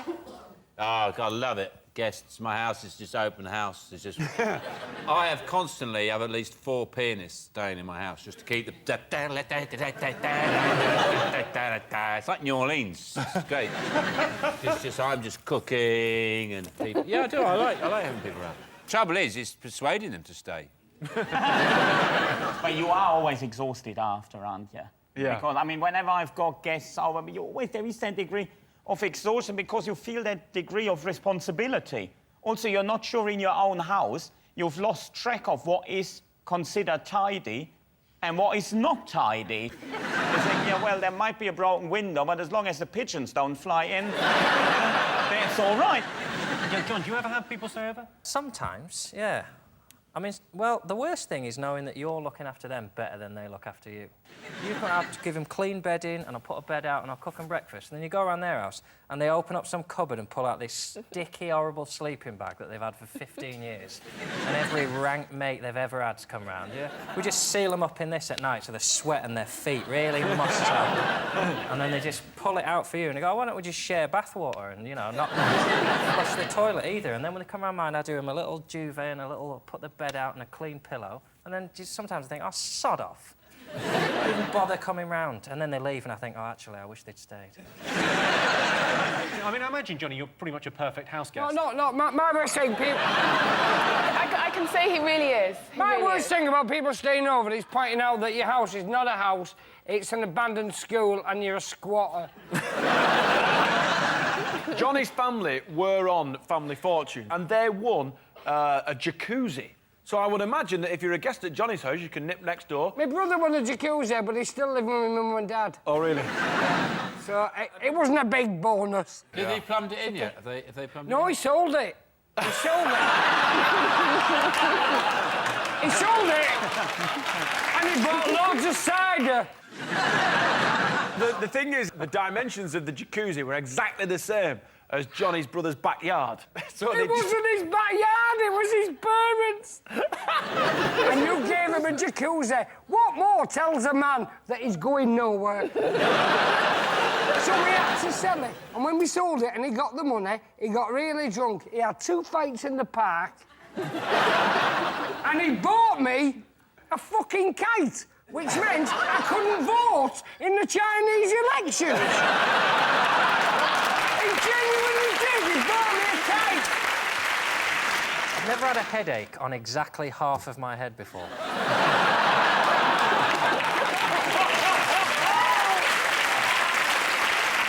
OK, worst thing about guests staying overnight. The other thing is when you stay at someone's house and they don't tell you straight away what the weird things about their house are. Just say, you cannot flush the toilet unless you stand on that floorboard and sing Oklahoma. Because otherwise you're in there at 3 o'clock in the morning still trying, and you know they can hear you. They heard you the first time when it didn't quite flush.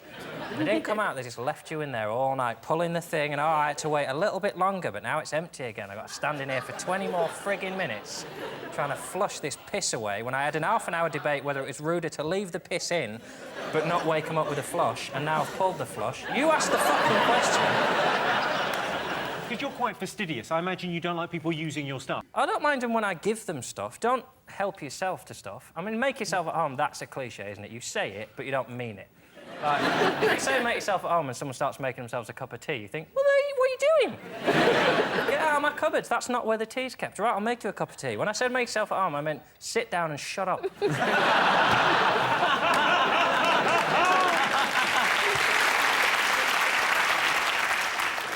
Is it the mess? That's basically it, yeah. Clearing up after them, I'll give you that, yeah. Good job, Yes, the worst thing about having guests staying over is cleaning up after them. Everyone's welcome at my house as long as they take their shoes off at the front door and then put them straight back on and fuck off. Well, that sound tells me it's the end of the round and the end of the show, which means the final scores are Sean, Henning and Vernon have 4 points, John, Lorraine and Johnny have 4 points. It's a dead heat. Everyone's a winner. Thanks to all our panellists, our wonderful studio audience, and to all of you watching at home. That's it from us. Good night.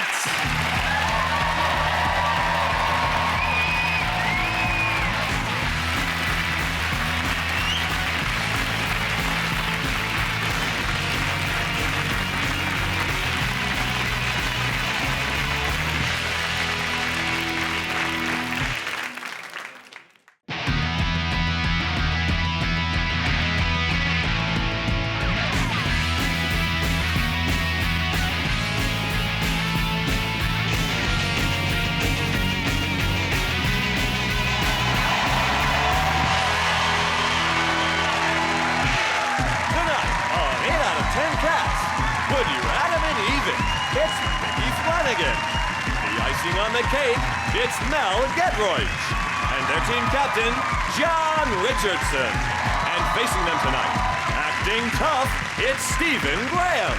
Top cat, it's Catherine Ryan. And their team captain, Sean Rock. Now, welcome your host, Jimmy Carr.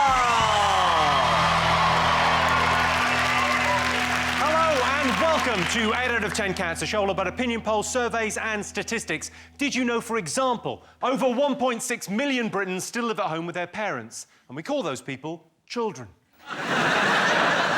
It takes giraffes up to an hour to have sex, but most of that is necking. And 65% of people think Britain is a great place to live. And that's a survey of people hanging on to the undercarriage of the Eurostar.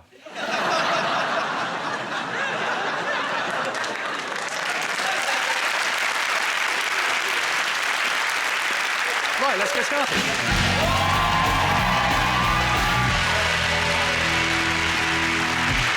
What What are you talking about? That's the name of our first round. It's our panellists' job to guess the British public's top 5 most talked about stories from the last year. Sean, Stephen, Catherine, what do you think the nation have been talking about over the last year? What's the most important thing? The Olympics, yes. Perhaps. The Olympics. It's pretty huge. It was a very successful Olympics, but for me, it was too successful. Go on, no, tell me. Yeah. I've got some theory now because Bradley Wiggins, he also won the Tour de France. Andy Murray's finally won something. Oh. Yeah. You know, it's like we're too good at sport. We've got nothing to moan about, yeah. Well, it's just not comfortable with that level of success and sense of pride and celebration. It just doesn't... I don't like it. It was quite surprising, wasn't it, when the old opening ceremony started, that it was actually quite good. That opening procession at the Olympics, because they do it in alphabetical order, goes Iraq, Iran, Ireland, Israel. That is a tough gig for the Irish. No wonder they've developed a sense of humour in Ireland. That is a tough tunnel, that, isn't it? Yeah. Just calm down a minute and just look straight ahead and not talk for 5 minutes. Tomorrow, I don't know if you saw the... obviously, they did the relay with the torch before it all kicked off. And then they rang bells. Did you see this? They rang bells all around the country to sort of mark the start of it. And Jeremy Hunt kicked it off. Here he is.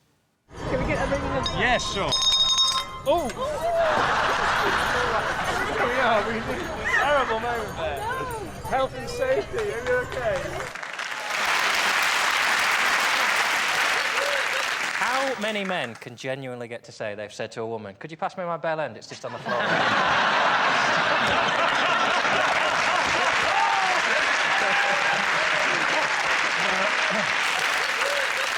Did you watch the Olympics? Did you? I watched some of it.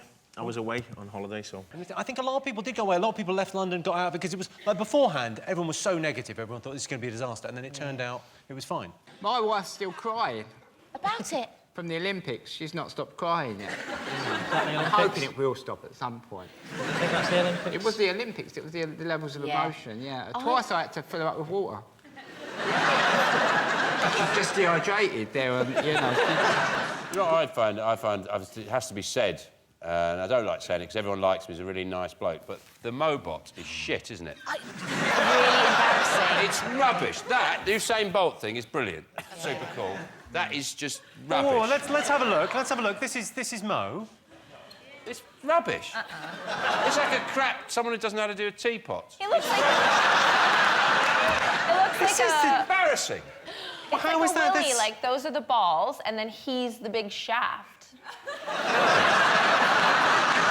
know, like, balls, big balls. Let's have a look and see if the Olympics is up there. Course, the most talked about thing. Yes, London hosted the Olympics in 2012. The Olympics may be over, but we'll never forget the volunteers and all the hard work they did for free. Not with the way they keep fucking going on about it. John, what do you think the nation should be talking about over the last year? Well, who could forget the wonderful weekend when the economy contracted by £6 billion? Or the Diamond Jubilee, as it was called. I had a good look at an old woman. She didn't smile once. I quite enjoyed the Jubilee. This is what you had to be careful with, you know, because you started talking to people reasonably and saying, have you all seen this shit on the TV? And, like, what sort of idiot goes to watch a flotilla? And they sort of go, we were there, actually. we got there 2 days earlier. We camped out. And you have to backtrack and go, well, yes, no, you don't. It's not for everybody. Did you enjoy it? Because I tell you who didn't really get into it. I tell you who was about as big a fan as John is. It was Eamon Holmes. Have a look at his coverage of the flotilla. You see, the thing is, we could give you all the false bonhomie. We could tell you the truth if you're looking to head out today. Truthfully, you're going to have to be dedicated to be here today. I mean, it's not just wet today. It's not just cold. It is abysmally wet and cold. You know, all these people are so very, very happy. It is unbelievable. I just wish a few of these boats would now put the foot down. Like, come on, very nice, but let's just get a bit of speed up here. It is cold. It is wet. It is windy. It is dark. It is dank. You're a Canadian, aren't you? So she's your queen as well. She's on all my money.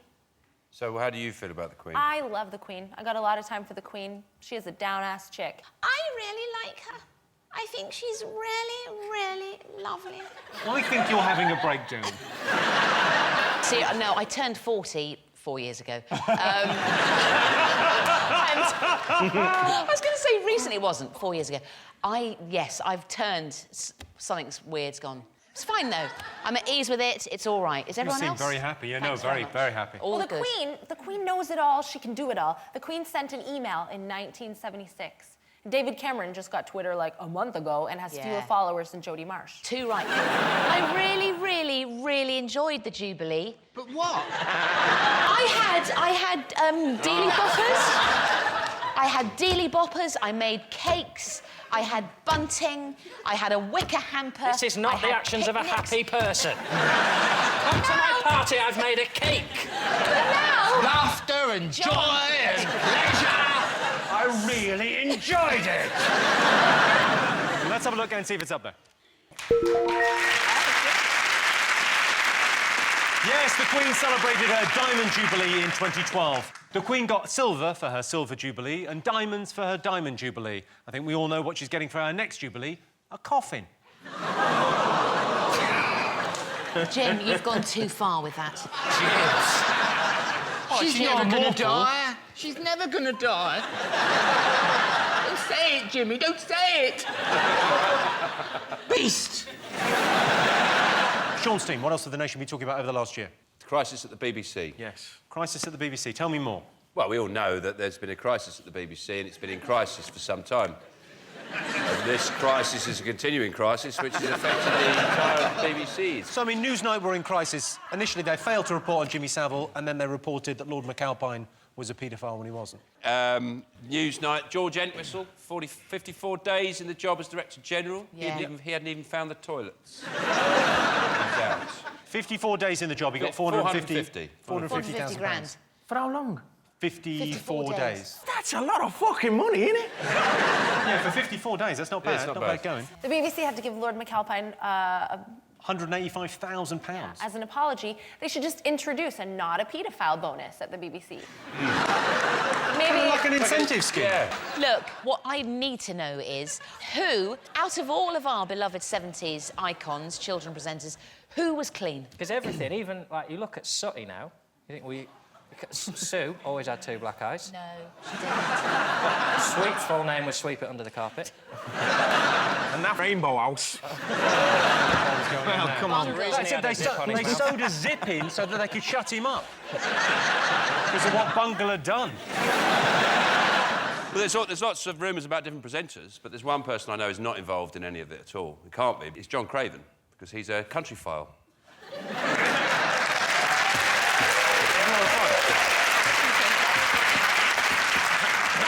There is an interesting point to be made about how times change, and it's about perspective. And in the 70s, there was a thing called wandering hand trouble. Yeah. You go, oh, he's got a case of wandering hand trouble. It's almost like he had the flu or something. Just occasionally he goes... It's an illness. Basically, Jim will fix it with his way of saying sorry.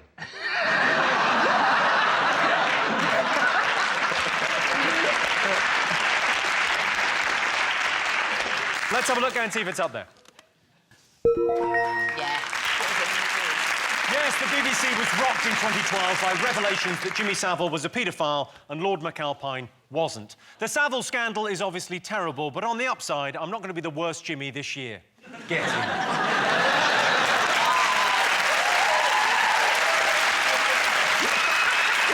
We're trying to guess the most talked about things over the last year. OK, John Steen, what else have the nation been talking about over the last year? It's not a séance, Mel. What have the nation been talking about over the last year? it just really hurt my head. Ever injured themselves on this show? John, what have the nation been talking about over the last year? Well, it can't all be fun, can it? The levies and the... What's good is that it cost millions of pounds and took a year, and his conclusion was, hey, keep an eye on them. One of his comments was like a Yoda thing. He said, who should guard the Guardians? Not no one.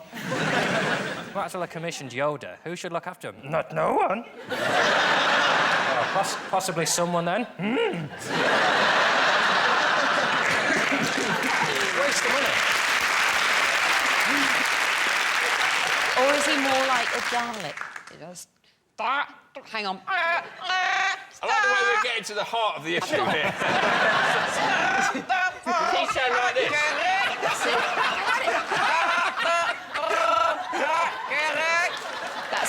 That's all right. There we go. He might as well have come out on the steps and just said, instead of having to go at the press in any way, he should have just said, celebrities, royals, behave yourselves. Yeah. And that way, he'd have said, we won't even need to report on you. And none of this would have happened.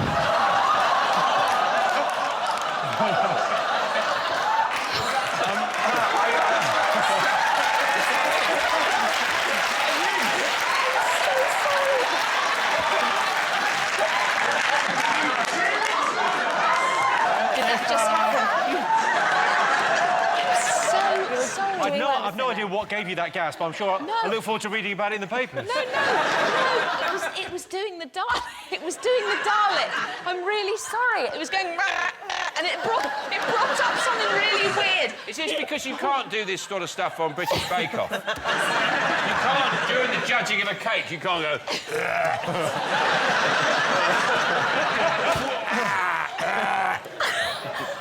I'm so sorry. No problem at all. Can I just confirm that I will not be pulling your finger at any stage during the show, if that's OK? That's my favourite thing that's ever happened while I've been on the show. One of the recommendations he made was more Gaviscon for celebrities. It's incredible that he's still... Mel's about to make a serious point. There's no way. Brace yourselves. What I want to know is, though, it happened to so many people, this hacking business. It must be quite easy to do. So how do you hack someone's call? How do you do it? It's obviously quite easy. How do you do it? My dad used to hack into my calls back in the 1970s by lifting the receiver on the other phone in the house. With his talons? So I'd be... in the hall. And then he would fly off with it. Your dad's a griffin, yes? He's a griffin. I'd be downstairs on the trim phone in the hall, and I'd be going... Your dad would be on his perch. And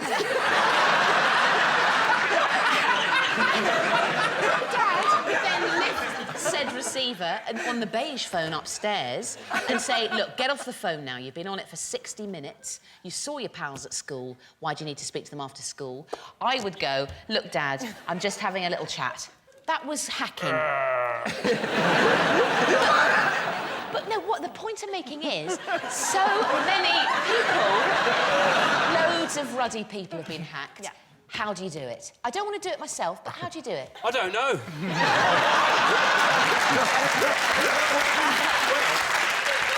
OK, I can tell you it's not one of the most talked about things, but yes, the Levinson inquiry was all over the papers. After thousands of hours, hundreds of witnesses and millions of pounds, the Levinson inquiry came to one inescapable conclusion. Piers Morgan is a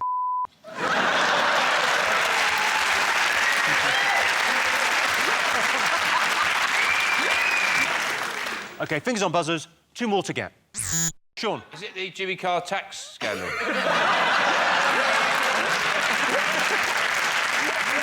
On this show, it definitely would be, but not generally. Is it the guy who jumped from space?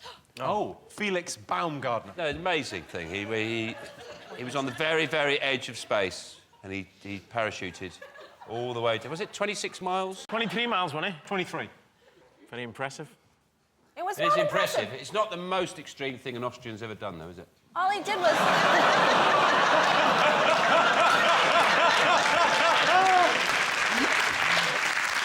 We should take a moment to remember all the animals that they tried with first. Stop it. You don't just do that, do you? I went outside my house weeks ago, and there was a little cat. I thought it'd been run over, and I went over, had a little red pull backpack on. Little pair of goggles on it, like that. What's one of the interesting things is he is getting married, and I was thinking, imagine the job of organising his stag do. And you say to him, we're going paintballing. And he goes, paintballing? I want to go to the bloody centre of the earth. OK, let's have a look and see if it's up there. Well done. Yes, daredevil Felix Baumgartner became the first human to break the sound barrier after free-falling from the edge of space. Red Bull backed some incredibly dangerous challenges. Their next project will be to sponsor John Terry to ride a float through the Notting Hill Carnival.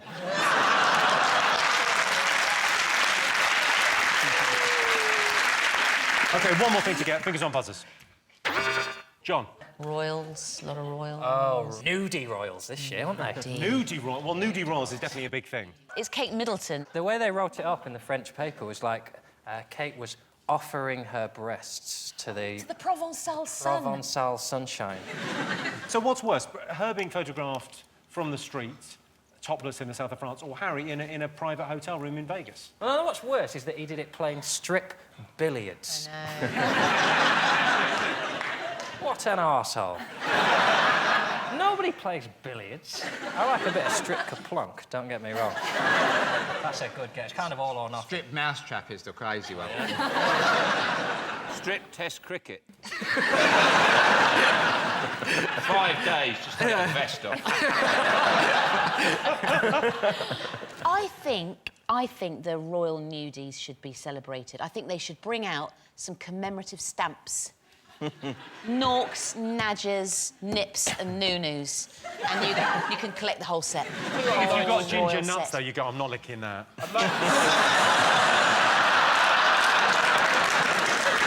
What do you make of the royals? Do you like them? I've seen them in a pub.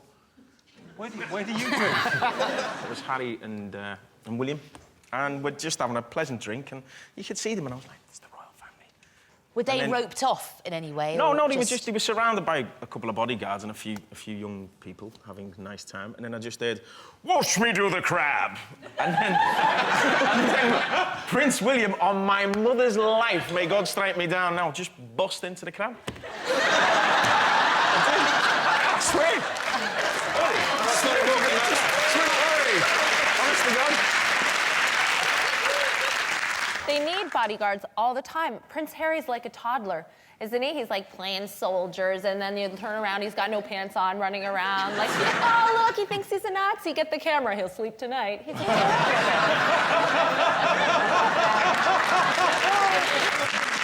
Let's have a look if Royal Nudes is up there.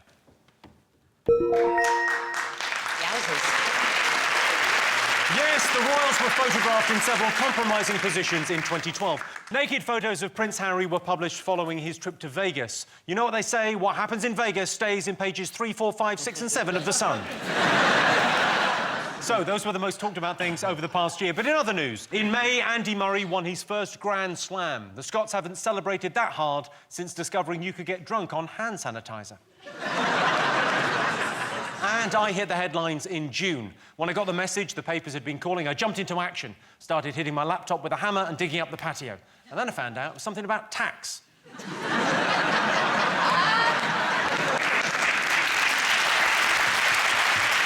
So at the end of that round, Sean, Catherine and Stephen have 3 points. John, Mel and Mickey have 2 points.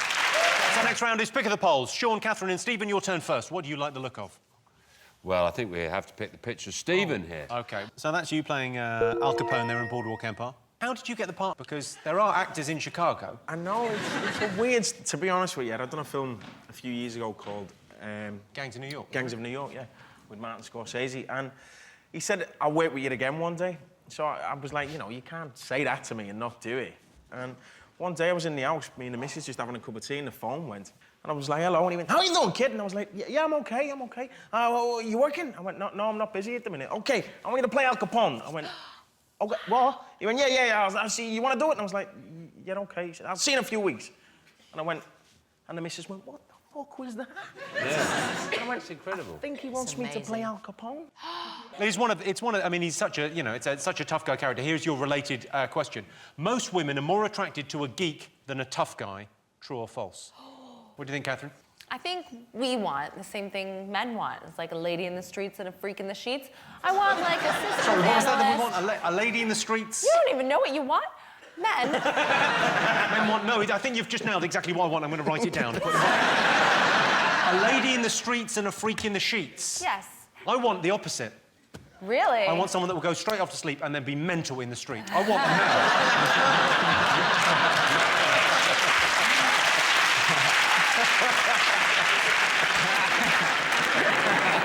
You're right, because men sort of want a woman who can cook and clean and look after the children. That's it, really.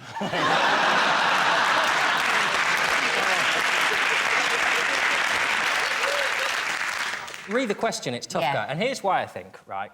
Because if you are nice all the time, then the lady will notice when you are not nice. So if you bring a lady flowers every day and then one day you forget, she'll be like, where's my friggin' flowers? Yeah. If you're an arsehole, then all you've got to do is not be an arsehole for a day. And she's like, oh, Steve's really trying. I don't think he's stolen from my purse this week. Every now and then I forget to tape Downton Abbey for my wife, just to let her know who's in charge.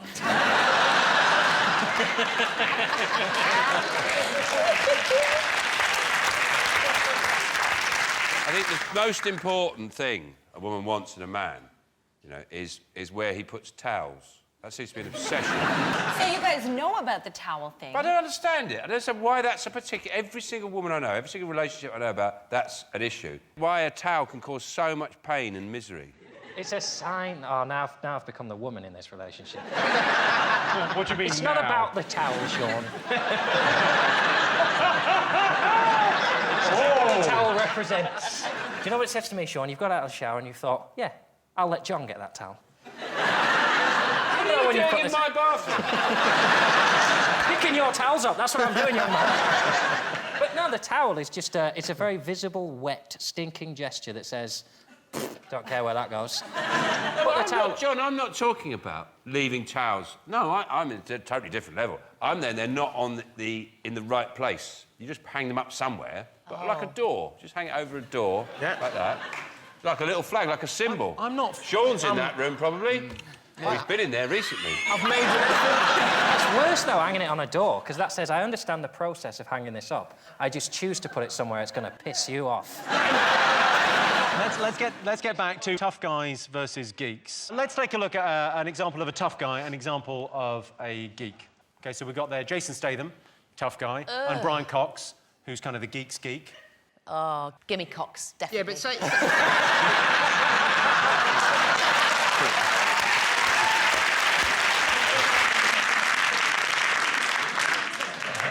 Let's get some answers on this. So most women are more attracted to a geek than a tough guy. True or false? What are you going to go for? I don't know. You're a lady. You decide. I think a good woman is attracted to a geek. I think most women are attracted to a tough guy. So you're going false. You're saying most women are attracted to a tough guy. What are you going to go for, John?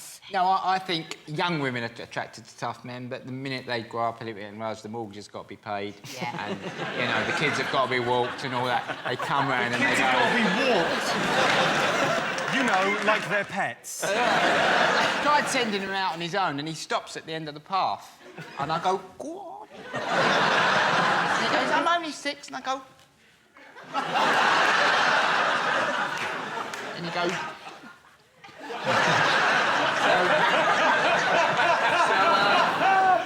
I would say that most women go for the geeky guy eventually. I think you're right, Mickey. John, what do you think? I don't care what you think, because I'm a tough guy. It's false. OK, I can tell you the answer is false. 56% of women are more attracted to tough guys. John, Steve, what do you like the look of? John. Cake. OK. Cake. We would like the 3 differently toned cakes. OK, here's a clip from the Great British Bake Off to illustrate your question. Oh, hello. This is your It is. strudel dough? Yeah. Made with plain flour, Made with plain flour, much easier to roll out. Hang on. Is that needed? Is that what you do? No, that's not what I've been doing. It's the speed that stretches it quicker, you see. It's decent dough. Just so what you're grabbing it and twisting it. Grab and twist, Just mate. grab and twist and flick. Yeah, try it. Grab and twist, and then slap Right and toss. over here. Hold it by the end and flick it. This is horrible. No, that looks really good so far that you can... Oh, Catherine! Oh, my God! Oh, it's so hairy. I am so sorry. Don't throw it away. It's really nice. Take the carpet out. Wrap it in foil and put it on the table. It's got green carpet in it. I'm not serving Mary Berry green carpet.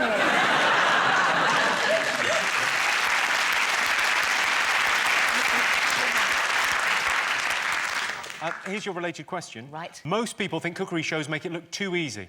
True or false? False. False, Jimmy. Move on. False. Round 3. Look, I'll tell you this, OK? In GBB03, Great British Bake Off 3, that's what we say. Quicker, just to say it, I think, if you don't. John, who did really, really well and actually won GBB03, he made the Colosseum, the Ruddy Seum, out of gingerbread. Have you tried to cook food in the real world? Yes. Let's talk it through. OK. First of all, you've got to go and buy it. Yeah. Then you've got to cut it up. Then you've got to cook it. Yeah. How is that easy? And what part of that? And then you've got to apologise to the people you served it. You know, you look in the cupboard and you think, I don't have any of this shit in this book. Because I've got other stuff to get on with, you know. Oh, some capsicum seeds. What? Where? When? Most people in that cupboard have got a tin of fish or something, a tin of baked beans that have been sold to you, they were multi-pack only, but you let it slide. You know, it's just chaotic. You know, and you ain't got the pan that you need, you're trying to get the fish and cutting its head off, and then you're eating it with an hammer, and, you know, and you get the broccoli, and you're not allowed to sweep people's faces with it because they don't like it. All the time. What is in the hallway? A takeaway menu.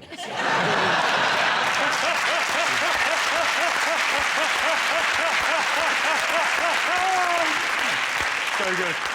The Great British Bake Off is obviously it's an incredibly popular show, and apparently baking has become much more popular as a result of it. Yeah. I watched it all. Here's my favourite ever clip. OK.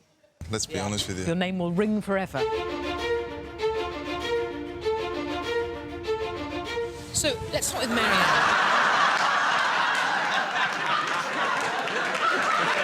Sorry, can we take our way from there? It feels a bit disconcerting. It's amazing. How? That squirrel is a worldwide internet sensation now. Is the it? nuts. Yeah.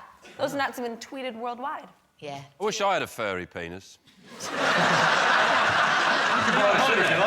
whenever I felt the urge, very rarely, just sort of put my hand down there. It'd be nice if it was furry.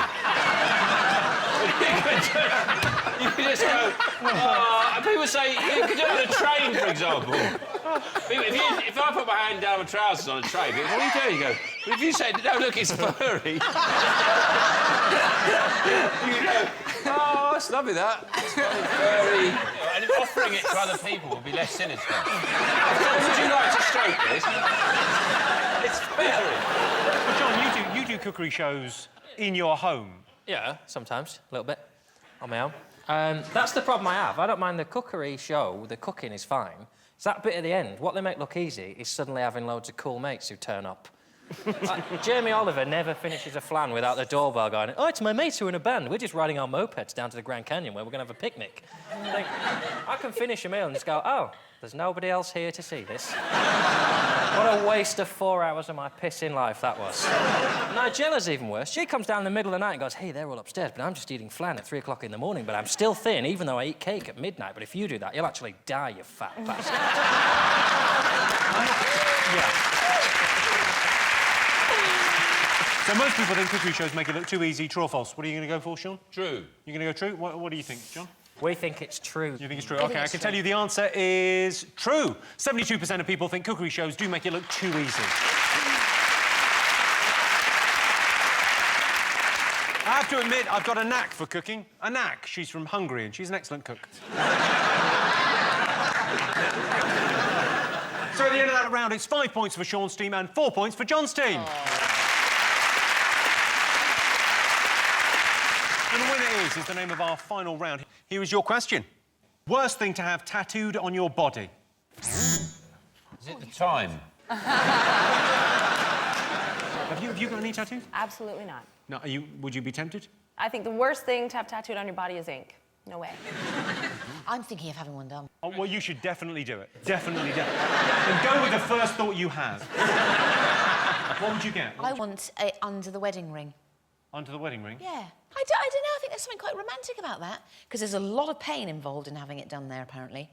Tattoos on fingers, very painful. I saw this guy and he had the names of various girls he'd been out with on his arm and crossed out. So, to the latest one. And I thought, you remember at school when you used to learn about Henry VIII and his wives? Yeah. And it would say, Catherine of Aragon divorced, Anne Boleyn beheaded, divorced. Divorced, beheaded and died. Divorced, beheaded, survived. Yes. Is that divorced, beheaded, died? It's quite good if you did that with your current girlfriend, the girlfriends of your life. You did that, so you'd have, the first one was, she emigrated to Australia, injunction, restraining order. Then it would be Derek, I was drunk. Go on, now let's have a look at some tattoos. So, one very famously tattooed is David Beckham. Well, the mighty Wookiee Chewbacca seems to like it.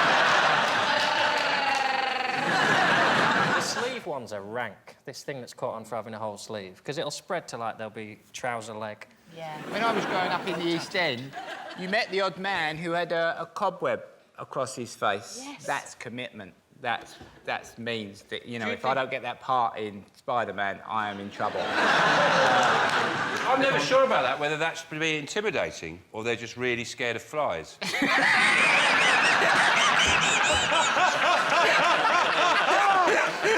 They'll do anything. Got flies going near them.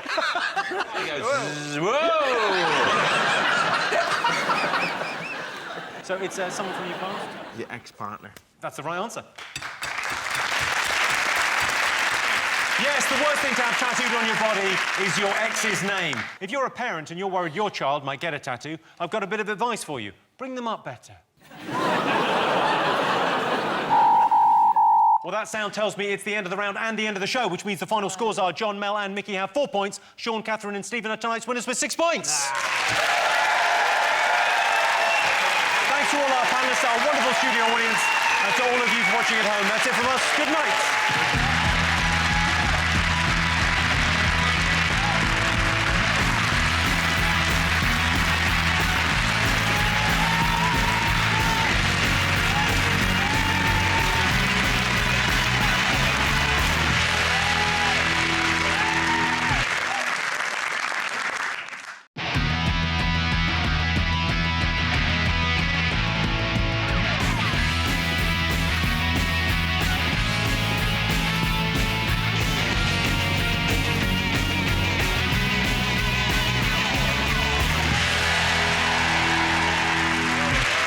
Tonight on 8 out of 10 Cats, acting up, it's John Hanna. Stand Up Canadian, it's Bobby Mayer. And their team captain, Sean Luck. And facing them tonight, kick-starting again, it's Example. Good golly, Miss Holly, it's Holly Walsh. And their team captain, John Richardson. Now, welcome your host, Jimmy Carr. And welcome to 8 out of 10 Cats, a show about opinion polls, surveys and statistics. Did you know, for example, 48% of men in long-term relationships don't know their own clothes size? Although if you've been in a relationship more than 5 years, chances are it's extra large. Only 2% of the Earth's population are natural redheads, so technically it wouldn't be genocide, more of a tidy-up. And 94% of men consider themselves romantic. I'm really romantic. I often stand under my girlfriend's window and serenade her with my guitar. I say my girlfriend, it's the woman next door. I say serenade, I mean stare. And also, that's not a guitar I'm holding. Right, let's get started.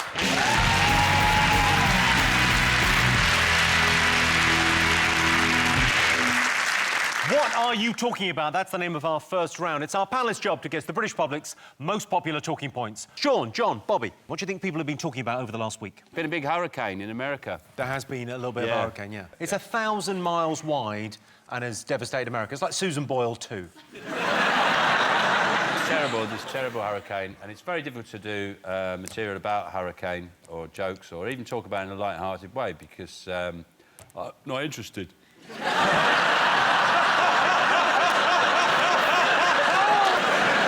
They're not interested in us. They don't give a shit about us, the Americans. Mate, you open a newspaper here, it's all about the American elections, about Obama and Mitt Romney. This. I was over in America recently. There wasn't one mention about the Lib Dem conference. One of the governors, or I think the Connecticut governor or something, he said, and this sounds terrible in my accent, so you won't get the full impact. He said, the last time we saw anything like this was never.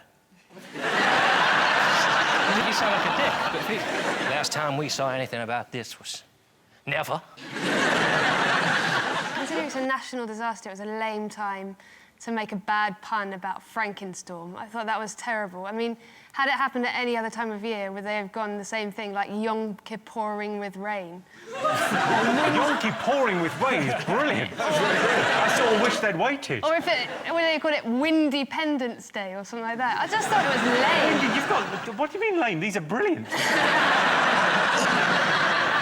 I thought it was amazing how they... how loads of American preachers came forward and said, this is a punishment for homosexuality. If it was, then why is it straight after the hurricane was there a double rainbow? I mean, that's the most gay thing that can happen. Iran and Syria have claimed that they did it on purpose. Yeah, but that's a rare stab at humour from them. Iranians go, let's have a joke for once. Once every 100 years we do a joke in Iran, and that's our joke. They probably also claim the Jubilee Regatta rain and ITV2, that was us. The other thing I want to talk about is the damage. What's there's an estimate, isn't there? What's the... The estimate for the damage of Hurricane Sandy what is it? $55 billion, rising all the time. And that was a hurricane that hit 2 or 3 days ago. So how? Some bloke's just gone out and gone... taking his pen, mind you.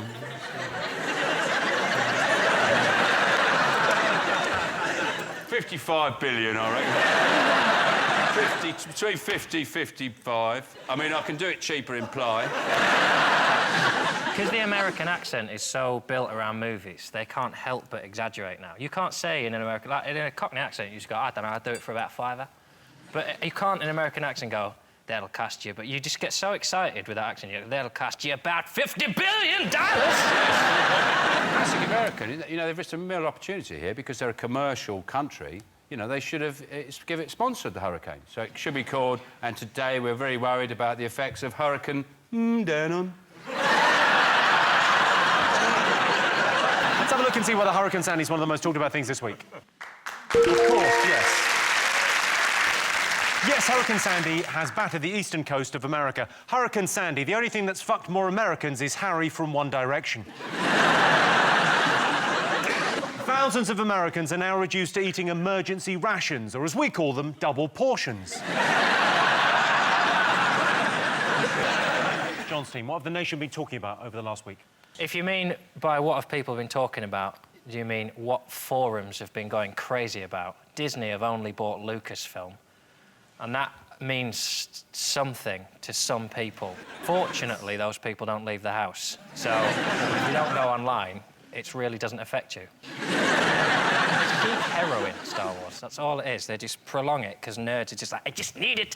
I just need one more space film where someone gets zapped. Oh, shit. Were you a fan of the Star Wars franchise? No. No?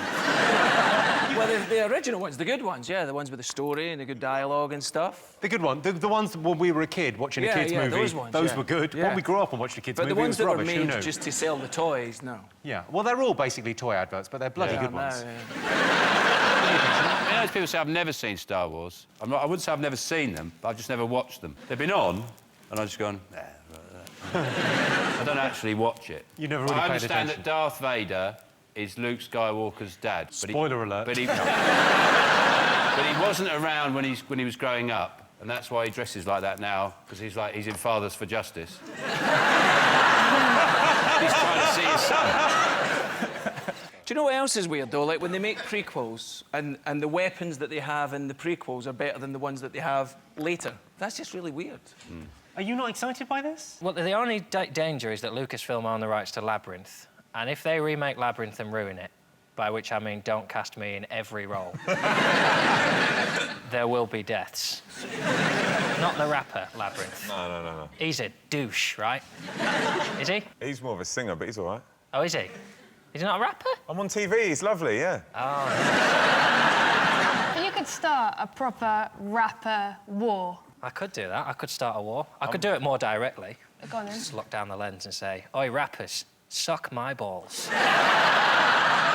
Except you. You don't have to suck my balls. I'm more of a singer anyway. You're a singer. So What's a rapper then? Rapper's just. What's a rapper then? He's in his cardigan there. He's in a bag of chicken. I feel I need to know. Tell me about this rapping you When does a rap become a song? Are you serious? Sort of. Do you know the difference between Jay-Z and Beyonce and what they do? I know the difference Well, enough one's to a know. mummy and one's a daddy. This is So awful. if I say, like, I went to the shop and got some chips. You can't get chips from a shop. Isn't it supposed to rhyme anyway? Chips and shop don't rhyme. Yeah, exactly. Well, Yeah. that's only the first Go on, line. get the next line out, go on. Go on, you went to the shop and bought some chips. Yeah, then I got some ketchup and other dips.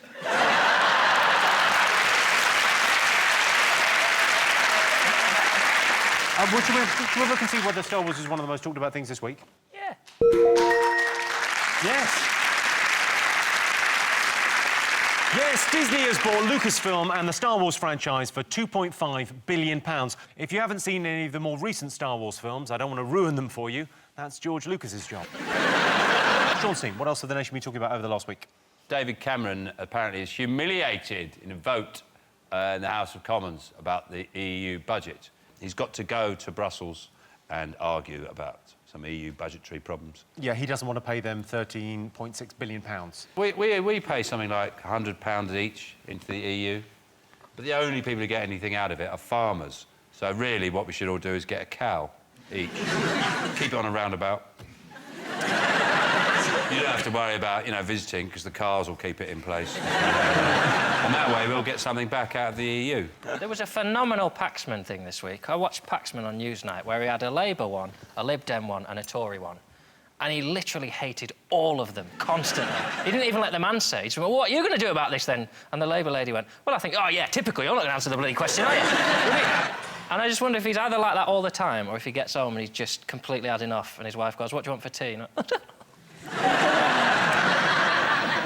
he must have the angriest showers, because the shower is where I really lose my shit. Oh, that's You know, like when you've got phone BT or something, and you really know that you're going to phone them up and go, "This is ridiculous." Well, no, yeah, I'll pay more. Bye. In the shower is where I go, "Yeah, well, you did. Well, I'll come down there with a gun, see how you like that." Yeah. But Paxman in the shower must just be, because he's like an aggressive dick anyway, he must just be punching tiles out and just turning the hose on himself, like, "Answer the question!" Turning the hose on himself? Are you showering outside again? Let's see if it's up there. Yes, under the EU budget proposals, the UK will pay £13.6 billion, Germany will cough up £20 billion, and Greece will contribute 2 yoghurts and some leftover moussaka. John Steen, what else have the nation been talking about over the last week? Oh, well, it's cheeky Silvio Berlusconi. That naughty old fraudster sex pest. Oh, they're trying to lock him up. They're going to lock him up. Yeah, but no, they said they can't because he's old or something and he's got health problems. No, it's also he's taken so much Viagra they can't shut the cell door. He does look incredible for all the stuff. Like, the stress of all that fraud would have killed me, and all that sex with prostitutes and whatnot. He's the next Bertolli advert. I guarantee that. Just him coming down for breakfast in the morning, shattered from shagging, just a little bit of Bertolli on your breakfast. What's the story on this thing? He's been sentenced to 4 years in prison, which I think they've reduced to a year. But you can't even... Like, Italian prisons, you can't imagine... I don't mean to stereotype, but you can't imagine that they're that bad. Like, imagine they got coffee machines in the cells. It's like 2 hours for lunch. You want a little bit of red wine? A little bit of red. It's a human right, mate. I know you're a bloody sex pest, but you want a little bit of wine with your dinner. So in Italian prisons, they've got Spanish waiters, yeah? Well, I can tell you it's not one of the most talked about things this week, but ex-Italian Prime Minister Silvio Berlusconi has been sentenced to jail for tax fraud.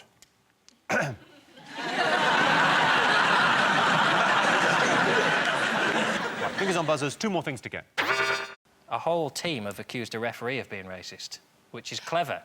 That's clearly a plan they came up with after players got accused of being racist. They sat around and they had one of their meetings, and they went, what if we accused everyone else of being racist? And they thought, we'll try that next week. And Mark Clattenburg's defence was, he said, I can't be racist, some of my best outfits are black. I should say that Mark Clattenburg has denied these allegations. Well, they've got form for this, haven't they? The Chelsea team, actually. John Terry, Frank Lampard and Ashley Cole. Funny little triumvirate. But a couple of years ago, they accused Graham Poll of something which they then had to retract after it was proved that it was completely made up, and they just sort of wanted to get back at the big guys. Problem is, you can't get behind it because referees are inherently just sad people. Like Mark Clattenburg, it says he began refereeing as a teenager. You just think, oh, you poor bastard. Even I see that and think, loser! But the players who accused him of saying racist things, they didn't actually hear it. It was another player, David Luiz, who said that he heard it. Now, I don't know if you've seen David Luiz interviewed, but I'm going to speculate, at his level of English, he might possibly have misunderstood. The man... Racist. He used the term monkey, which is offensive. Not if you put the word cheeky in front of it. Is, like, the police are getting involved. Like, if someone's racist now, the police get involved. And, like, I get it, racism, very bad. But if we are going to start prosecuting everyone who's racist, then in, like, 3 months, all our grandparents are going to be in jail. Well, that's depressing. I know a guy who goes to my local pub, because I live near Chelsea, and he's got a tattoo of John Terry on him. And I was like, do you actually like John Terry? He was like, nah, he's a wanker, but, you know, it's JT, innit? He's had a tattoo of someone he doesn't like. On him. Well, that's brilliant, because most people get a tattoo and then they think, oh, I might regret this later, but he can regret it straight away. Let's have a look and see whether Mark Clattenburg, the allegedly racist referee, is one of the most talked about things this week.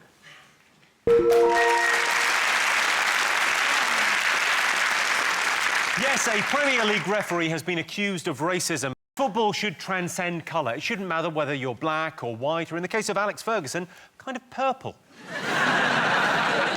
OK, we've got one more thing to get. Fingers on buzzers. What else have people been talking about? Is it the X Factor? Is it the fact that Gary Barlow and Talisa had a little bitch fight? You said she had fag-ash breasts. Yeah, but I've seen the video and it could have smelled a lot worse. The comeback was so childish, though, because she tried to think of another insult for him, and she just couldn't think of any other type of insult, so she just did another breath thing. So he went, oh, your breath smells of fag-ash, and she went, you drink red wine sometimes. OK, let's have a look at everyone's favourite finalist, Rylan. X Factor, make some noise! With the taste of your lips, I'm on the ride. You're toxic, I'm slipping under. Taste of a voice of paradise. I'm addicted to you. Don't you know that you're toxic? Let's have some fun! I'm on it, on it, on it, on it. So on it, I'm on it, on it, on it. I'm on it, on it, on it, on it. So on it, I'm on it, on it, on it, so on. What the fuck was that? Was that some Hurricane Sandy footage or something? He starts with make some noise. That's a legal requirement, because he has to say, make some noise, because this is going to sound absolutely awful. There's this sort of obligatory stuff, like as a rapper, do you have to, when you come on, do you have to say, like, certain things, like, you know, when rappers come out and they're like, you're ready for this, like, someone's going to go, no, I'm not ready for this. My friend's just in the loo, could you just wait a minute? The thing rappers always say that annoys me is put your hands in the air like you just don't care. I'll show you how much I don't care. I've never done that. You've never said put your hands in the air like you just don't care. I say everyone from the front to the back, clap, clap, I think, when I get drunk. Did John write that for you? No, he didn't. Clap, clap from the front to the back now sounds to me like something you would say in a It's clinic not on a Monday morning. What seems to be the problem I've got? Clap, clap from the front to the back. Example, do you watch it? Have you ever sort of I'll watched be it? honest, that's the first time I've seen that this year. Right. That's the first clip I've seen. I refuse to watch it, and now that you've helped me by coming on today you've backed up all my reasons for not watching it. Well, why don't you watch it? Do you think, is it ruining music? What's I don't going think on? it's ruining music. I mean, people buy it, so there's obviously someone out there who likes it. I just think if you're a young musician, it's, you know, you should go on tour and learn to write songs and make mistakes and do it the old-fashioned way. Right, OK, thank you. Yeah, sure. Yeah. That's bloody beautiful, that is what you said there. That's beautiful. Should we have a look and see whether the X Factor is one of the most talked about things this week? It is.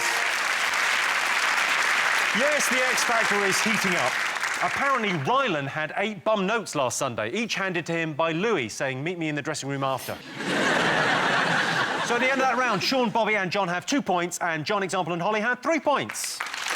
So our next round is Pick of the Polls. John's team, your turn first. What do you like the look of? I like the look of the skydivers. OK. Here's your related question. Most people would describe themselves as a risk-taker. True or false? Well, come to the right guy here. Loosen your cardie. Tell us what you think. Are you a risk-taker? I mean, this cardie was a risk. Green with grey. I did it.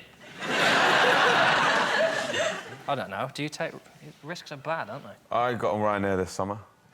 I'm not doing that again. I don't understand why you have things like flight mode on mobile phones on planes. Just turn it off. It's 2 hours of your life. Just don't take the risk. What risk? There's no risk. I leave it on. When they say to switch it to flight mode and the person next to me puts it to flight mode, I think, you prick. What is the point of the risk? You could kill everyone on this plane just because you accidentally flicked it off flight mode and the whole plane exploded. Well, John, when I get on a plane, I don't even turn my chainsaw off.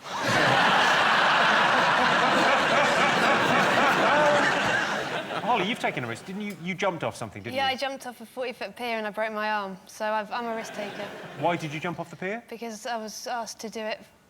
So who asked you to do it? Why did you? Well, it was part of this Worthing Birdman where you have to go and try and build yourself some sort of homemade aircraft with which to fly off a... I mean, that's 2 words that should never go together. Like homemade and condom, that should never go together. Cling film. Cling film. I'd say a Snickers wrapper, but anyway. Snickers wrapper, you're optimistic. They might have a nut allergy, it's not worth the risk. Okay, so taking risks. Yeah. I used to get really drunk and then I'd black out, and that was like the most exciting risk. And then one time I got really drunk at a festival and took lots of drugs. The drug dealers, they were dressed like fairies, so this fairy floated up to me and was like, hey, do you want some honey oil? And I don't know what that is, but I took it. And then I blacked out, and my last memory was falling into a river. And then I woke up the next morning, and I was on this steep, muddy hill in the forest. And I don't know how I got there, and I was on a mattress. Here is my question. What did you take, and where can I get some? We can You'd party. never take drugs. If I woke up on a flying mattress up a tree... No, it wasn't flying, it was on the mud. Oh, no. And I didn't have shoes on. Not worth the risk. Sean, have you taken any risks? I read a pop-up book about giraffes once. That was quite dangerous.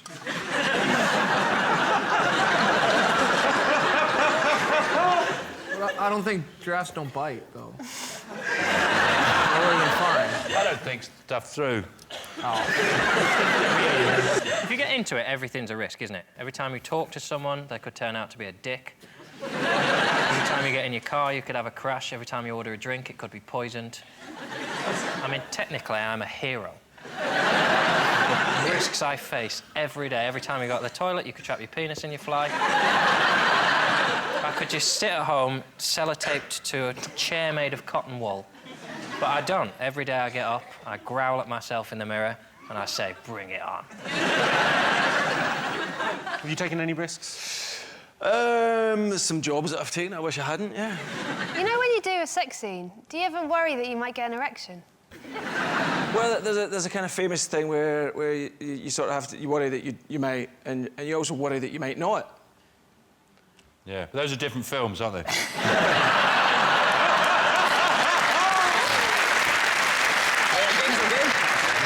All right, let's get some answers on this. So, most people describe themselves as risk takers. True or false? What do you think, John?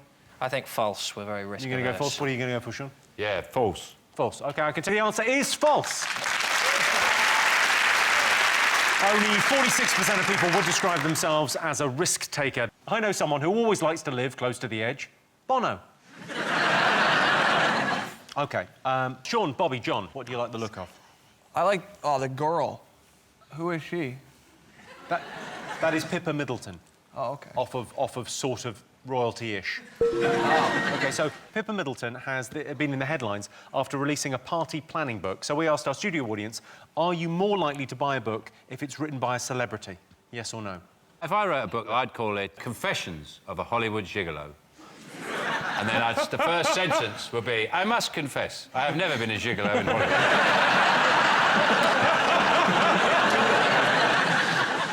Katie Price, she's written loads of books, hasn't she? Katie Price has written some brilliant books, She's not really written them, has she? Yeah, it's interesting, because I've seen loads of photos of her doing various things, you know, riding horses, playing with her kids. I've never seen one of her at a desk sweating over a typewriter or thumbing through a thesaurus going, Dildo, that's the word.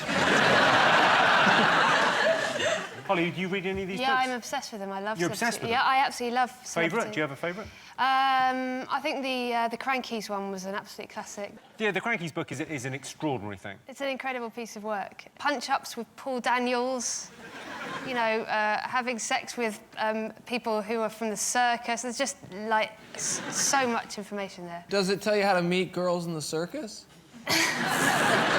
very niche book, that is. Is it like a guide? I want a book on how to meet girls in a circus. Because I went to a circus one time and there was all these sexy trapeze artists. Then afterwards I waited around, but I didn't really know how to start the conversation. Yeah. But if there was a book...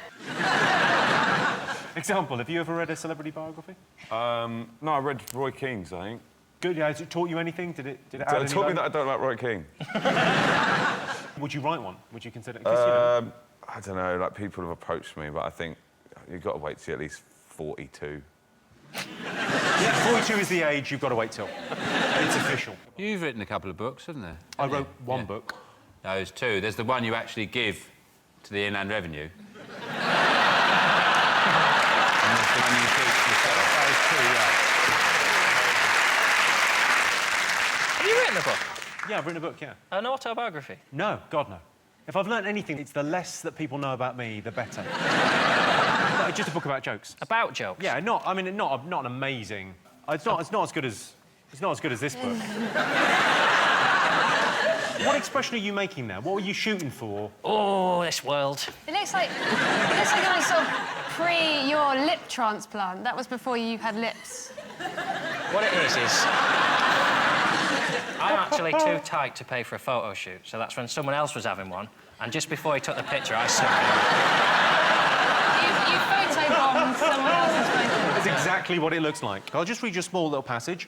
When I think about it now, the thought of my bony white body pressed up against hers and her having to tolerate my wet breath against her neck, it's a wonder to me that she was never sick into my face. Some self-esteem issues there, John. It's one of those kiss and tell books where nobody gets kissed, but I tell anyway. What's the last sentence? The last sentence, the last chapter's lovely. Here's to many more years on the hunt. I've written a book. Well, go on, tell me more. I haven't seen this, I'm not aware. I thought What it's about? I don't know what it's about. I've no idea what it's about. My problem is I can write, but I can't read. Well, I just wrote it. I don't know if it's a cookbook, historical fiction, an autobiography. Well, I just write. I have actually... I don't know what it is. I don't know what that is. I have actually... It's another 400 pages, Sean. OK, let's get some answers on this. Are you more likely to buy a book if it's written by a celebrity? We asked our audience, what do you think they said, yes or no? Well, that's true, because the bookshelves are full of celebrities. You're saying yes, OK. Yes or no, John? The studio audience, no. No. No. All right, you're going no, you're going yes. I can tell you the answer is no. Only 23% of our studio audience are more likely to buy a book if it's written by a celebrity. Personally, I don't care if a book's been written by a celebrity like Rod Stewart or Simon Cowell, or a member of the public like Kerry Katona. So at the end of that round, it's 3 points for Sean's team and 5 points for John's team. And the winner is the name of our final round. Here's your first one. Biggest sign you're lonely. I always say, Jimmy, you're never alone with a good lover. I'm sorry we're asking this question, but yeah, biggest sign you're lonely. What? I'm fine.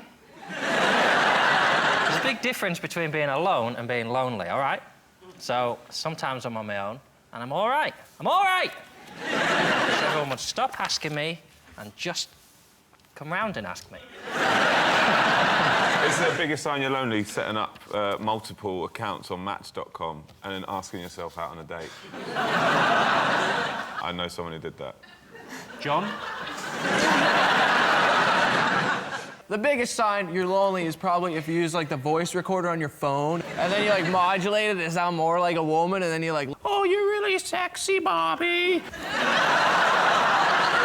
That's probably a sign, maybe not the biggest one, but it's like one of 3 that you need to talk to people. Yeah, you definitely need to talk to people, and they need to be trained professionals. Okay, biggest sign you're lonely. What do you think, Sean? Well, I just think it's a tragic thing for anyone to experience, and I don't think we should be making jokes about it. If anybody had that reality in their life and they're watching this show now, I'd feel very sorry for them, because I feel like everyone was laughing at them and they're all alone, not able to enjoy a bit of company or something to take their mind off the loneliness that stalks their every waking moment. And it tolls like a bell in their head. You should when they think about the friendless, empty wasteland of their up! life.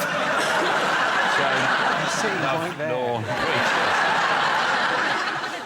yeah, but I know he watches it back on his own.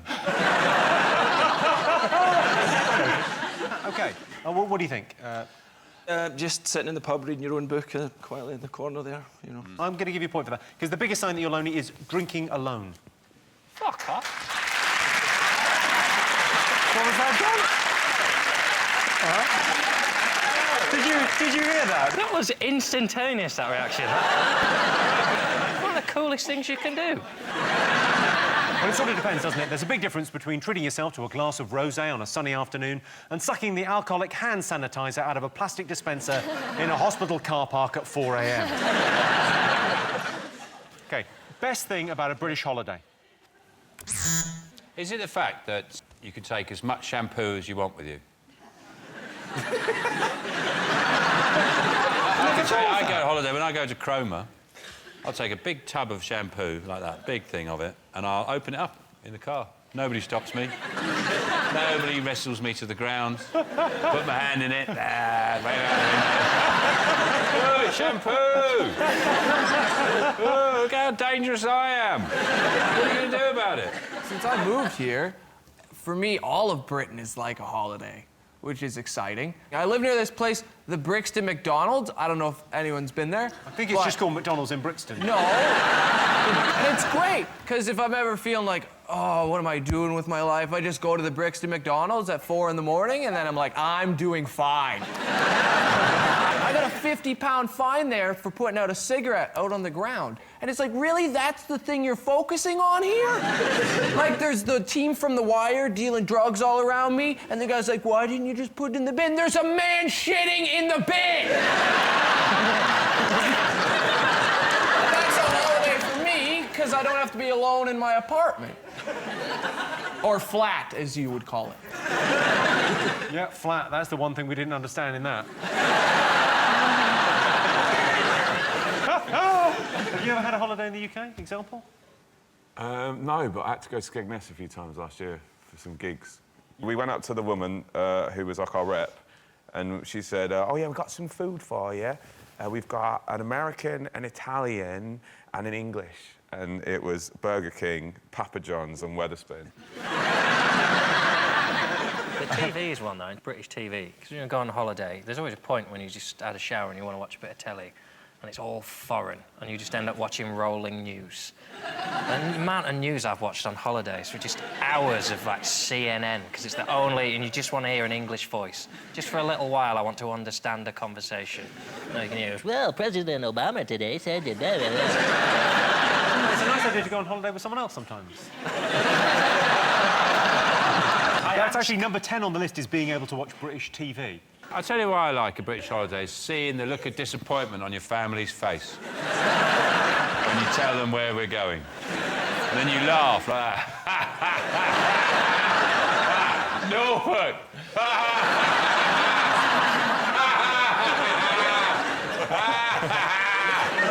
Do you sort of drive up the M11, just sort of past the airport, and tell them just as you drive, oh, you missed the turning? No, no. No, we're going to Norfolk. Have some shampoo. OK, best thing about a British holiday. Is it that you can still collect nectar points? Is it the scenery? Well, that is the right answer. The scenery. It's the best thing about a British holiday is the countryside. If you want to know what the countryside is really like, just watch Country File. It's that boring. Well, that sound tells me it's the end of the round and the end of the show, which means the final scores are Sean, Bobby and John have 4 points. John, Example and Holly have 6 points. They're tonight's winners. Thanks to all our panellists, our wonderful studio audience, and to all of you for watching at home. That's it from us. Good night.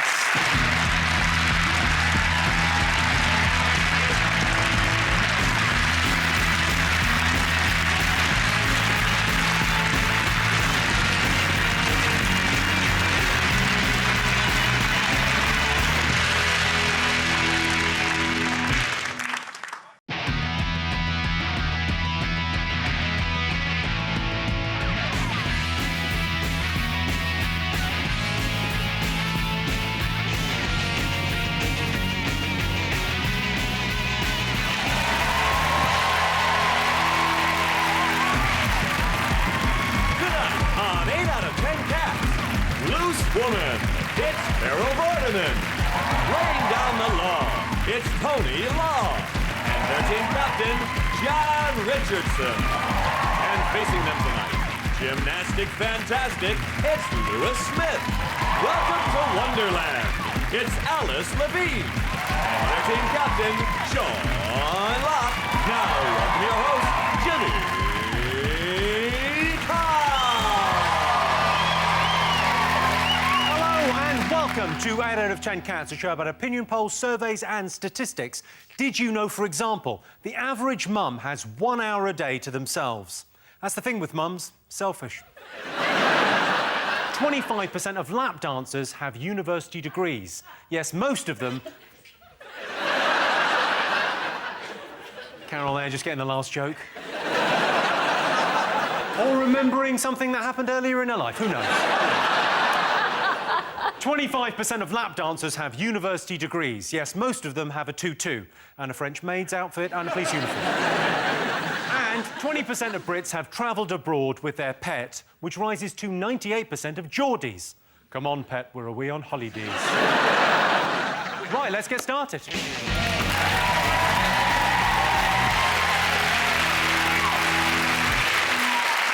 What are you talking about? That's the name of our first round. It's our panellist's job to guess the British public's top 3 most popular talking points. Sean's team, what do you think the nation have been talking about this week? US election results. The US election. And, what's his name? Barack Obama won the election in America and gave a very stirring and moving acceptance speech. I was surprised. At some point, I was expecting him to break out into, I believe the children are the future. It was so... It was pretty overblown. It was, yeah. Do you want to have a look? Shall we remind ourselves? It's Obama accepting his second term. I believe we can keep the promise of our founding. The idea that if you're willing to work hard, it doesn't matter who you are, or where you come from, or what you look like, or where you love. It doesn't matter whether you're black or white, or Hispanic, or Asian, or Native American, or young, or old, or rich, or poor, able, disabled, gay, or straight. You can make it here in America if you're willing to try.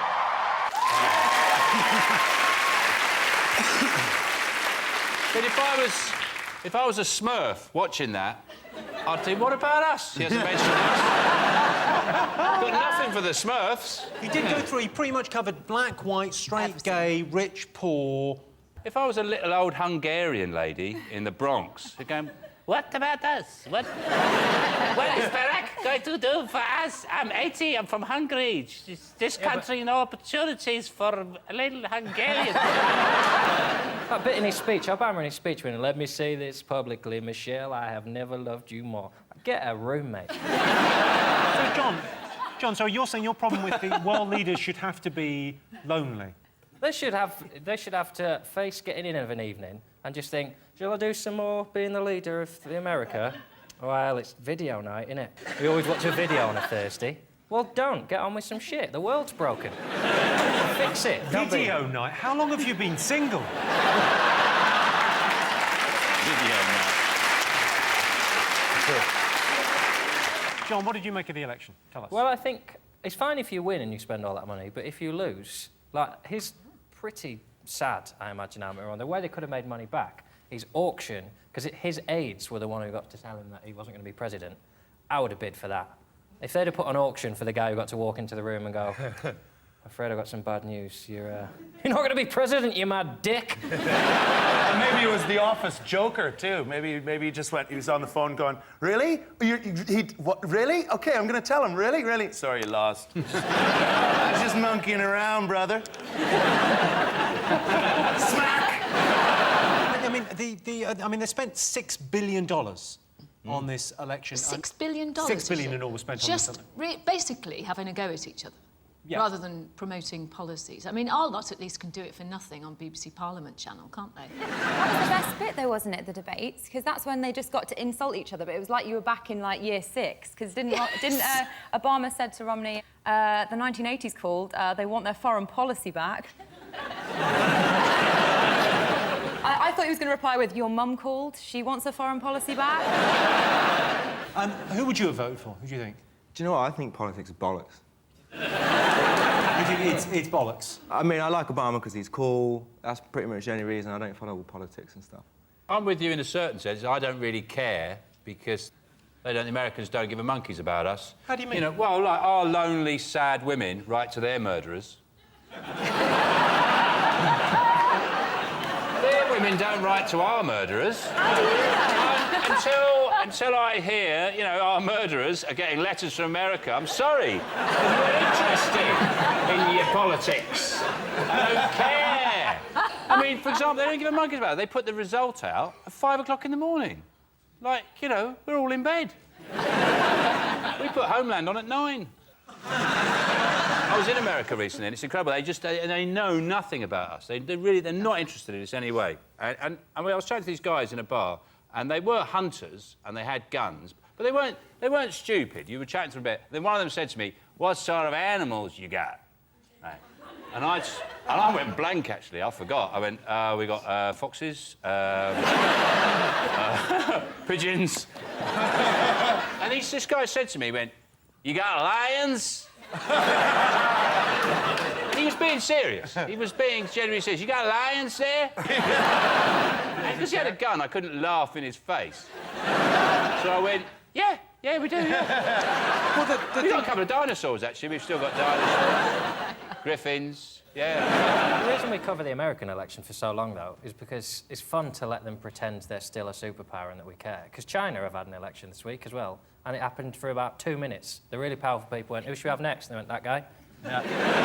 Should we ask anyone else? Nah, fuck him. No, they fire about 10 of their favourites out of a cannon through a burning hoop, and the one who gets up quickest has got, yeah, he'll do, he's pretty solid. You all right? Yes. New leader, Hu Jintao. It's not a bad idea, because they've saved £6 billion already, haven't they? They can spend that on... houses. Houses, maybe. They won't, though, will they? They'll spend it on... machines. Machines. I'll keep finishing up your sentences. Yeah. They'll probably spend it on... wolves. Wolves. And they'll just release them. Into... the kitchen. Should we have a look and see whether the American election is up there? Yeah. Most talked about thing. Yes, Barack Obama has been re-elected president. This election was so close, at one point, I thought Louis might send it to deadlock. You know, someone asked me today at the train station if I was Louis Walsh. What? Someone asked you if you were Louis Walsh? Twice. What were you doing? I was just standing with my bags, and she said, "Excuse me, you Louis Walsh?" Were you talking to the train driver going, "I love the way you're driving that train"? You've really made it your own. Yes, that train, it's amazing. You really took me on a journey. Fair enough, on the train. OK. John's team, what do you think people have been talking about over the last week? What's happening in the world? Oh, let me look this way when I just looked right into your eyes then, and I was terrified. Well, in this country, fascinatingly, one of our MPs, Nadine Dorries, has decided the best way she can get ahead as a politician is to go into the jungle. And eat kangaroo testicles. She's decided to enter I'm a Celebrity, Get Me Out of Here, and not spotted that she's an MP, and it's not called I'm an MP, I should probably do some work. Since taxpayers pay me to do my work. So she's gone out there. I've already seen enough of her. It hasn't even started. I've already seen pictures of her sunbathing in the nude. And her breasts are actually a very good analogy for the coalition, because they appear to be a partnership, and yet they're putting as much distance between themselves.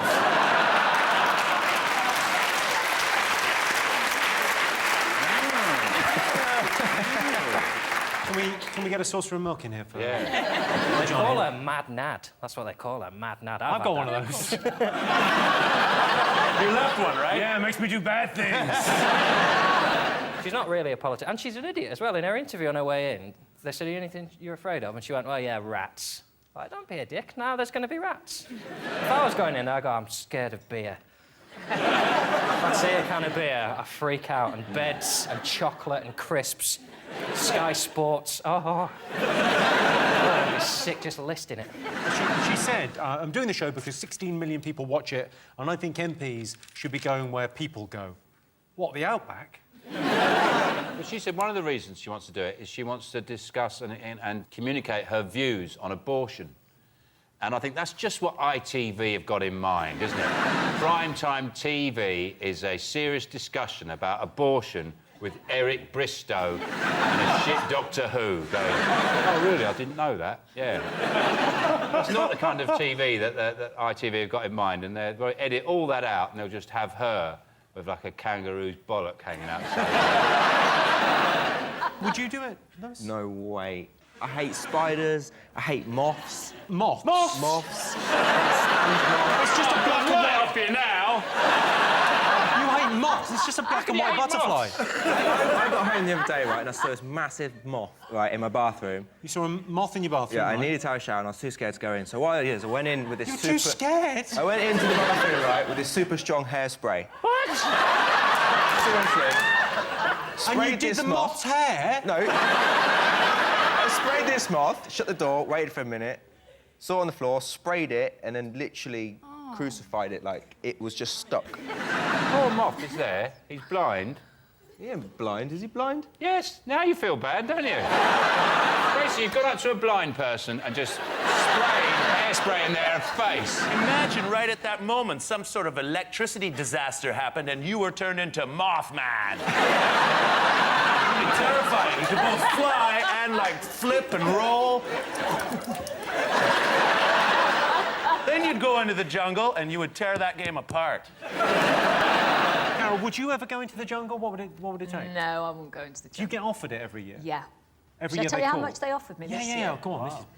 £250,000. £250,000? And you went, no, I'm not doing it, not worth it.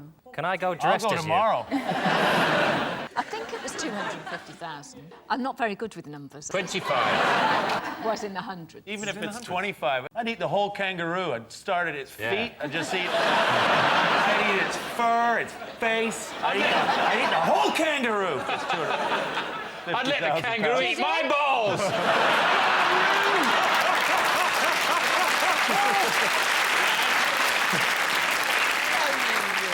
Let's have a look if Nadine Dorries is up there.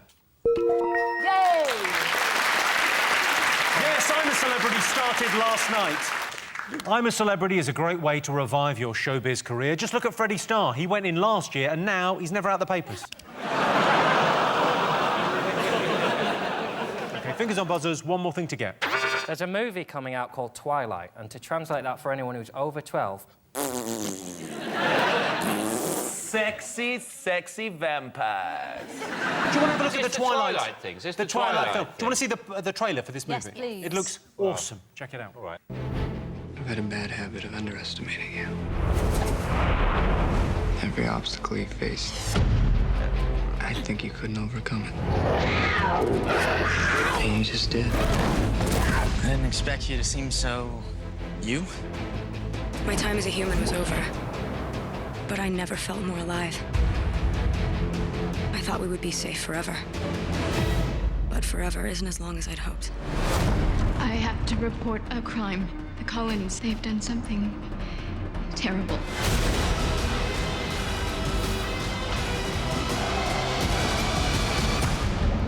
I'll never let anybody hurt you.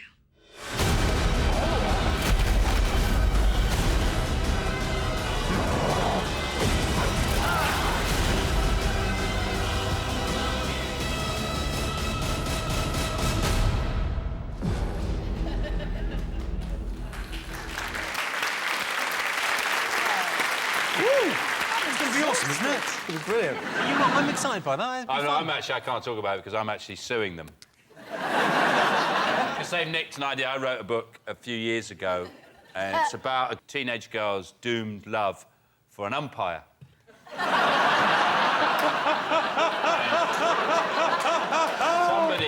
It was an impossible love. He was 50. He lived in Hertfordshire. She was 16, and it was never going to work. And he tried to put her off. He said no. And at the time, he was involved in a battle with referees and Formula One marshals about control of a particular sporting body. And I've heard about this. They've just basically taken my doomed love for an umpire story and just changed... They've tweaked it. Changed 2 letters and made $150 billion. And I want my slice. I'm not happy. Yeah, I mean, if you're not familiar with the films, it's basically the story of a teenage girl's choice between necrophilia and bestiality. I don't watch these films. You know what these films? You know when you go to the cinema, all these films, I know, as soon as human beings start flying, I just go, nah, I'm out. You're boring. Has nobody seen any of them? I've seen the 3 so far. They're Don't you awesome. think Kristen Stewart's a bit dirty? I don't mean like dirty like sexy, I mean like grubby. I just want to like get her with a bit of dry shampoo and a knit comb. I always think her acting style's weird. She looks like she smelt a fart. Yes. She smelled her hair. She cheated on her boyfriend in real life, Kristen Stewart. Oh, And you just think, don't cheat if you're Kristen Stewart. You know, like John Major has an affair. You just think, well, you're only going to get offered 3 shags ever. So if you take a bonus one, that's... Yeah. But if you're Kristen Stewart, then you don't take the piss. Kristen and Robert are going out. Do you think they're meant to be, Sean? Oh, God. I've done a tapestry all about it. Seriously, the tussle between love and the future and the powerful forces, can they reconciled within that relationship, or is it two powerful people coming together, just exploding in... You know, it's amazing. Well, I can tell you the new Twilight film isn't in the top 3, but the fans often refer to themselves as twihards, although I prefer the term twunts. So we're trying to guess the most talked about things over the last week. OK, fingers on buzzers. Strictly Come Dancing. Lewis' show. The show Strictly Come Lewis Dancing. is doing. How strict is it?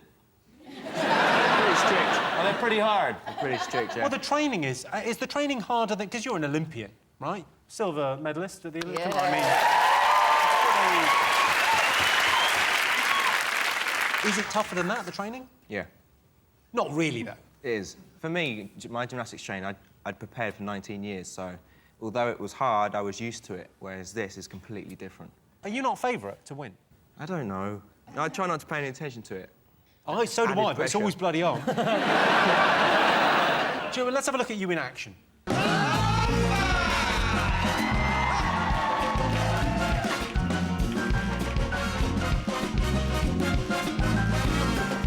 Es una bebida que va cambiando tu vida, una gotita que nada puede loco. Esa es la bomba, muévete mamita que me vuelvo loco, empárrate, quítate la boca.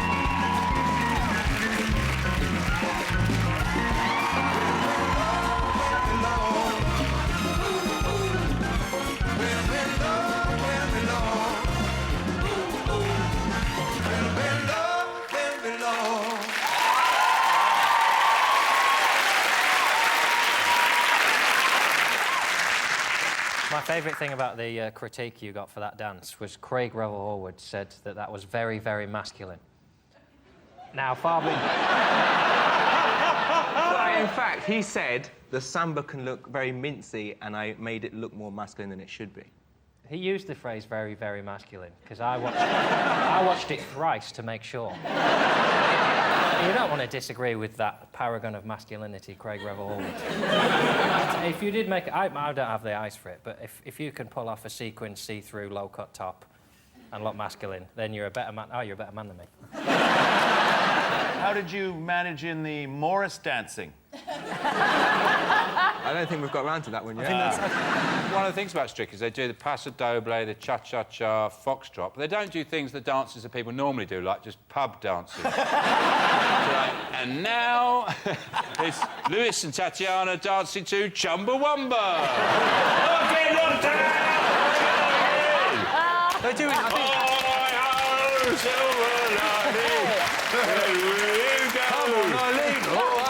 I said to them one week, you should do it where the celebrities teach the pros a dance, and we do the routine that way, because then you come up with some interesting routines, I think. Yeah, some pretty crap ones, I would have thought. I haven't watched it this series. I always watch it. But my main thing with Strictly is the theme tune. I use it generally to get me through difficult moments in life. I think it should be a remedy for people with bipolar disorder. I think people who say, like, my life's falling apart, the therapist should just go da da da da da da da da da. Get it stuck in the head. Just keeps you going all day long. Da da da da da da da da. If my wife says go and put the bins out, I think, oh shit, then I just go da da da da da. What I can't do is the little Bruce jokes in between. They make me so nervous watching him. I would be more comfortable watching Bruce do a high wire act than him reading one joke off the auto cue. He looks like... I mean, an audience should never know the punchline before the comedian. And he doesn't know it 10 minutes after he's told the joke. Carol, what was Brucey like at school? He's a lovely boy. I've been on Strictly, Series 2. I got booted out. Oh, yeah, of course. I got booted out when I did a rumba, and Richard Whiteley used to go, "Go on forward, just do your rumba face," which is my trying to look sexy face, which went something like... Is there a rumba face? Can you do a rumba face? I haven't done the rumba yet, but I'm sure it goes something like... Oh! Yeah, that's sort of sexy. You do your rumba face. It's more... That's sexier. I think Tony may be allergic to rumba and has had a stroke. If you won it, would it be a bigger deal than winning at the Olympics? I didn't win at the Olympics, so probably, yeah. Good answer. Let's have a look and see whether Strictly is one of the most talked about things this week. Yes, the competition for Strictly Come Dancing is heating up. Lisa Riley's odds have gone from 66 to 1 to 10 to 1. She thought, 10 to 1, lunchtime.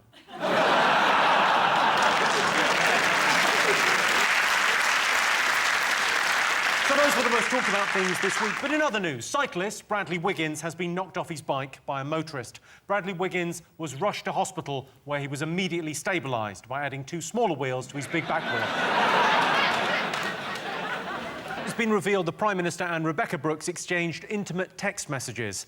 Our lawyers have been very strict on this one, so with that in mind, I'd just like to say Rebecca Brooks is a blanking ginger blank, who blanked for Rupert Murdoch, blanked to the Levinson inquiry, blanked to the police, and once even blanked a horse while David Cameron stood by blanking. And in India this week, 50 elephants went on a drunken rampage after drinking 500 litres of moonshine. In other news, a hen party from Wigan has gone missing. At the end of that round, Sean, Alice and Lewis have 2 points, John, Carol and Tony have 1. So our next round is Pick of the Polls. John, Carol, Tony, what do you like the look of? Well, not to make an awkward situation, but I like the look of Lewis. OK, here's your question. Most women would rather date a gymnast than a footballer. True or false? Well, you see, for me, I'd rather a gymnast, because they're fitter, they've got bigger muscles, haven't they? Go on, show us the guns, come on. Look at those biceps, And that's like gymnasts proper. are a lot less rapey than footballers. So that's good, isn't it? I know that. I happen to know that because I coached the Chinese Olympic gymnastic team in the Olympics. You know the one where you run across the mat? Floor. I was good at that. So he might be... I mean, a lot of this is very technical stuff you might not understand. Yeah. Because he's at the coaching level. I could do a flip for you. What flip can you do? I could do a flip. No, you can't do a backflip. Yeah. Just a sec. I need to have everything.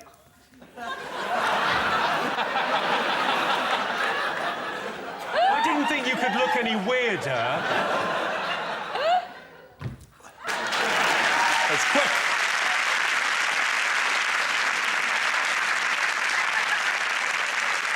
Oh, I'm not as nippy as I used to be, I'll tell you.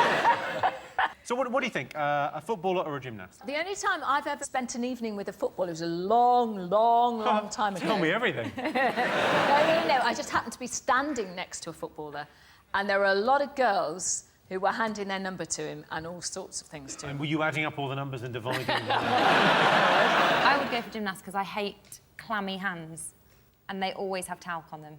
I just hate, like, you know, sticky, tacky, yeah. See, that's why I wouldn't. I don't like chalky tits. Chalky tits? Sounds like a terrible nickname. Who's going to be there? Chalky tits will be there, yeah. They can't turn it off, can they, gymnasts? So the sex with the gymnast is fine, but the dismount... It's all about the dismount. I've said this before. So do you end up by the side of the bed with your knees straight? Bent. I look for recognition. She gives me the nod. I can go make the cup of tea. So, did you get into gymnastics because of the poontang? Poontang, the North Korean pommel horse champion. The attention has been nice since the Olympics, I'm not going to lie. I mean, my feet, I haven't really had a chance to touch the floor yet, but when you go out... It's all about the dismount. I read an interview with you, Lewis, though, where you said you would rather spoon a girl than have sex with her. Yep. Because even I read that and I thought, nice. If it's my girlfriend, it's different. If it's just some person I've met and they seem nice, then yeah, I'd rather have a nice spoon, wake up next day. Yeah. You're such a lovely man. Well, what do you think, John? Footballer or gymnast? What would you go with? But I think, you know, most women, Jimmy, just want to be loved. I think all women want different things, don't they? Just like all people. I think women like being patronised. I think some women... What do you think, Alice? A footballer or a gymnast, if you had to date one of them? I think I'd have to go gymnast, and not just because of the members of my team, obviously. I'd rather date a footballer than a gymnast. Because gymnasts, most of them are underage, aren't they? You're a lot shorter than I remember, Sean. Yeah, what's going on? You're sitting like that. Yeah, you're a lot... Where are his hands? Where are his hands?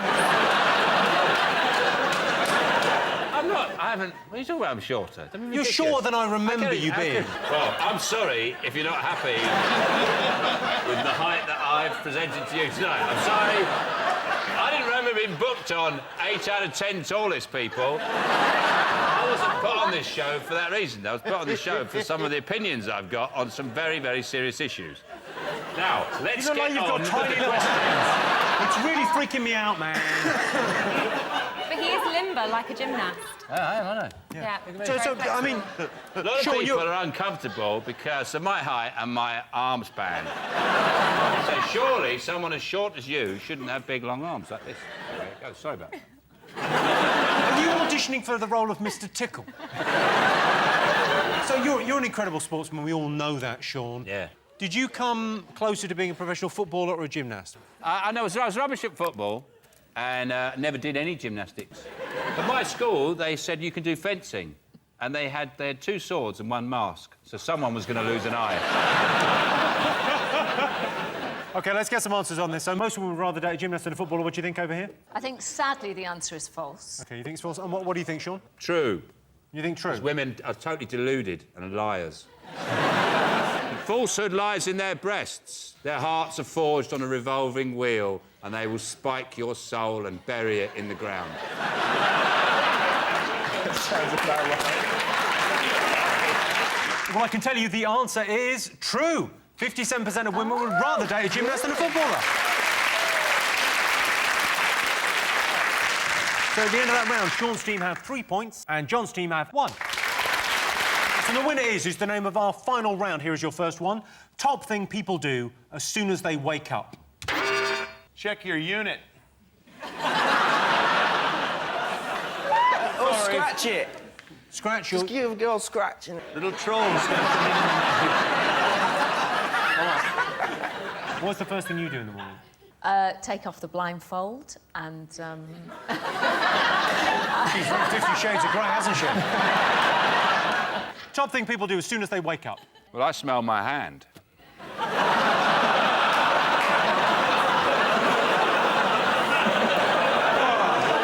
I can't believe I'm going to do it, but I want to ask, why do you smell your hand? You just never know. You have a restless night. Is it ever good news? Yeah, it's usually good news. Usually, yeah. It's usually pretty good news, actually, classed Jim. as good news? It's pretty good news. It's... The best wake-up I ever had, I used to have a cabin bed. And one day... You used to have a what, sorry? A cabin bed. You know, a bed that's built over, like, a wardrobe and a desk. So it's like a bunk bed, but instead of a brother, you've got storage, which I think is... It's the better deal, isn't it? Yeah.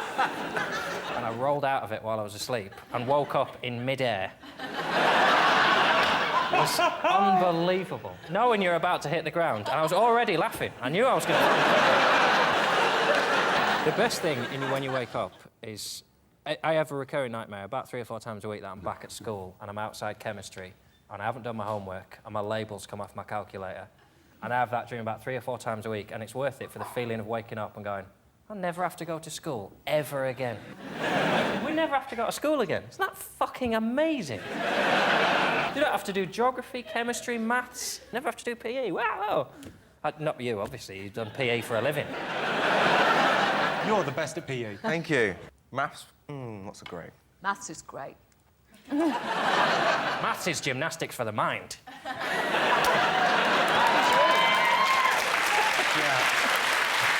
I only know my times tables because of Carol. Did you watch that video? We had the cassette because we weren't posh. We had, pop music times tables. Yeah? With Carol just going, 2 times 2 is 4. 2 times 2 is 4. Get funky. You can get this amazing sleep app on your phone. It turns itself on instantly when it hears anything during the night. And then you wake up in the morning, it's got 6 recordings and you can play them back. Oh, it'd be like Paranormal Activity. It's brilliant. Like, you can upload it to the app. Like, the top 10 are actually women farting while they're sleeping. Well, they got more holes, haven't they?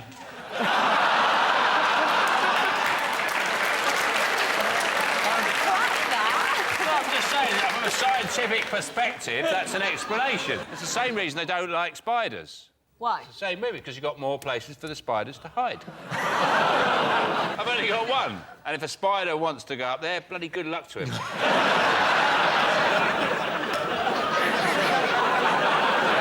Okay. Top thing people do as soon as they wake up. Alarm. It's not the alarm. Put it on... Press snooze! It's the right answer. Yes. Easy enough. Yes, the first thing people do when they wake up is hit the snooze button. I've got a morning ritual I've been doing for years. Wake up, find out her name, apologise, find out his name, leave. OK, best way to make an ex jealous. What do you think? I'd say going on Strictly. Going on Strictly is the best way to get back at an ex? Well, no, not getting back, but obviously making them jealous, because I don't want to see your face anymore, but you're on there every week. Yeah, but you are wearing a lot of glitter. But making it look masculine. Of course you are. I think being able to fit into their clothes, that makes them jealous. Look, I can get into your clothes. Turn up, waddling in one of their dresses, go, look, it fits me better than it fits you! I can look better than you in this dress! It's jealous, not terrified. Drive by their house in your new golden van. I got a van made of gold! Tony, for the last time, you've got a yellow car. It's a golden van, man! do any of you stay in touch with your exes? Not a question for you, John, obviously. Can I just ask? Go on, ask. What happened with his ex? John's, yeah. She didn't exist. She never existed. Gave a bit of a problem because she wasn't there and he was buying her things and she was just air. And eventually he got quite cross with her for not really having a body. So he finished with her? Yes, he went like this. I think she dumped him. What about you? Do you keep in touch with any of your exes? Nah. Do they meet up and have, like, a support group, or...? Have you ever got the mistake text, but like the deliberate on purpose one, where you send one deliberately to your ex, but you've constructed it so it looks like it's to someone else? So you've gone, thanks for such a great night. Oh, I'm so glad I'm so happy and slim and beautiful. See you soon, sexy boy. Alice. Have you genuinely done that? I read about it. You read about it in your sent text? Well, another one on the list is change your relationship status on Facebook. Oh, what a shit world.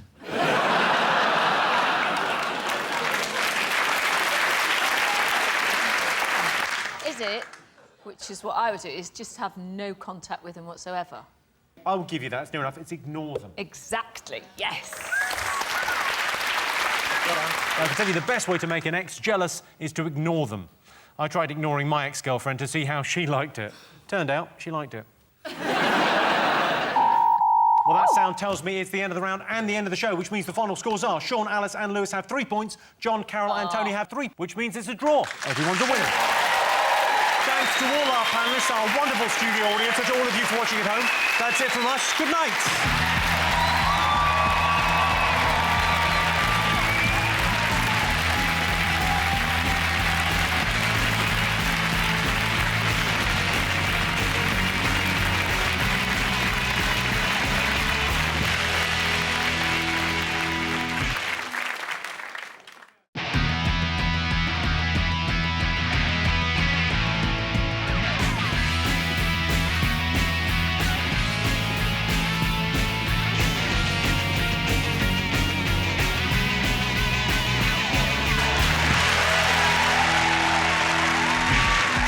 Tonight on 8 out of 10 Cats, Melanie C., Lewis Smith, Stephen Mangan, Joe Lyson, Henning Ben, Louis Spence, Preston Blumenthal, Catherine Ryan, and their team captain, John Locke. And facing them tonight, Jason Biggs, Johnny Vegas, Carol Vorderman, Josh Whitacombe, Natalie Cassidy, Tony Law, Holly Walsh, Lorraine Pascal, David O'Doherty, Hannah Cockcroft, Nikki Flanagan, Elle Gedroy, and their team captain, John Richardson. Now, welcome your host, Jimmy Carr. Hello and welcome to 8 out of 10 Cats Best Bits, a show all about opinion polls, surveys, statistics, and the best bits from this series. Did you know, for example, the average mum has 1 hour a day to themselves? That's the thing with mums, selfish. 9 out of 10 children visit McDonald's once a month. What's that thing that all the kids get in McDonald's? Oh yeah, fat. And 27% of people keep a weapon by the bed to protect themselves against intruders. I don't have a weapon. Instead, I sleep in stockings and suspenders. Then if I'm burgled, I just throw back the covers and say, what kept you? Right, let's get started.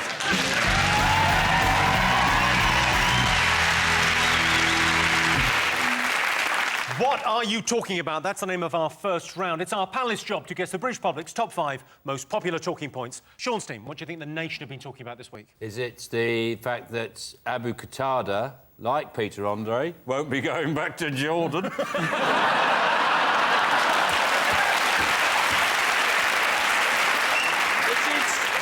Which is the real tragedy, but that's the real tragedy. When will she find love? But on another matter, yes, we can't get rid of Abu Qatada. We can't. Yeah, it's terrible. I think that Abu Qatada, he gets a lot of unfair press here in the country. Like, it's always described as the nightmare neighbour. How can that man be a nightmare neighbour? I mean, he's not allowed to leave the house. He's not allowed to have visitors. The police is always on the doorstep. He's an absolutely brilliant neighbour. And also, if you've got a parcel coming, you can say, leave it at Abu. Yeah. Guaranteed to always be in. Well, probably people won't do that for him, though. Yeah, I'll have one of Abu's parcels. John, David, Rachel, what else have the nation been talking about over the last week? We're getting a new labelling system for food. It's basically saying, oh, poor people are stupid. They go into a supermarket and they pick up Haribo Tang Fastics and they think it's fruit. People know what shit food is. The reason they eat shit food is because they work all day in an office with people they hate. They're working in a job that they're told every day they're going to lose, and then they go back to a shitty flat that they can't afford to buy. And do you know what they think? I don't fancy couscous for tea. Do you know what I fancy? A mixing bowl full of Viennetta and chips that I eat with my fist.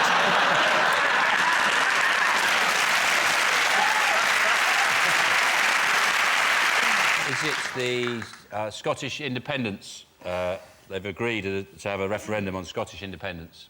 They have indeed. They've set a date. They've set a date. Have they actually set the date? They've set, well, 2014, yes. Because they're going to let 16 and 17-year-olds vote in Scotland, so they've got to give them a year to sort out babysitters and things like that.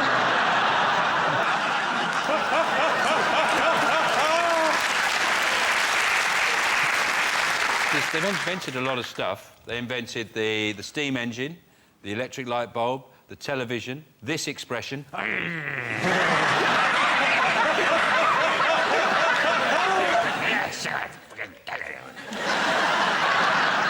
Before, when people felt like that, south of the border, they used to go... The fist. Then the Scots came along and went... The Scottish are very... They've just canned a marketing campaign. This is how confident they are with Scotland. They had this gem lined up to advertise Edinburgh. Incredinburgh! And they shelved it. They thought, we don't need it. We don't need to go there. I say every town should be advertised like that. Well done, Dee. Glasgow, fuck yourself. That's more appropriate. Relax, everyone. Just whoa. Take a moment, everyone. This is the killer. Sean Lock, everyone. Yabba dabba deen.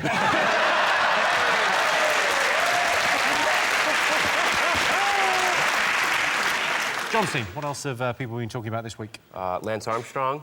Is that something that's... I feel like that's been popular over here as well. We've been chatting about it a little bit. American sportsmen generally, yeah.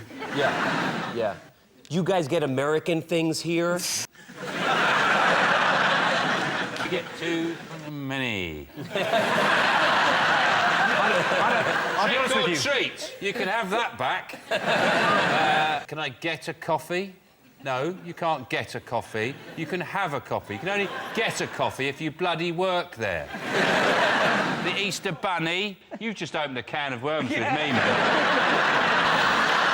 It's the US elections. The choice between two quite dull men who are terrible at talking. They had a debate this week, and they're just both terrible at actually talking.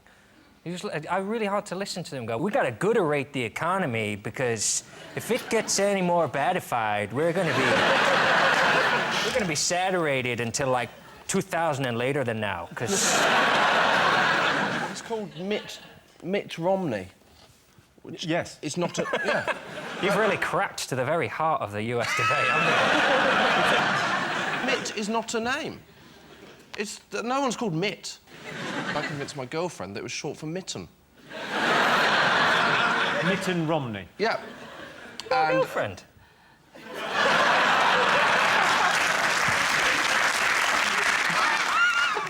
Don't.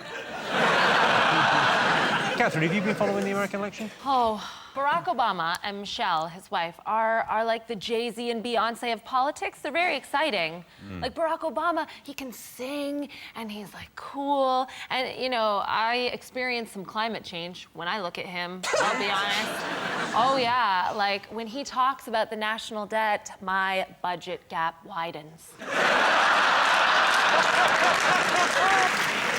What do you think the nation have been talking about this week? The I'm a celebrity thing, isn't it? People I think I can't bear on it now is Ant and Dec, because they're like, it's gone on now, they just laugh. They're like Gaddafi's sons. Laugh at people being tortured. They just laugh, you're being tortured, you're being bitten, you have to eat this. Then they have more torture. There's a woman in a coffin having insects crawling all over her face, and they're just going, You can't tire of watching people going, It just doesn't get boring. Yeah, but it's all the stuff in between where people sit down going, oh, I miss my family. I don't. They throw things. I mean, you would be incredible on the show if you would ever do it. Do they offer it to you? Every year. And every year, I happen to be in a supermarket where I can buy stuff and I don't have to beg for it. You know, when you're doing your shopping, they go, would you like to do a celebrity to get me out of here? Or any of them, and you're going, yeah, but you see, I'm here and I've got 9 Twixes and I don't have to do a task. Well, Lorraine, would you go on? Absolutely no way. I like my personal space, do you know what I mean? I don't want all these people around me all the time, getting on my nerves, having to eat anuses and willies. It's just not my thing. Well, it's a shame.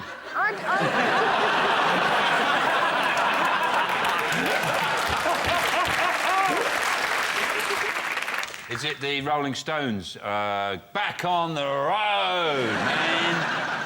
I think they look like a great collection of Toby jugs. Did you see them on the shelf? Yeah. They've said they might play Glastonbury, haven't they? Yeah, they said they might play They Glastonbury. might do, if the weather's all right. No, if they're still alive. You know, the massive road crew, they have one guy whose job is just to iron Keith before they...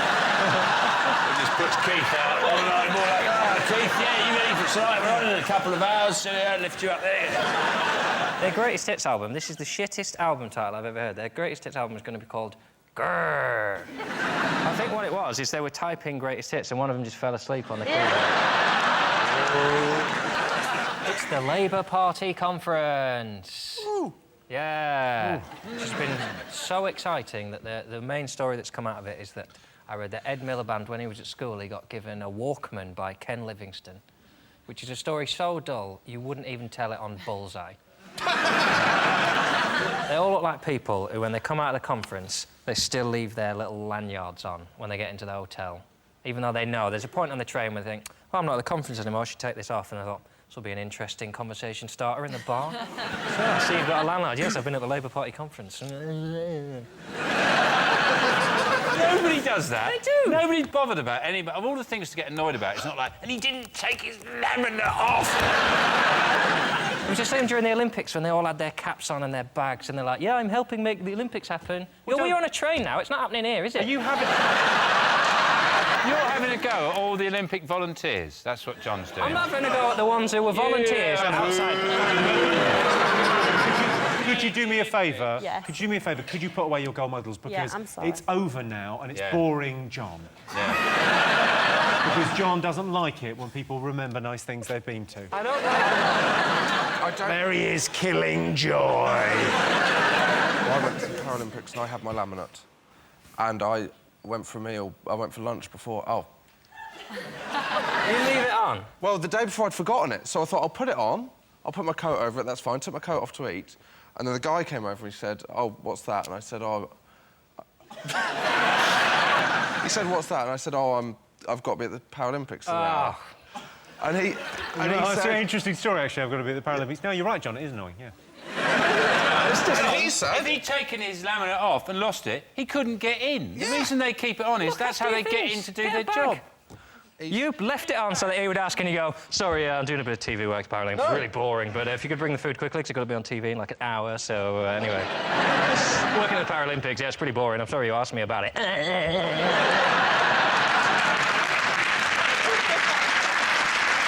With your girlfriend as well, with your little lanyard and your girlfriend. And, That's the real issue. People with laminates have relationships. Yeah, I was just wearing a laminate in a bar. She just came up to me and said, "What's that?" "Oh, God, yeah, I didn't even know I had it. It's massive and it's really heavy." And when I took my coat off, I thought, "Oh, bloody laminate, I'll leave it on." What's that? It's just a laminate that points down at my penis. I've got a penis. Maybe you want to touch it and be my boyfriend.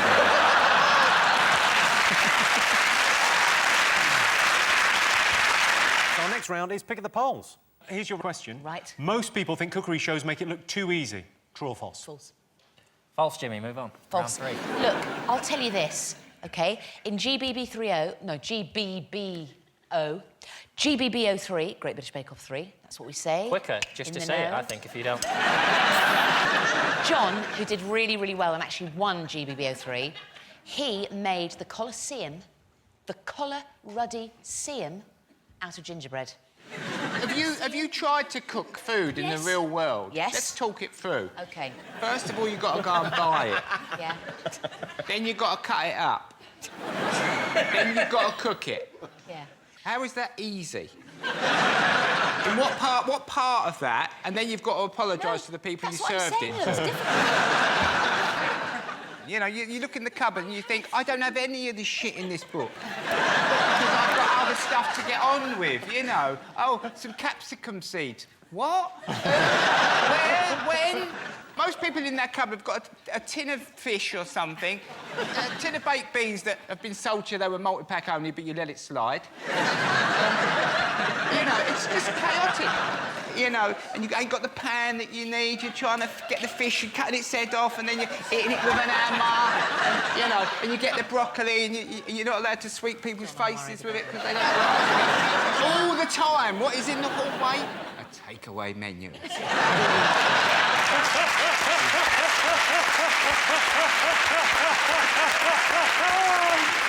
Most women would rather date a gymnast than a footballer. True or false? Well, you see, for me, I'd rather a gymnast, because they're fitter, they've got bigger muscles, haven't they? Go on, show us the guns. Come on. Look at those biceps, that's like gymnasts proper. are a lot less rapey than footballers.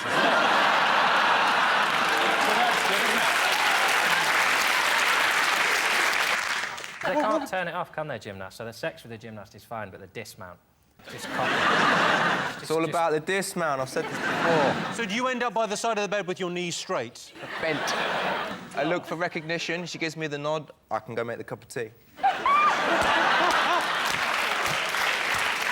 Most people think their life would make a good musical. True or false? Oh, I think most people's lives probably would make a good musical.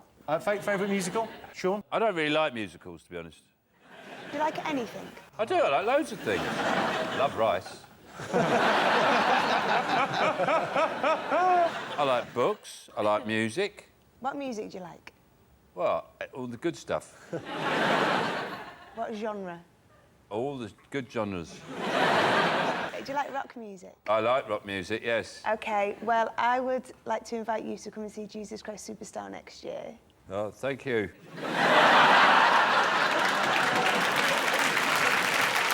Are you more likely to buy a book if it's written by a celebrity? Yes or no?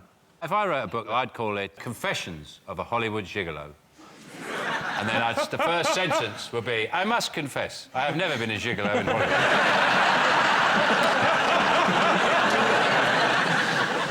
You've written a couple of books, haven't there? I wrote one book.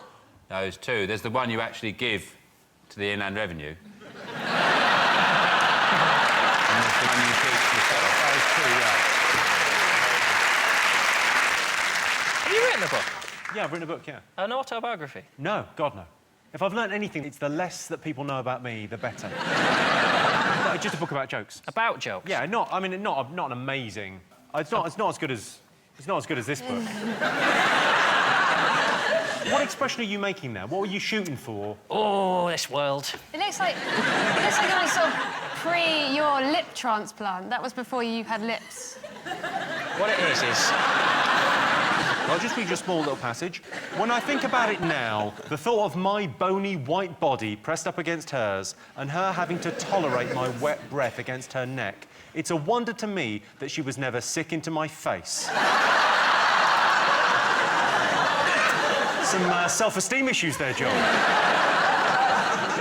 It's one of those kiss and tell books where nobody gets kissed, but I tell anyway. What's the last sentence? The last sentence, the last chapter's lovely.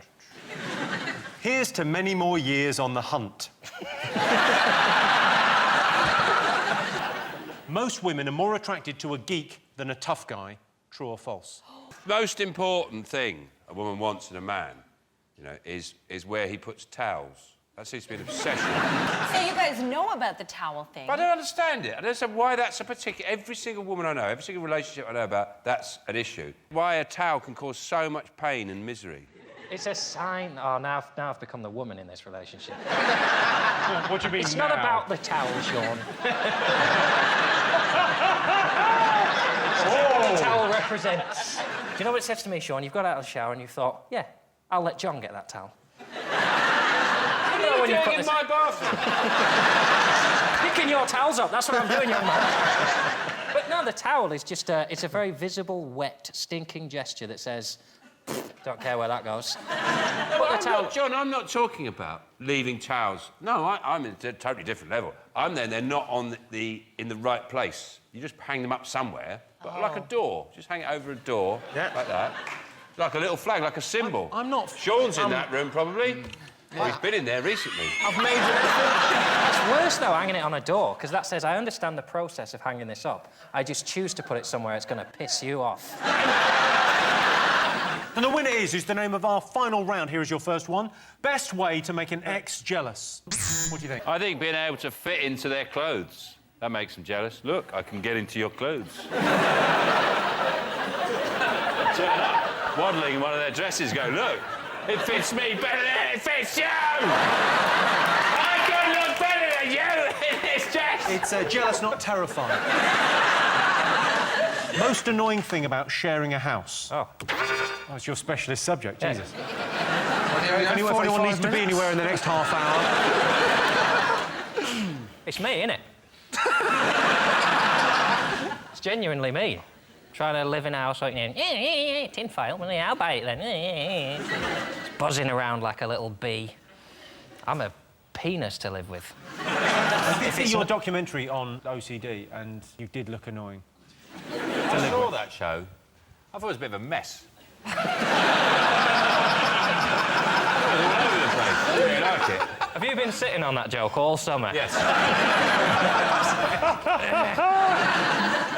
Totally worth it. Thanks, dude.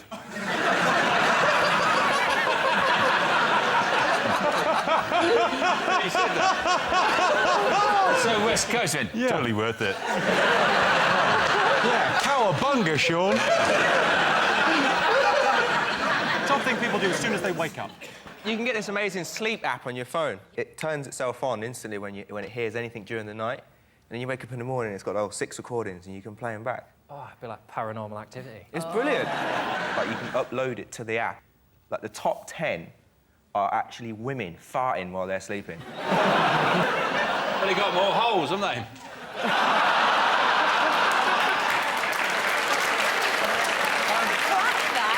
I'm just saying that from a scientific perspective, that's an explanation. It's the same reason they don't like spiders. Why? It's the same movie, because you've got more places for the spiders to hide. I've only got one. And if a spider wants to go up there, bloody good luck to him.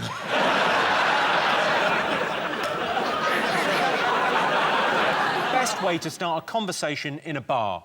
Is that a gun in your pocket, or is your penis shaped like a gun?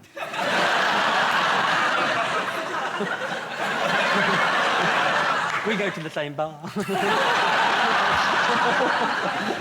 It's amazing how much people will talk to you if you throw beer in a dog's face. Well, talk quite loud. If you just throw a pint of beer in a dog's face, people start talking to you.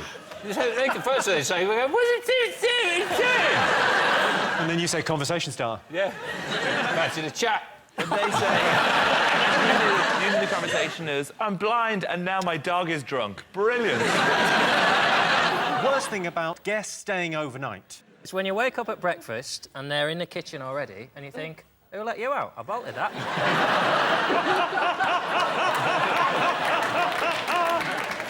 Because you're quite fastidious. I imagine you don't like people using your stuff. I don't mind them when I give them stuff. Don't help yourself to stuff. I mean, make yourself at home, that's a cliche, isn't it? You say it, but you don't mean it. Like, if you say make yourself at home and someone starts making themselves a cup of tea, you think, well, what are you doing? Get out of my cupboards. That's not where the tea's kept. Right, I'll make you a cup of tea. When I said make yourself at home, I meant sit down and shut up.